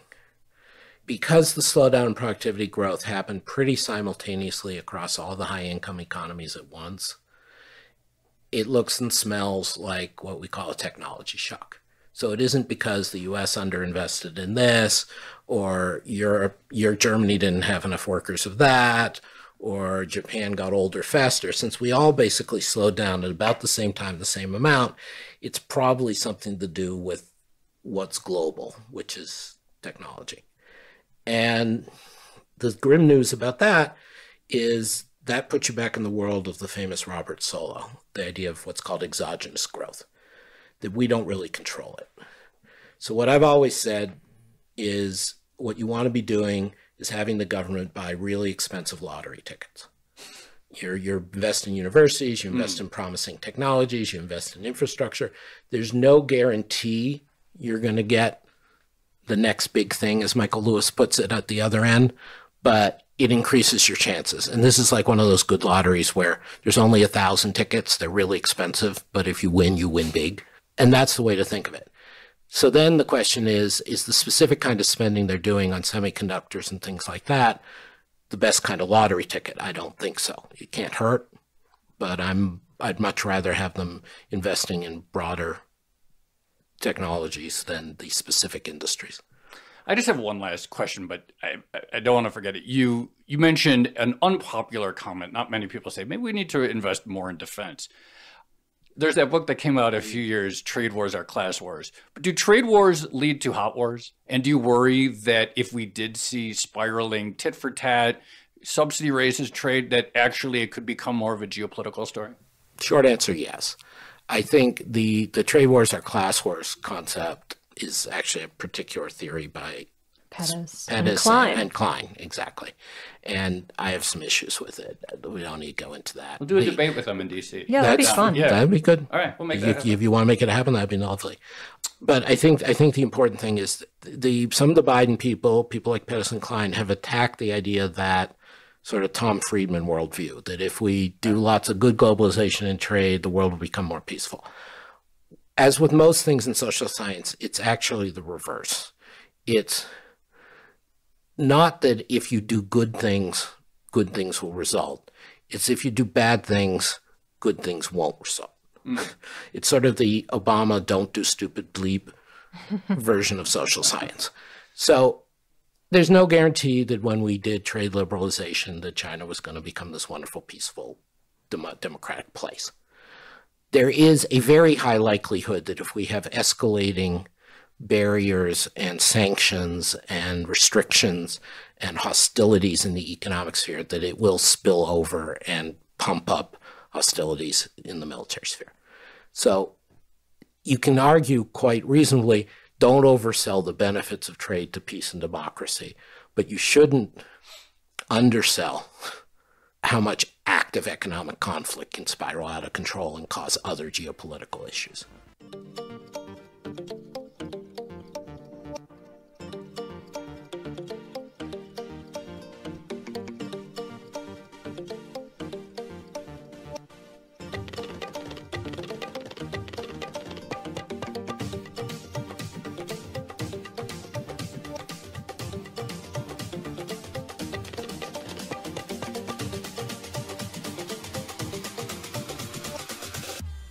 欢迎您收看华尔街电视简报。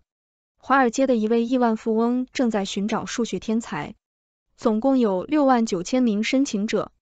悉尼先驱晨报 Citadel 从69000名申请者中选出了14名大学生，参加为期11周的实习计划，旨在培养下一代数学和计算机专家。这些学生每小时赚取120美元，将扮演对冲基金交易员的角色，根据模拟和宏观数据编写代码，并创建自动化策略。Citadel Securities 每天执行4630亿美元的交易量，近年来将亚洲员工数量增加了1倍，达到400多人。Citadel 采用有针对性的方法，识别斯坦福大学和新加坡国立大学等地的教授，并鼓励1、2年级的学生通过 Discover Citadel 将自己放在公司的雷达上。其中数千名申请者中的前40到50名被邀请参加为期1到2天的活动。加拿大央行在货币政策上缺乏透明度和问责制。加拿大环球邮报，加拿大银行法案需要更新以反映当代经济现实，并提供透明度和问责制。目前的法案于1935年通过，赋予中央银行行长完全的权利，可以自行决策而无需遵守任何限制或问责要求。此外，通胀目标框架没有法律约束力，只要整体消费者价格指数增长超过 2%， 行长就可以提高利率。然而，由于气候危机和政治不确定性等复杂因素，2%的目标在21世纪可能不再现实。加拿大银行应该将加拿大人的繁荣置于首位，并提供更多关于货币政策对经济的实际影响的透明度。为什么美国人会想要印尼的黄金签证？彭博社，印度尼西亚推出了黄金签证计划，允许富有的外国人在该国长期居留。为了获得5年签证，个人必须在当地企业投资至少250万美元，或者承诺购买当地上市公司的股票、政府债券，或将资金存入储蓄账户，金额不低于35万美元。此举是因为印度尼西亚的经常账户因商品价格下跌导致出现赤字。该计划吸引了人们的兴趣，作为美国国债的替代选择，也是投资金融科技和金融包容性的机会。ASX 预计下跌，科技巨头拖累华尔街。悉尼先驱晨报，随着担忧日益加剧，华尔街股市下滑，人们担心经济过热将促使美联储将利率维持在较高水平更长时间。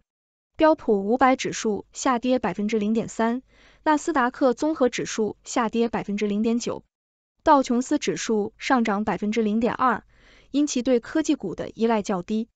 债券市场对股市施加了压力，因为本周早些时候一份报告显示，美国服务业上个月的增长超出预期，导致收益率上升，这引发了通胀可能上升的担忧。日本30日联金融集团 MUFG 推出美国和以色列人工智能初创企业基金。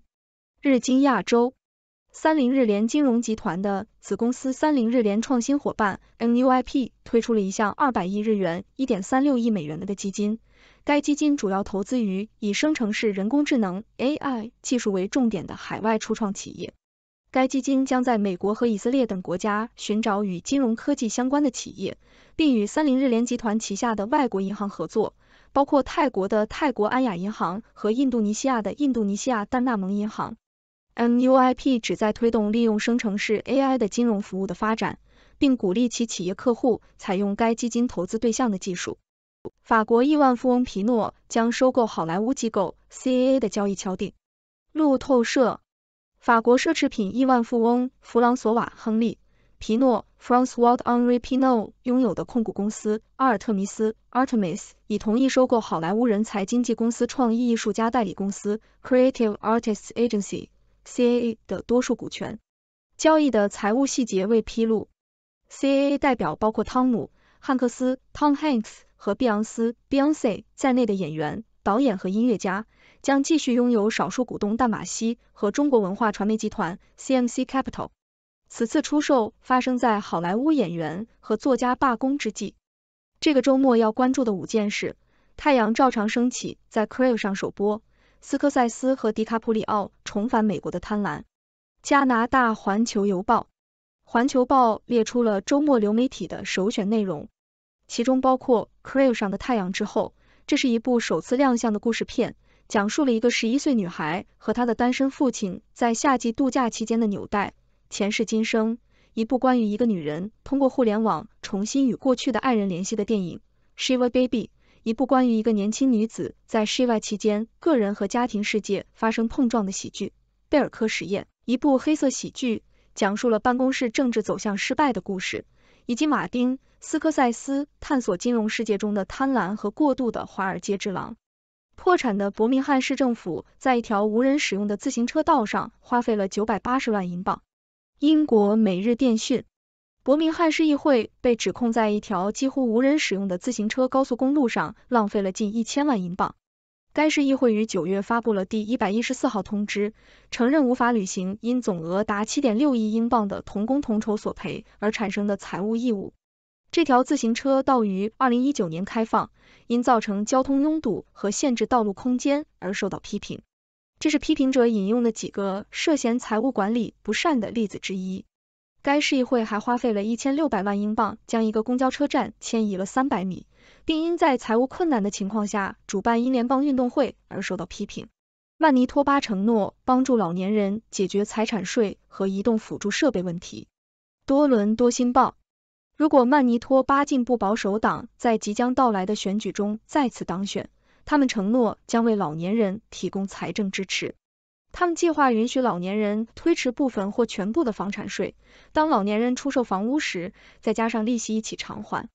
这项财政援助没有收入限制，因此任何老年房主都可以受益。此外，保守党还承诺提供500加元的税收抵免，以帮助人们购买移动辅助设备。这是该党本周发布的一系列经济实惠的承诺之一，还包括承诺在4年内将最低所得税税率减半。国际货币基金组织 IMF 和世界银行将加强在气候、债务和数字转型方面的合作。路透社，国际货币基金组织 IMF 和世界银行发表了一份联合声明，承诺加强合作，应对气候变化、债务脆弱性和数字转型等问题。这两个机构表示，他们有能力帮助各国应对全球经济面临的挑战。他们计划通过正式定期召开银行基金气候咨询组会议，并将气候考虑纳入其关于低收入国家债务可持续性工作中，以合作应对气候变化。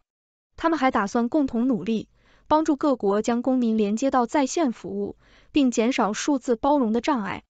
这份联合声明发布之前，印度将举办 G20 领导人峰会。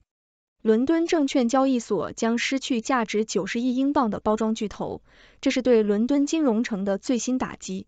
英国每日电讯，包装公司 Smurfit Kappa 正在与美国竞争对手 Westrock 进行合并谈判，这一举动很可能导致这家爱尔兰公司取消其在伦敦的高级上市。如果交易成功，合并后的公司将被称为 Smurfit Westrock， 并总部设在都柏林。根据意外的数据，这将是伦敦证券交易所的又一次打击。该交易所已经看到许多公司将其上市地点转移到美国，并在2021年上半年的上市数量下降。中国债务风险笼罩全球金融体系。日经亚洲，中国房地产市场的低迷引发了人们对开发商违约风险的担忧，这可能导致中国银行遭受巨大损失。如果房价继续下跌，中国恒大集团和碧桂园等开发商有可能陷入净资产为负的境地。碧桂园已经警告称其债务可能出现交叉违约，约有 10% 的债务据信由外国投资者持有。银行持有中国开发商约 75% 的金融债务，可能面临约 1.2万亿元的损失。墨西哥独角兽 Story 购买 Moscaja 获得新的许可证。路透社，墨西哥金融科技公司 Story 已收购金融公司 Moscaja， 以扩大其产品组合。此次收购将为 Story 提供许可证，以提供储蓄和投资等新服务。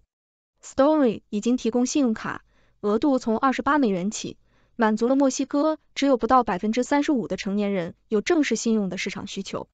Story 计划扩大其服务范围，以促进墨西哥的金融包容性，因为许多人无法获得金融服务。此次收购符合拉丁美洲的趋势，其他金融科技公司也纷纷进军墨西哥的未开发市场。乔瑟夫·菲奥达利索，新泽西公用事业委员会主席，倡导清洁能源，去世，享年78岁。美联社，新泽西州公用事业监管委员会主席约瑟夫·菲奥达利索去世，享年78岁。菲奥达利索以实施积极的清洁能源计划和倡导风能、太阳能和地热等可再生能源而闻名。他在新泽西州转向清洁能源经济方面发挥了关键作用，并是离岸风能开发的坚定支持者。菲奥达利索的去世正值新泽西州摆脱化石燃料的关键时刻。他的最后一项重要举措之一是监督采用脱碳化措施，以激励建筑物从天然气供暖转向电力供暖。他还监督了电动汽车充电站的推出和政府车辆的电动化改造。谢谢您的收看。上面播报的内容是6度团队推荐的全球专业媒体、智库、政府机构和行业专家的最新报道、分析简报。更详细的内容，请大家去这些媒体、智库的网站阅读。这些内容并不一定反映6度简报的立场，亦不能作为任何决策的建议。6度团队由专业媒体人、学者、科学家组成的独立新型媒体，大家可以根据自己的专业要求订阅各种简报，网址是 6dobrief.com， 您在世界任何地方都可以通过电邮收到6度简报。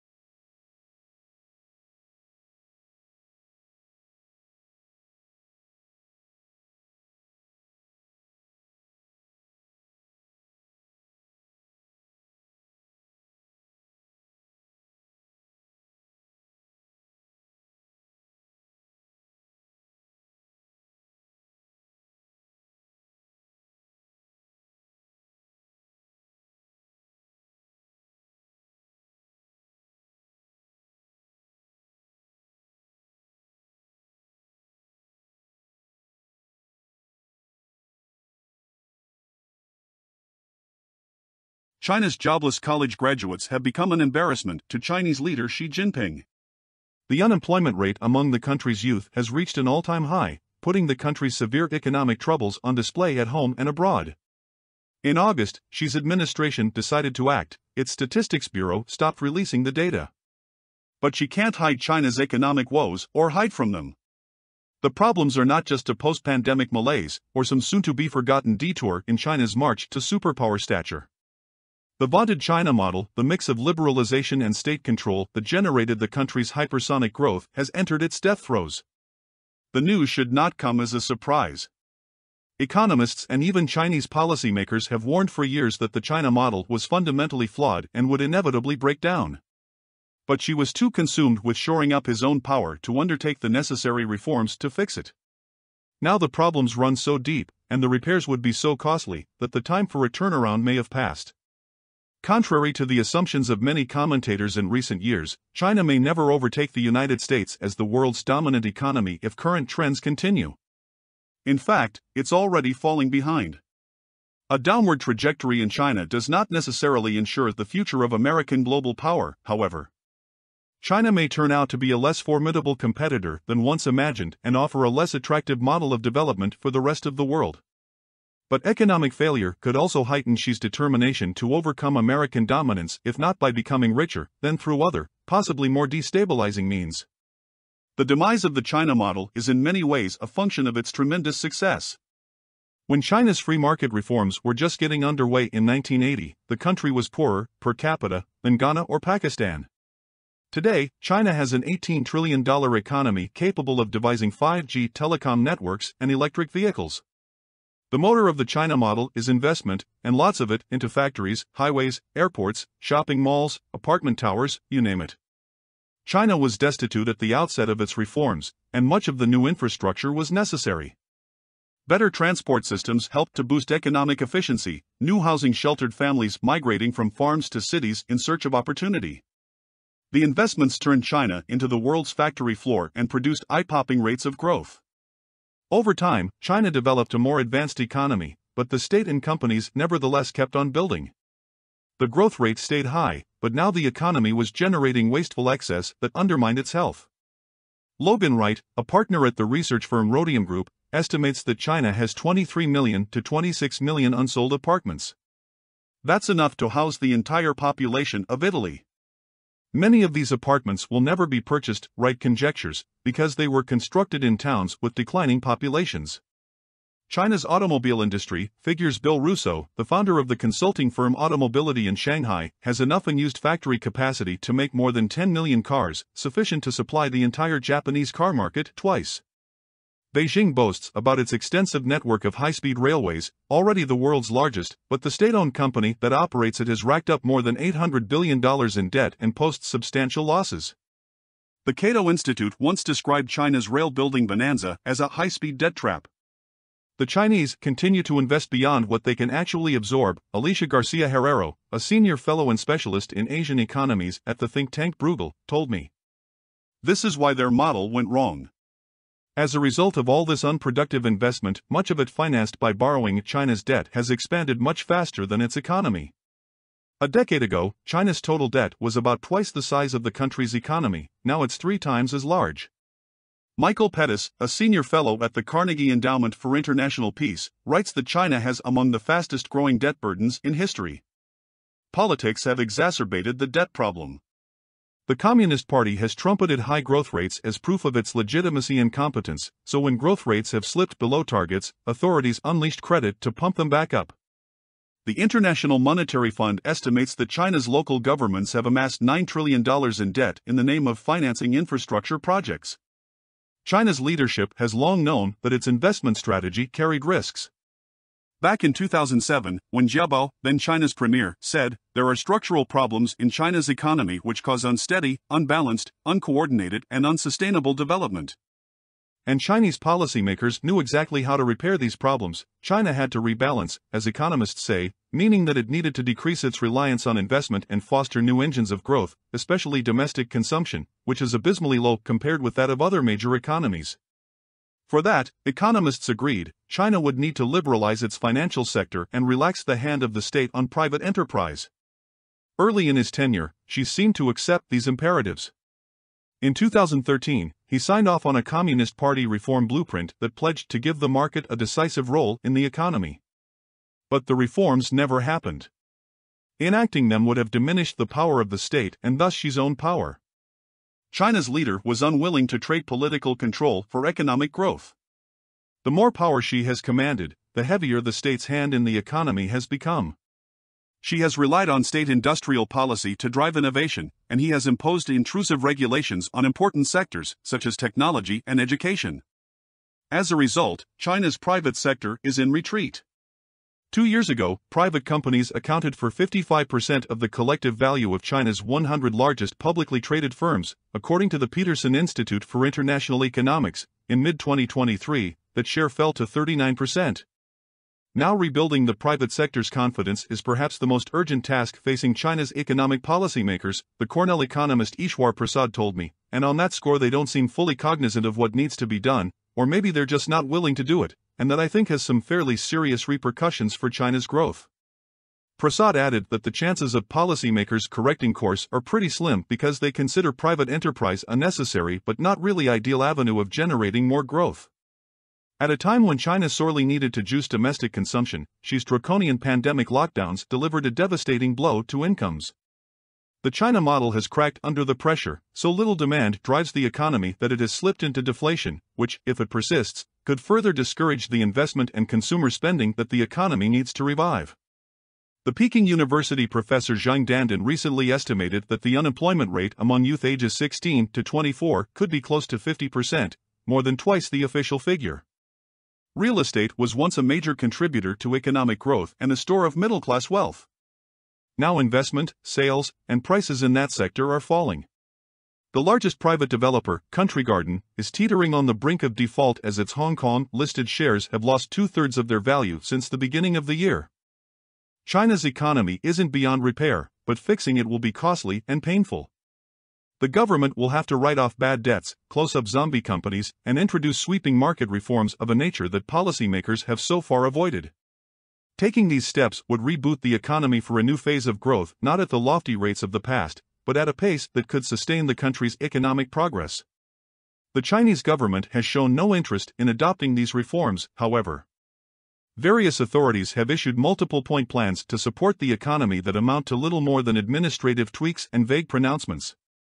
Xi's confidence-inspiring message to the public is, essentially, suck it up, we must maintain historic patience and insist on making steady, step-by-step progress, he said in a speech recently published in the Communist Party's top ideological journal. Economists are not anticipating that China will soon collapse into a financial crisis akin to the 2008 Wall Street subprime meltdown. But their outlook on growth has turned somber. Daniel Rosen, a co-founder of Rhodium, says that if China were to make the proper reforms, it could endure very low growth during a period of adjustment, but then emerge with annual advances of 3 to 4%, not bad for an economy its size. But without those reforms, growth will likely slumber at 2 to 3%.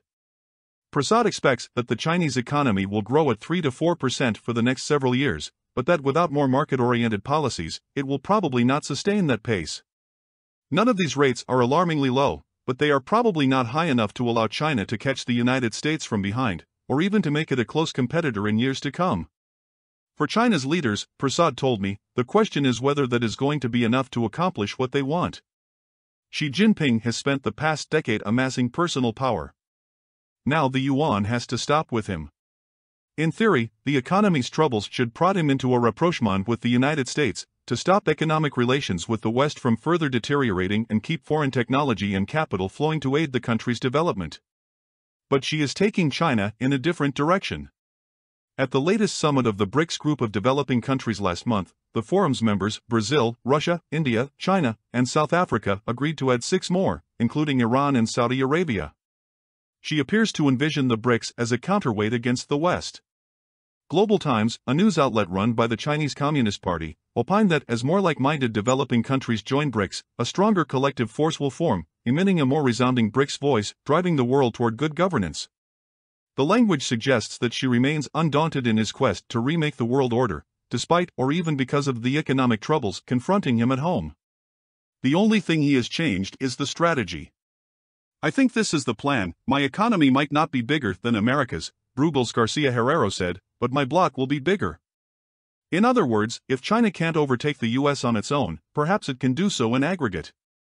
But that plan may not work. The economies of the 6 new BRICS members combined are only a bit bigger than the United Kingdom's. The determination to compete with the United States has long been a central component of Xi's economic agenda. In recent years, he has doubled down on industrial policies, including state financial support, specifically devised to put Chinese companies ahead of American rivals in such sectors as artificial intelligence and semiconductors. With a focus on self-sufficiency, he has sought to reduce Chinese vulnerability to U.S. sanctions by substituting homemade alternatives for foreign imports. And his Belt and Road Initiative, a global infrastructure building program, was designed to open avenues of trade and investment for Chinese business beyond the West. The BRICS are even talking about forming their own currency to decrease their dependence on the US dollar. China may not have the economic strength to attain all of these goals. The country remains relatively poor, with per capita income of $12,700, 1/6 that of the United States. It may not have the resources to support the continued expansion of its military capabilities, or to underwrite initiatives meant to bolster its influence abroad. State banks have already significantly scaled back development lending to low-income countries, for example. The slowdown of China's economy may undercut Xi's ideological assault on the world order. By example, China has sought to demonstrate to the global South that democracy and development are not inseparable, and that autocrats can have wealth, international respect, and political power. Those claims are harder to make with a faltering economy. If anything, China's economic troubles suggest that authoritarian regimes cannot both tighten control and sustain economic progress, that, ultimately, political reform must accompany economic reform. Xi is unlikely to embrace this inconvenient truth. Rather, he will pursue his anti-West agenda with even greater urgency. If he can't point to rapid growth, then he'll have to find some other way to justify his repression to his own people, and a march for global primacy against American imperialists could do the job. Maybe Xi can't, or won't, make China rich, but at least he'll make China great. For this reason, economic weakness could make China's leaders all the more dangerous, more prone to champion nationalist causes and stumble into foreign adventures, such as a military grab for Taiwan. One can only hope that Xi will look to history and realize that a nation's power can be projected only as far as its economic strength allows.